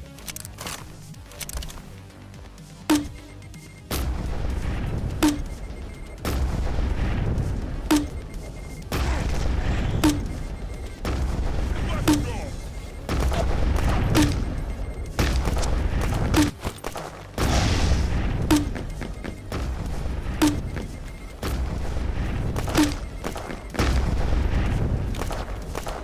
Grenade!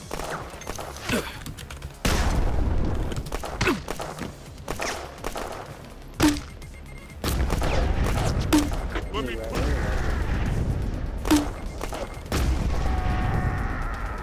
Oh, God!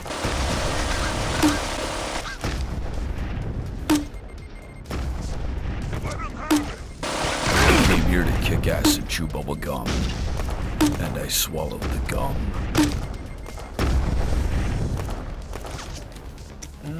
Yeah, it still needs work.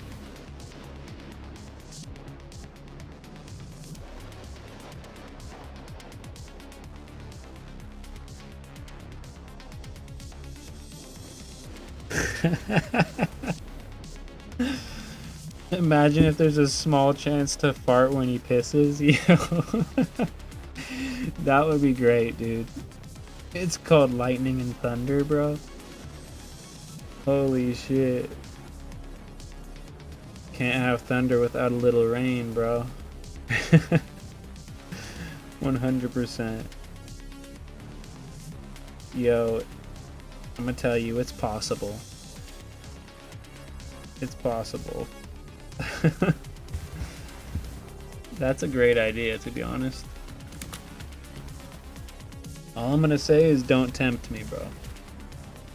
Don't tempt me, because there's one thing I know, it's that people who give me ideas, like, they gotta be careful, because I will run with that shit. There's a reason my game has become so dubious.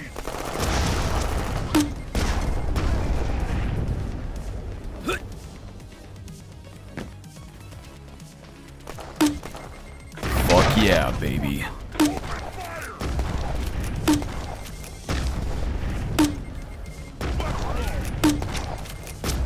I'm reloading. Alright, so grenade launcher is pretty good, but it is like sliding past enemies like crazy. Grenade! Let's go!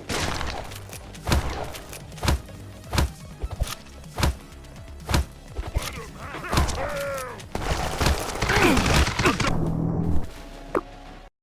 Also, that was something I just noticed, like, you can still kick with the turd when you right click. That was patched out, so I gotta fix that. Is this gonna release on Steam? A Duke Nuke style boomer shooter that's just carnage is way up my alley since Ion Fury. Hell yeah. Yeah, it's gonna be on Steam. The demo's actually on Steam right now. Let's see, turd.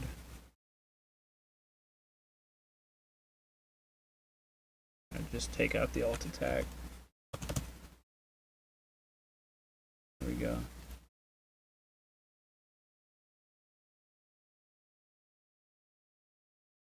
Now I gotta make a little grenade launcher grenade.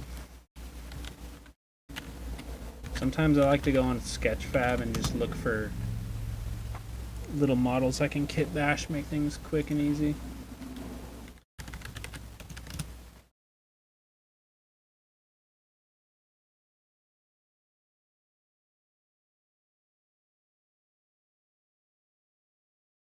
I mean, shit, I may have to just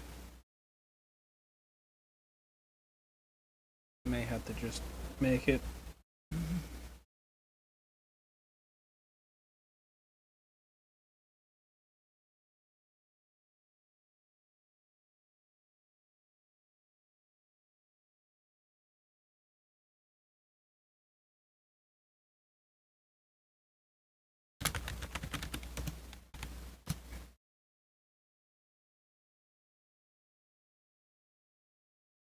I mean, ultimately I need something like this.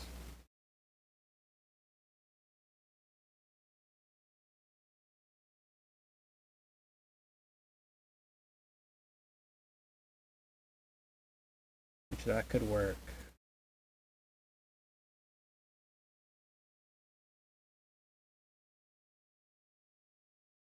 Let's try it out.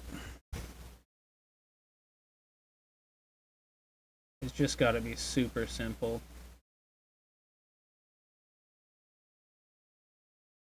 Ooh, the brightness and shit is all scuffed on this.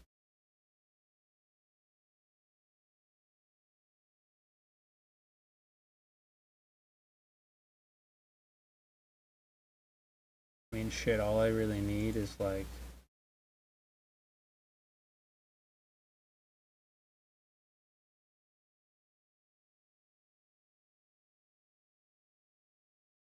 need a frame like that. Like that. I basically just need to make it like rotating. I know it's super cheap to like use Sketchfab, but fuck it, sometimes that's the way we gotta roll. So change this to 512.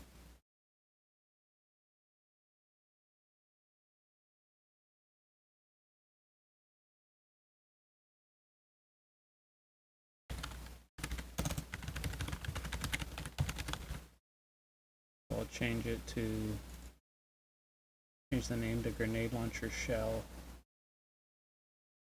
Oh, what happened?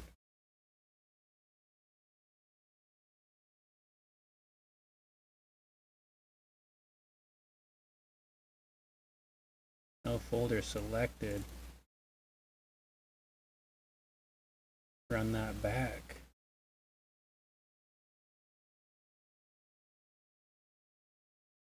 So I guess like there's two images I can grab. I'll do one of the actual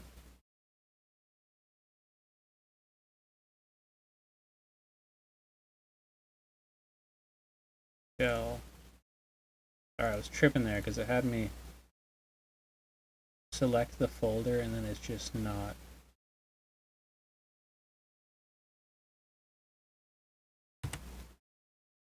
going to the folder I selected. Yo. Why? Alright.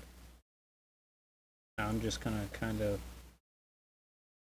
move it about.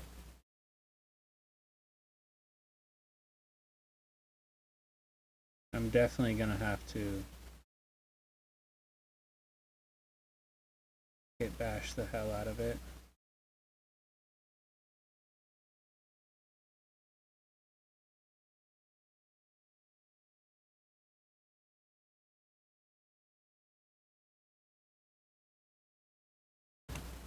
Alright, I think that's enough frames. Let's get it in Photoshop.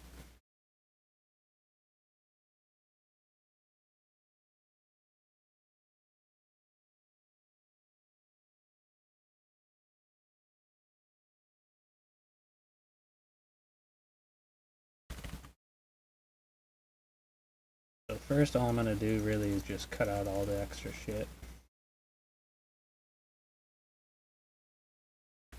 All the extra shit I don't need. And then for these frames where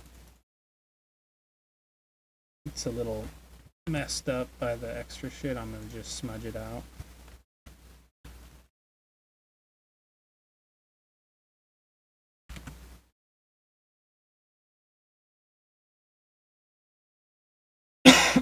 Excuse me, sorry.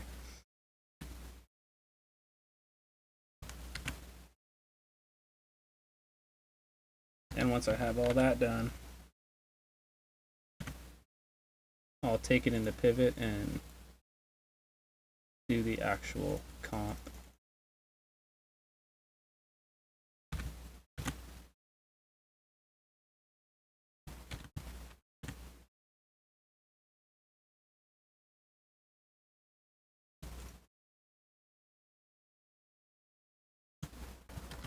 Alright, sounds cool.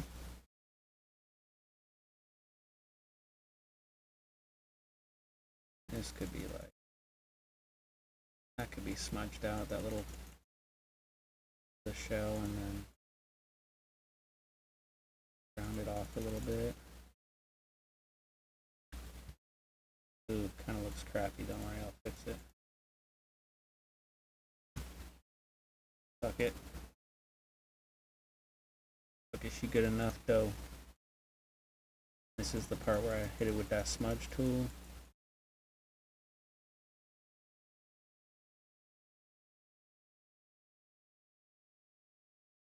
Alright, I think that's about all we need for that. How to actually animate it.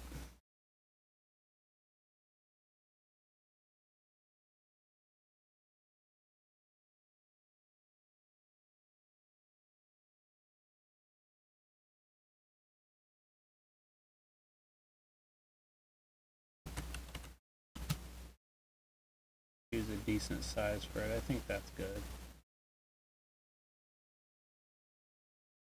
And basically all I'm going to do is just take these frames, make that rough animation of it rotating. And then in my FSM for it, I'm going to add smoke coming off of it so you can see the trail of it flying.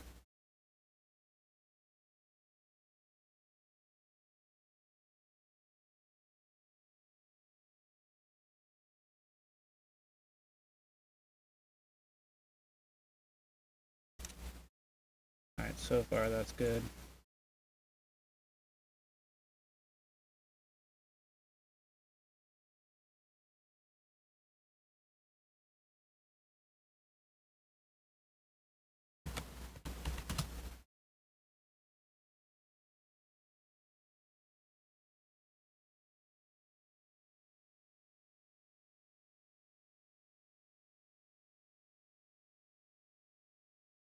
Almost.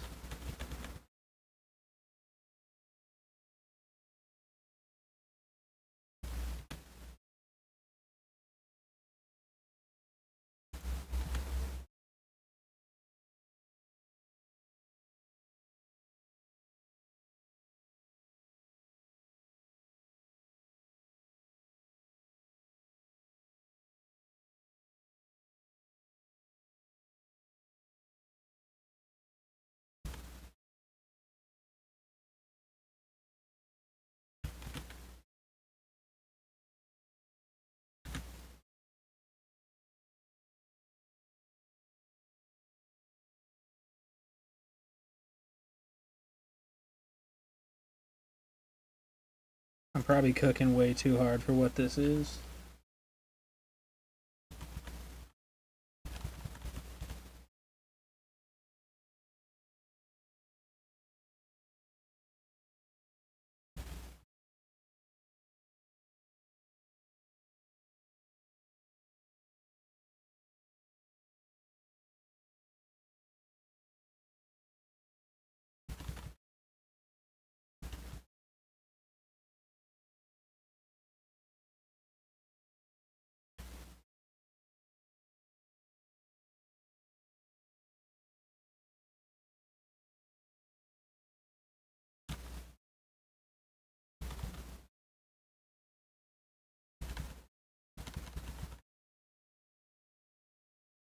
Did I not get any of the... No, I did.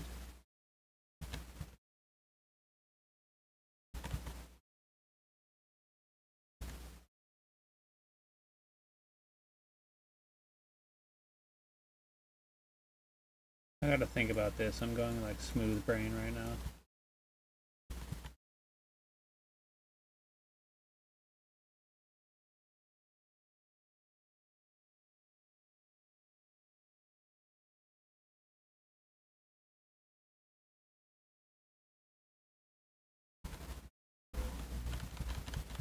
So it flips around like that. Okay.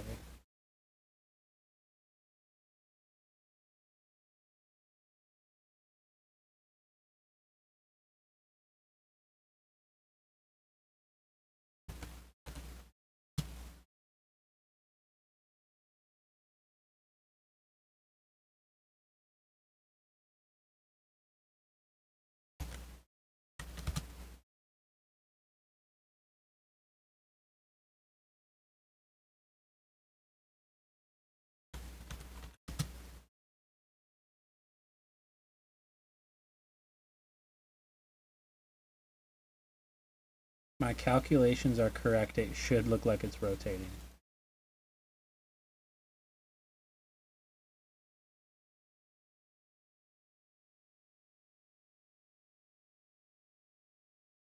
It's like it does, but there's some... You know what? It's good enough.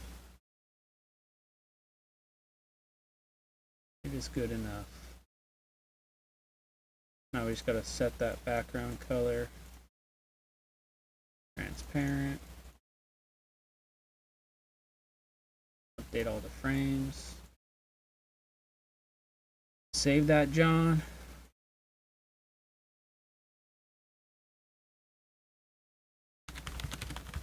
Let's save it. GL shell.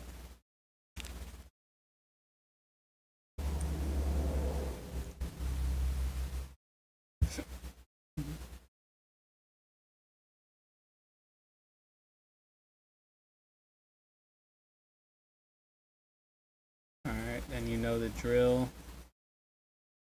We gotta SLK that John.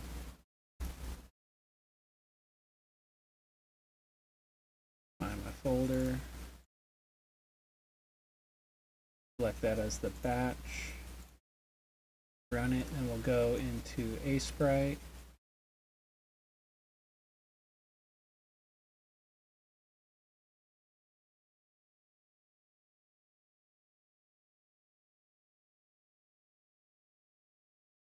Grab our images.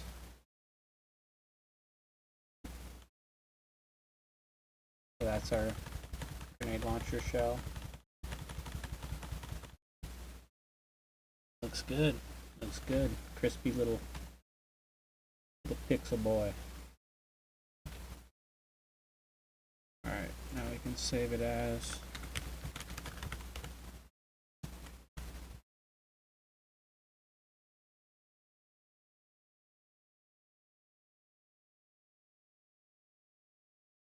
DL shell 0. Now we go back into the editor. DL shell.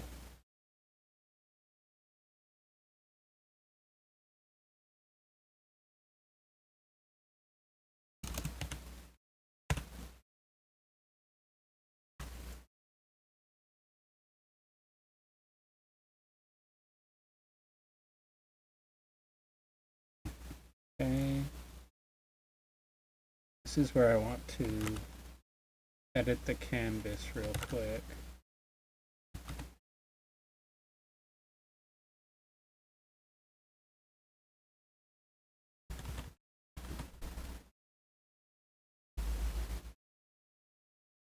Right. Now let's find our images.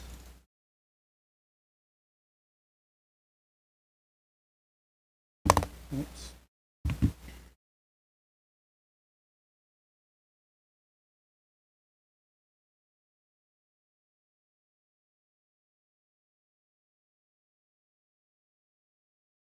We'll put them in our enemy sprites. Great. Now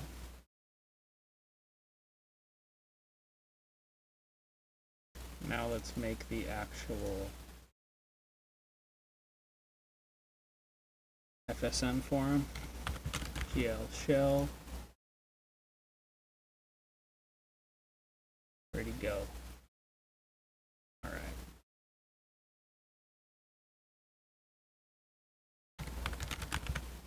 GL shell.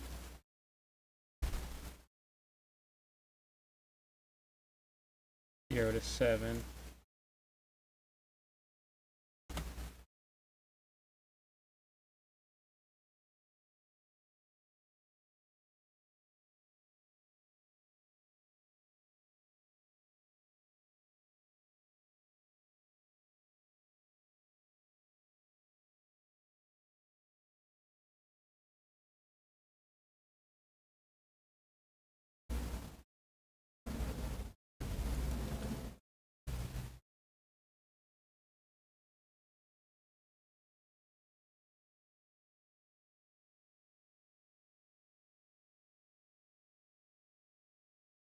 Alright. Actually gotta put the frames in here now.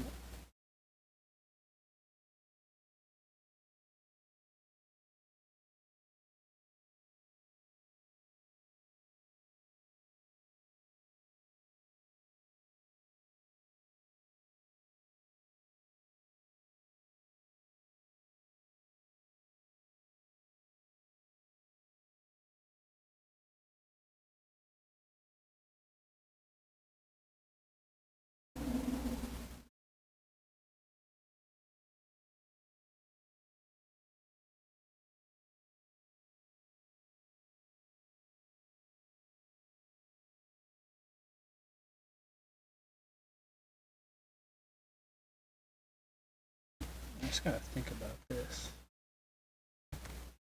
I think this is how.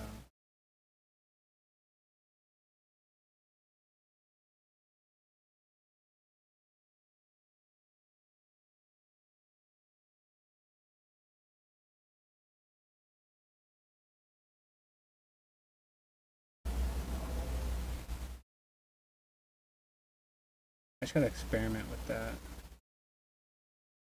Put the GL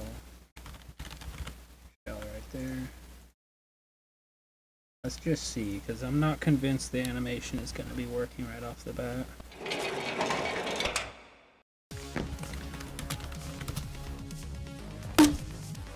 Whoa.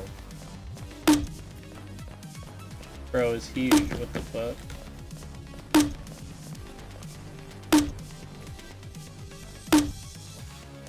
Let him have it!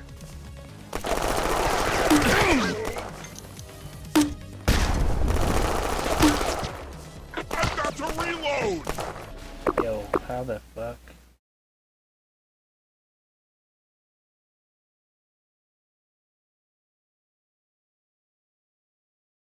How the hell?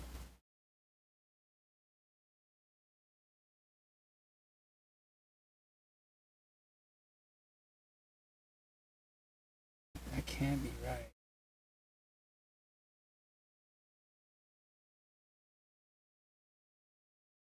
Scale 100. That's probably it. 100 times the size it should be.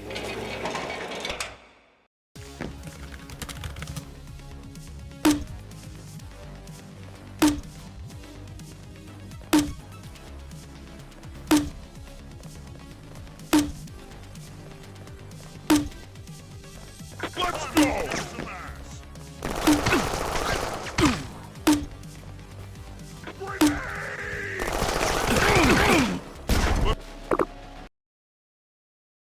Alright, something still ain't right with that.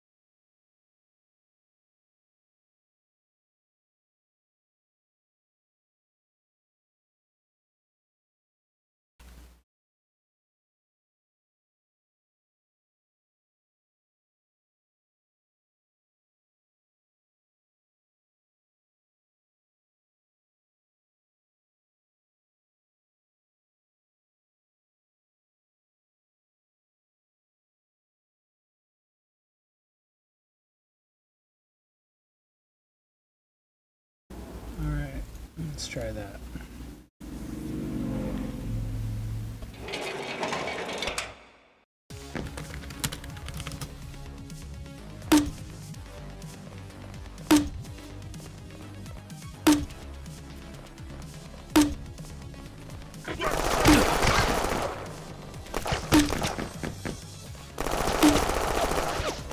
I've got to reload!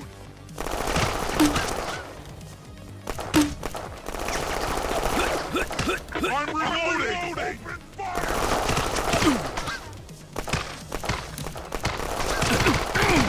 I'm reloading!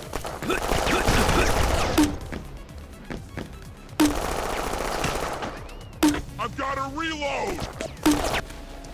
I think I need to change like some of the vertical velocity on it too. I think that's what I'm not liking.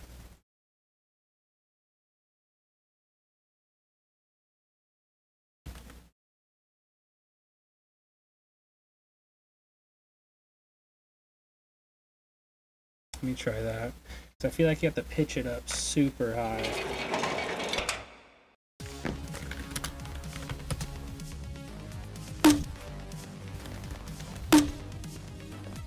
That's a lot better already.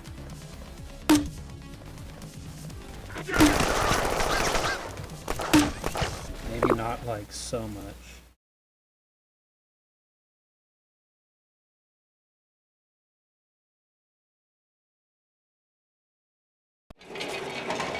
I'll put the explosion and everything else in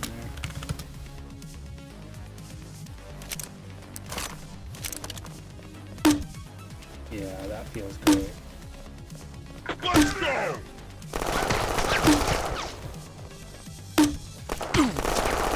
Let's go!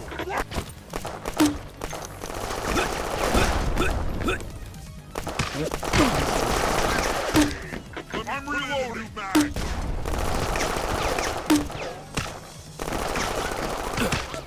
I'm reloading.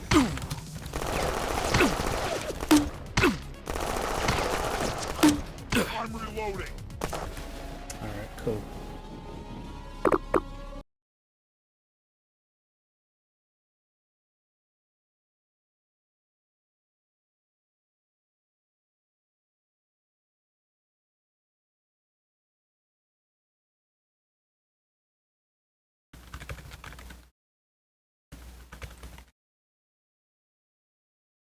I think that's what it's called, explosion 5-point. You know, let me just take it from another state. I wanted to do like the same damage as the normal C4.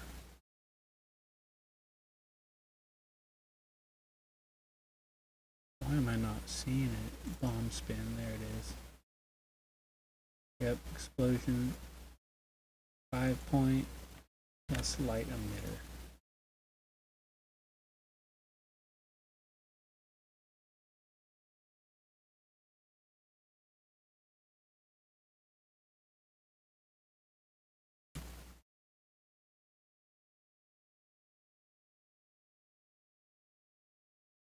EC as well.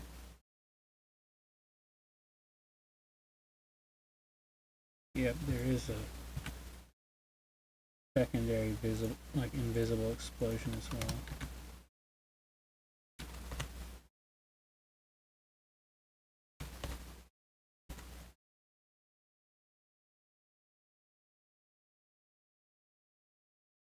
Okay.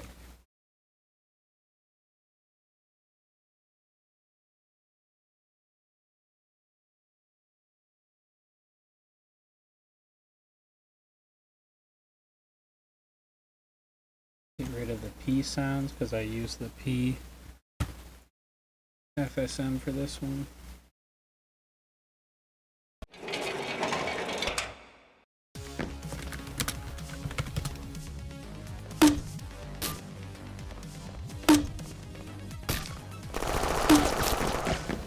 Let me put in a new mag. Let's go!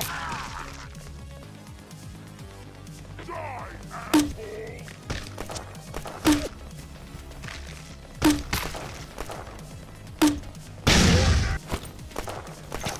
Okay, yeah, we're still missing the explosion sound.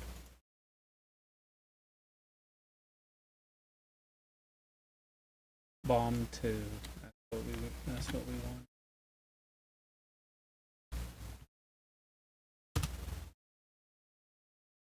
So then we'll put sound 0. Take away the particles. Take away this random. Okay, that should be all we need just to get it functional.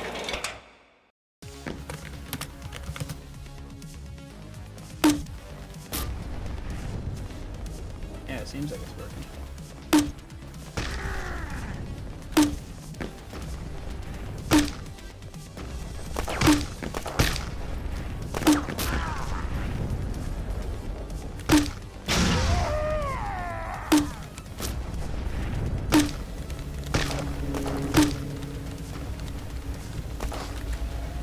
One more thing I noticed is that, oh, sorry for the cars in the background.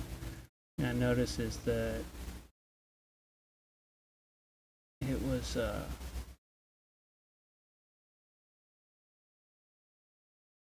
throwing some projectiles, like that was weird. Let's fix that.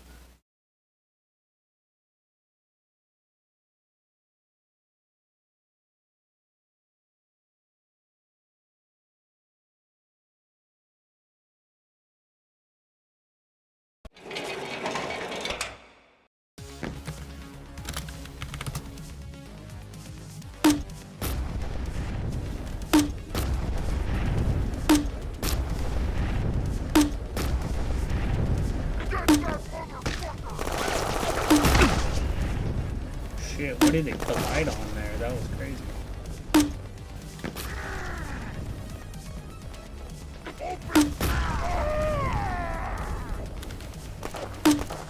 Messy deaths make for cleaner streets.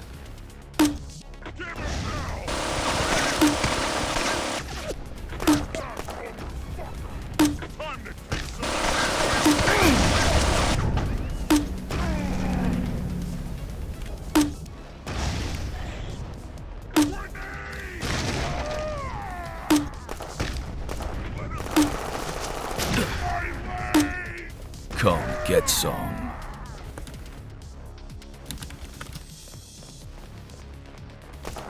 Let's go!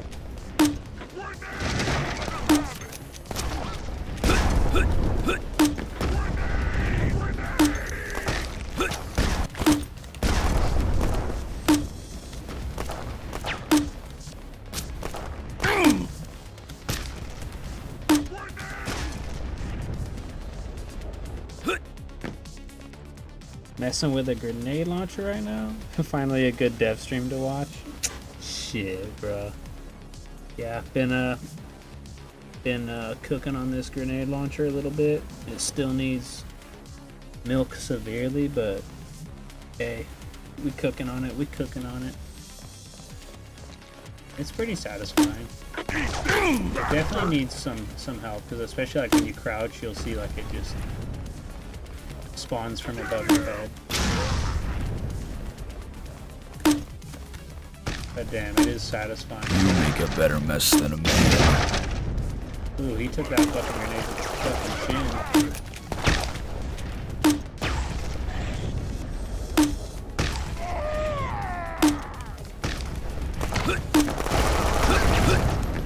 Yeah, I'm like, Dead pests tell no tales.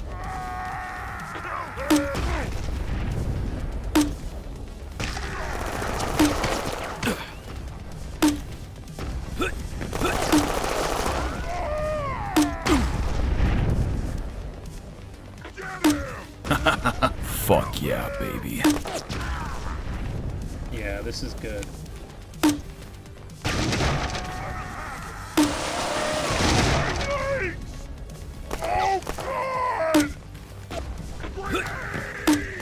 All that noise for nothing.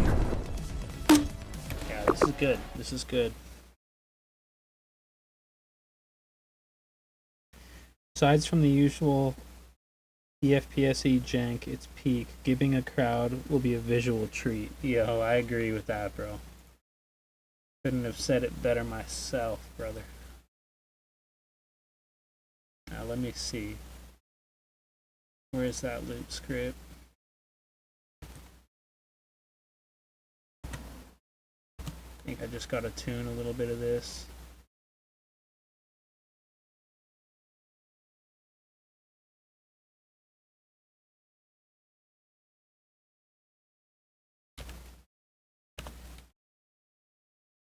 Let's try that. I'm just trying to get the spawn on nice instead of like, because the player will definitely crouch with it at some point.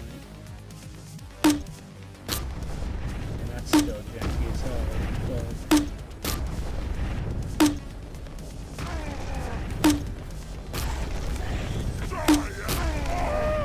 it already definitely feels like a little better.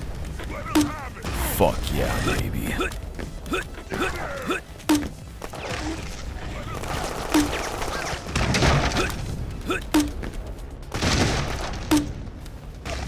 Yeah, it's a little OP. Contract says no survivors. I don't That's kinda argue what you with want, paperwork. I guess. You don't want the weak grenade launcher.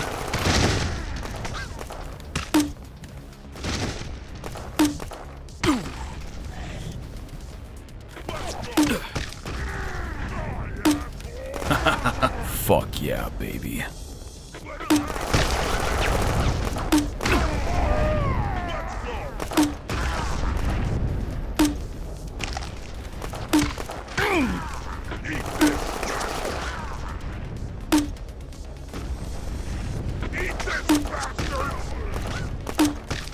V.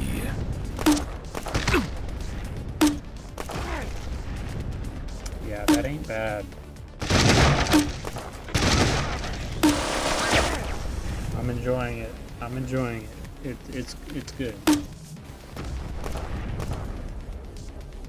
you know what? I haven't done it in slow-mo. Oh yeah. That fucking sound effect. That fucking sound effect in slow-mo was chef's kiss. I just gotta figure out fucking the goddamn spawn shit on it.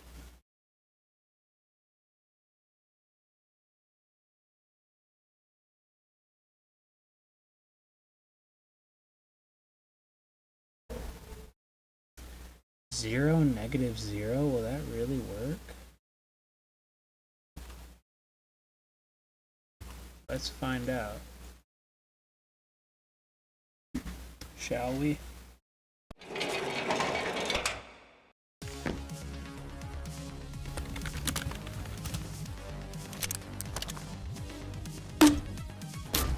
Man, it still seems like it's coming from my fucking forehead.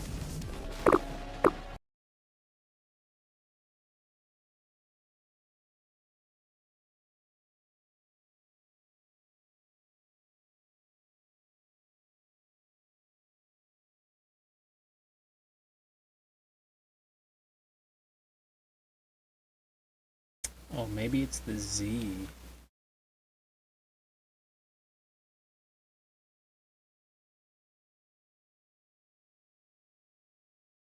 Perhaps. Let's try that -2, 2.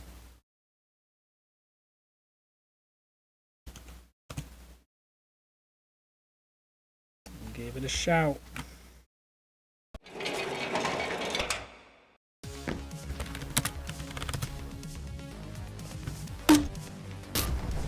Shit, did that do it? That, I feel like that did it.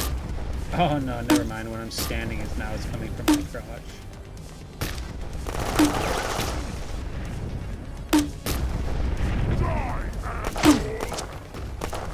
It's definitely right for the crouch, but shit. Maybe we meet somewhere in the middle.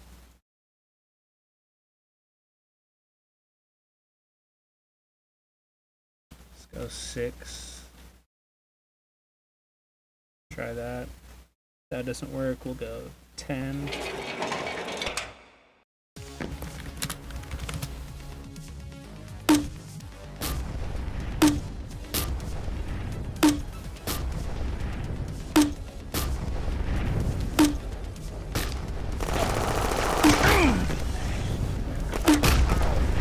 Oh, it's fucking low as hell.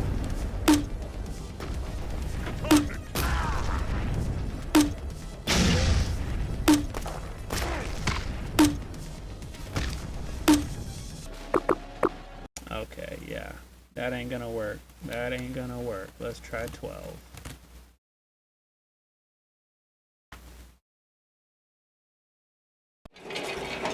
Please let this be the one.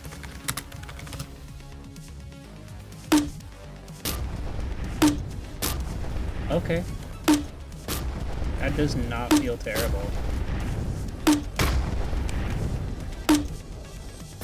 It's a little weird, like, on the rotation.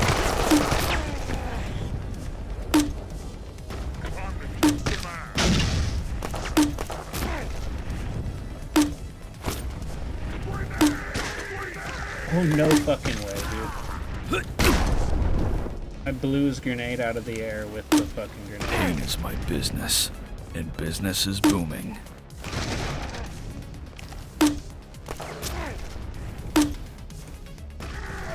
Yeah, this doesn't seem terrible.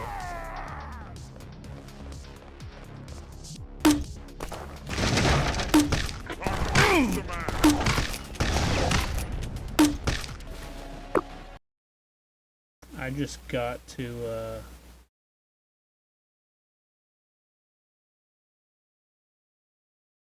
gotta try it like fucking fully automatic. I just want to see what that's like.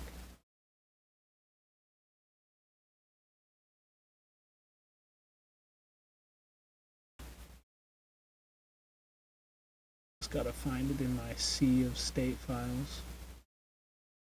There it is.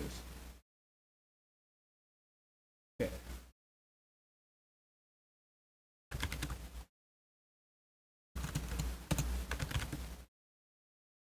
Try that also.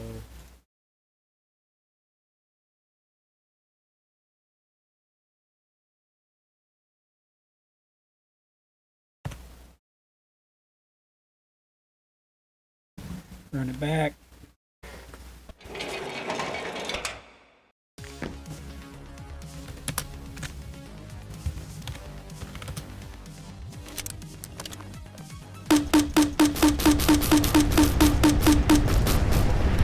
Yeah, that's juicy.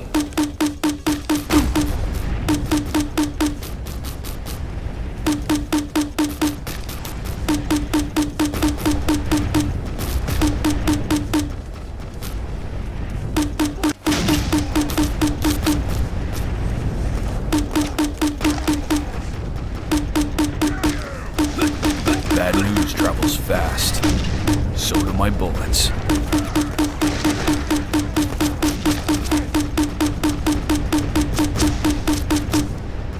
Wild. Let me smoke a cigarette. Shit. Whoops.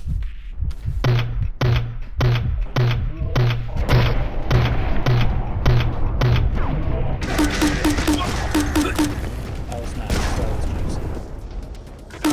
Fuck yeah, baby.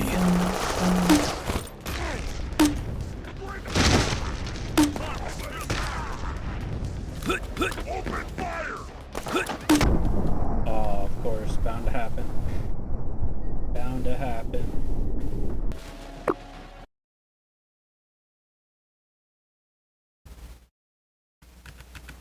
Alright. Back to forcing it to reload. What else? What else am I missing here? Oh, I know. I know what we're missing. We're missing the smoke, like, trail off of the fucking grenade.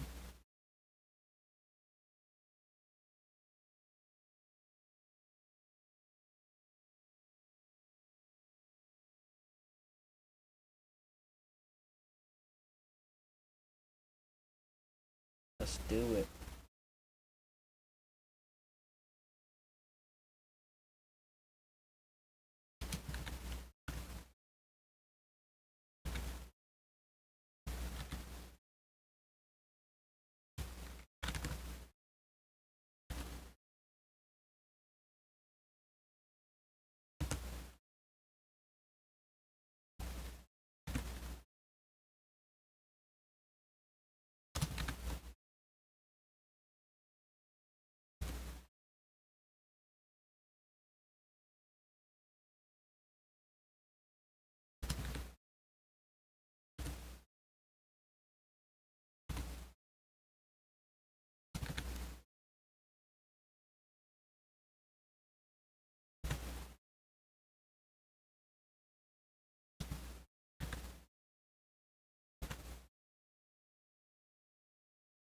Alright, either I cooked, or this is gonna be ass.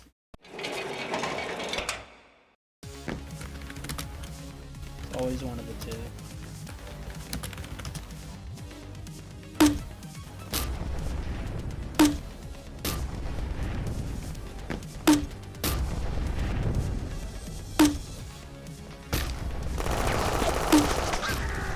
It still needs some milk, but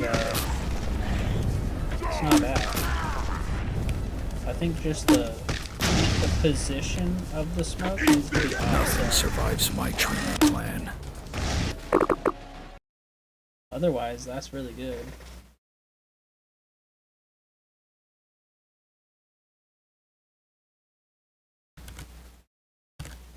Let's try 12 instead of 24, so half the height. That trail was really nice. That it's satisfying to see the trajectory of the grenade.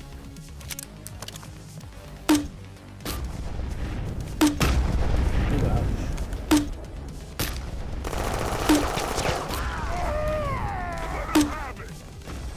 Still seems a little high.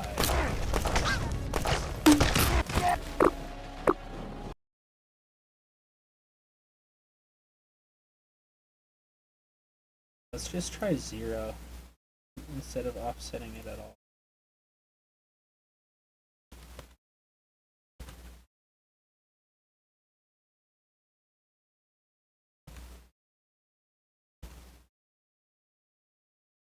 Great. And then let's set the radius to this fella to be 0, because I'm noticing it's pushing me back when I launch it, so give it no radius. It should still collide with the enemies and stuff. Oh, that's way better.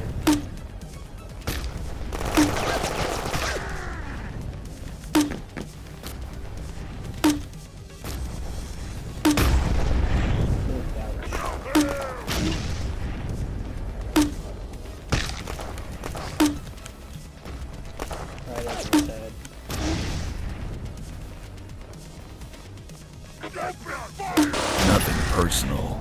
I just love the mess.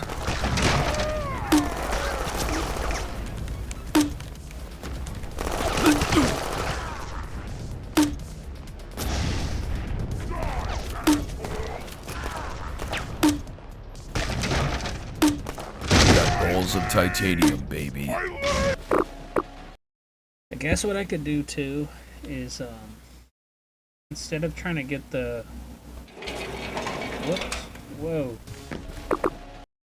instead of trying to get the like rolling animation in there, I could just take the one that looks most like the grenade from behind. So frame 2, we'll make everyone frame 2.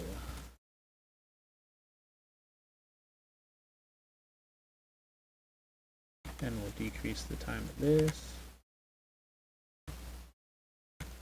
That way the calculations are happening much quicker. And then also the smoke particles should be more densely packed, because I noticed there was kind of some spacing on them that made them look a little whack. Change all these to frame 2.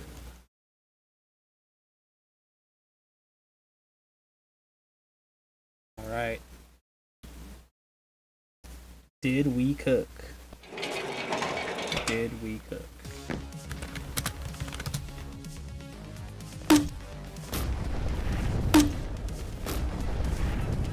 Oh yeah, they're way more densely packed.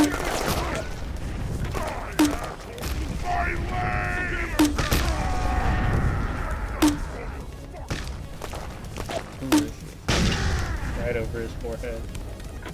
Lock and load. Time to call the Exterminator. Let's go!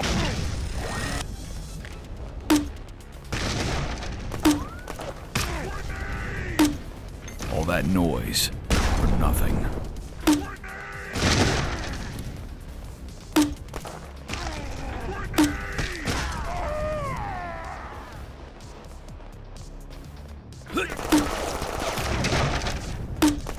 All that noise for nothing.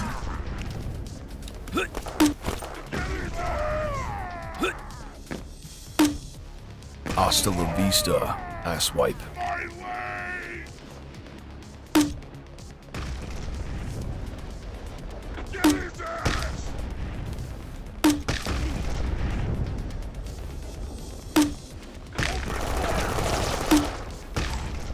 Oh shit, he ate that shit. I think increasing the gravity a little bit on the smoke might even look even better. Let's try that. It was pretty slow falling, so I'm gonna give it 3 times as much gravity to see how that feels.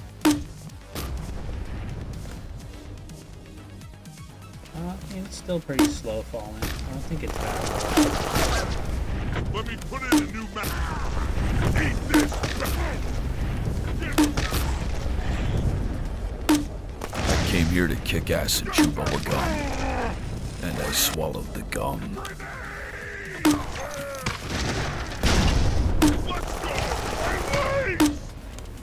My legs. Messy deaths make for cleaner streets. Eat this. Eat this, bastard. Grenade.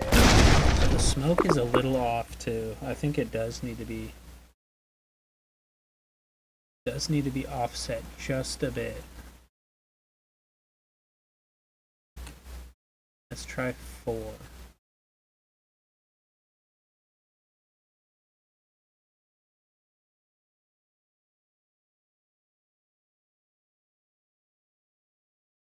I'm noticing it's like here's the grenade and like here's the smoke.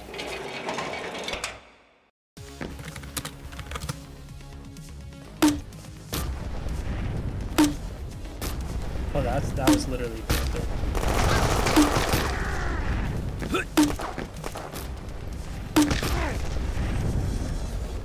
Get it. Grenade.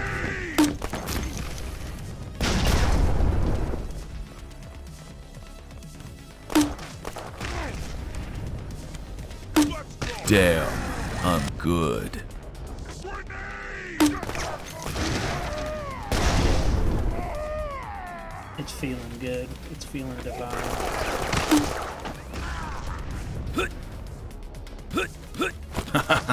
Yeah, baby. Hasta la vista, asswipe.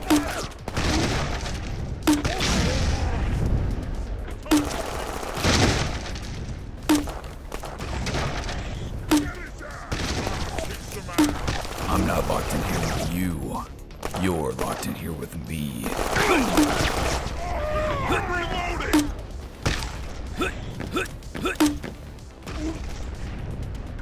Bad news travels fast. So do my bullets. Snuck up on me.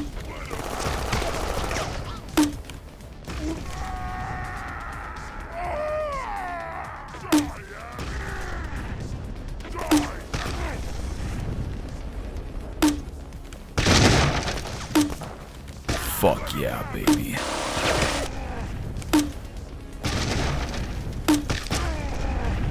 Ooh, I've gotta see what this feels like on the city block streets. City block level.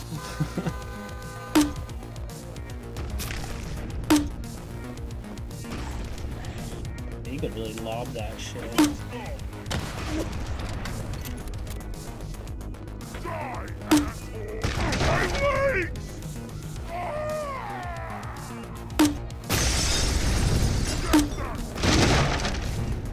So far, it Looks feels like great. I'll need a key. Ooh. Yeah, I had that coming.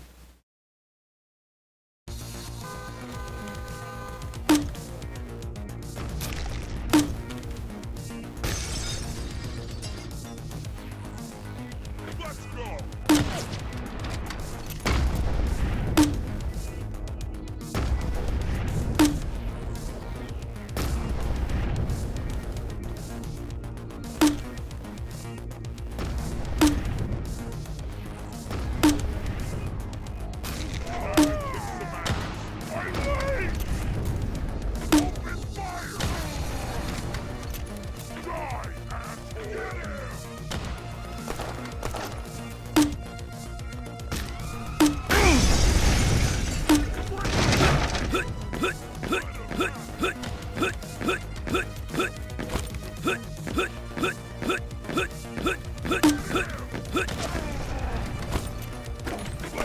Come get some.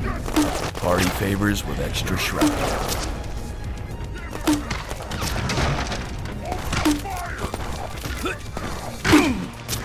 Ooh, I'm fucked for health.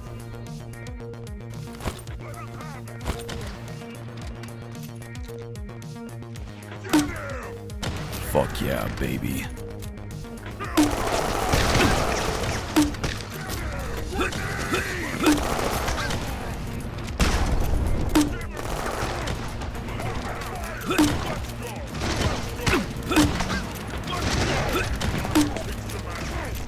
Let's go!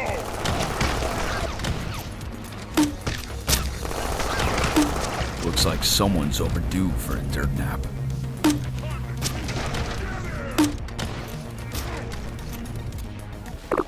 I feel like I could tune that. I feel like I could tune that vertical velocity drop off deal.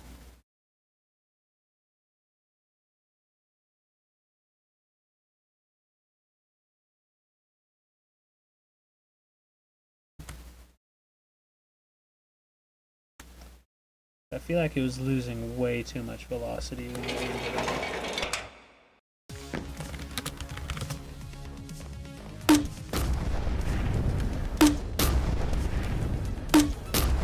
Now it has like nothing. Hold on. That ain't right. That ain't right.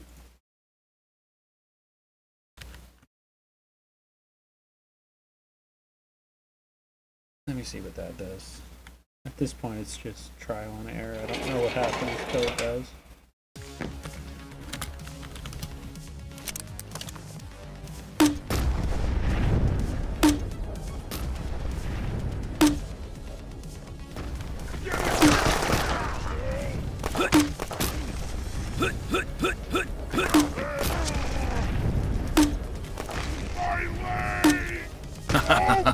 Yeah, baby. Well, now you could really long range that bitch.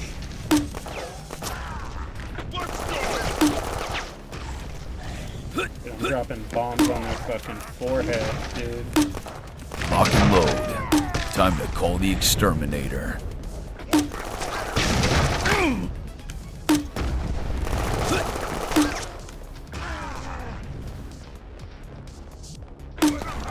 Fuck yeah, baby.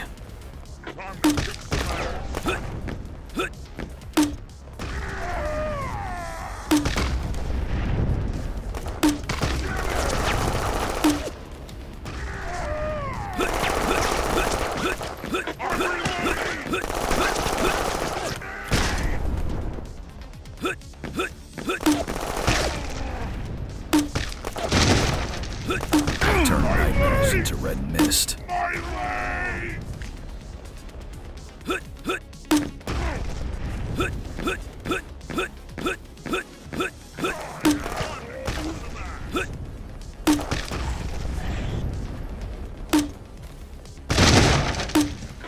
Pain is my business.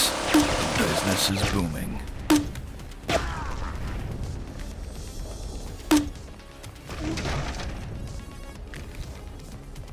Alright, now for the real test.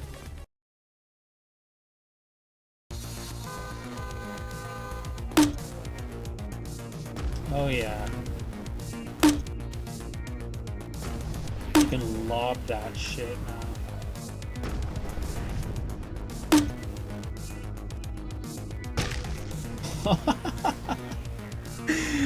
Yo, that fucking civilian that was running just got fucking beamed by that shit.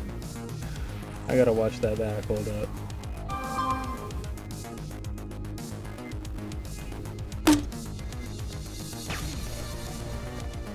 Yeah.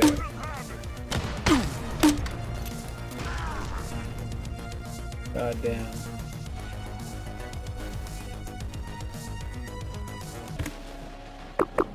Well, shit. That works. That works well. I'm happy with that. On that note, car jump scare. Revenant Doom 2. Straight up. Straight up, bro. On that note, though, I do gotta be wrapping up the stream. It was a pleasure chatting with y'all, having you guys hang around while I work on some stuff. Thanks for everybody who joined like the first stream from my channel. It was a lot of fun. I actually think I'm gonna do this like certainly more regularly. Like, it helps too, like, to keep my motivations too, chatting with y'all. And yeah, I had a great time. Hope you guys can say the same.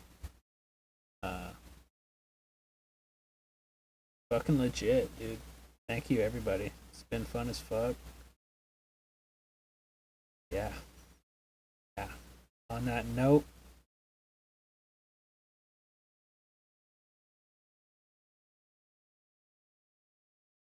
yeah, let's call it a wrap. Let's call it a wrap. Thank you, everybody, for chatting, chilling. I'll probably be on tomorrow. I don't know if y'all are gonna be around, but I'll be around. You'll see me go live. So, if you got the time, you want to come chill, you know where I'll be. Though I'll probably go live a lot earlier than today. I went live, I think, like 2 or 3 hours ago, and yeah, I'll definitely be going like live sometime in the morning. So try to do a longer stream tomorrow. Anyhow, it was dope. Thanks, y'all. I'll see you in the next one.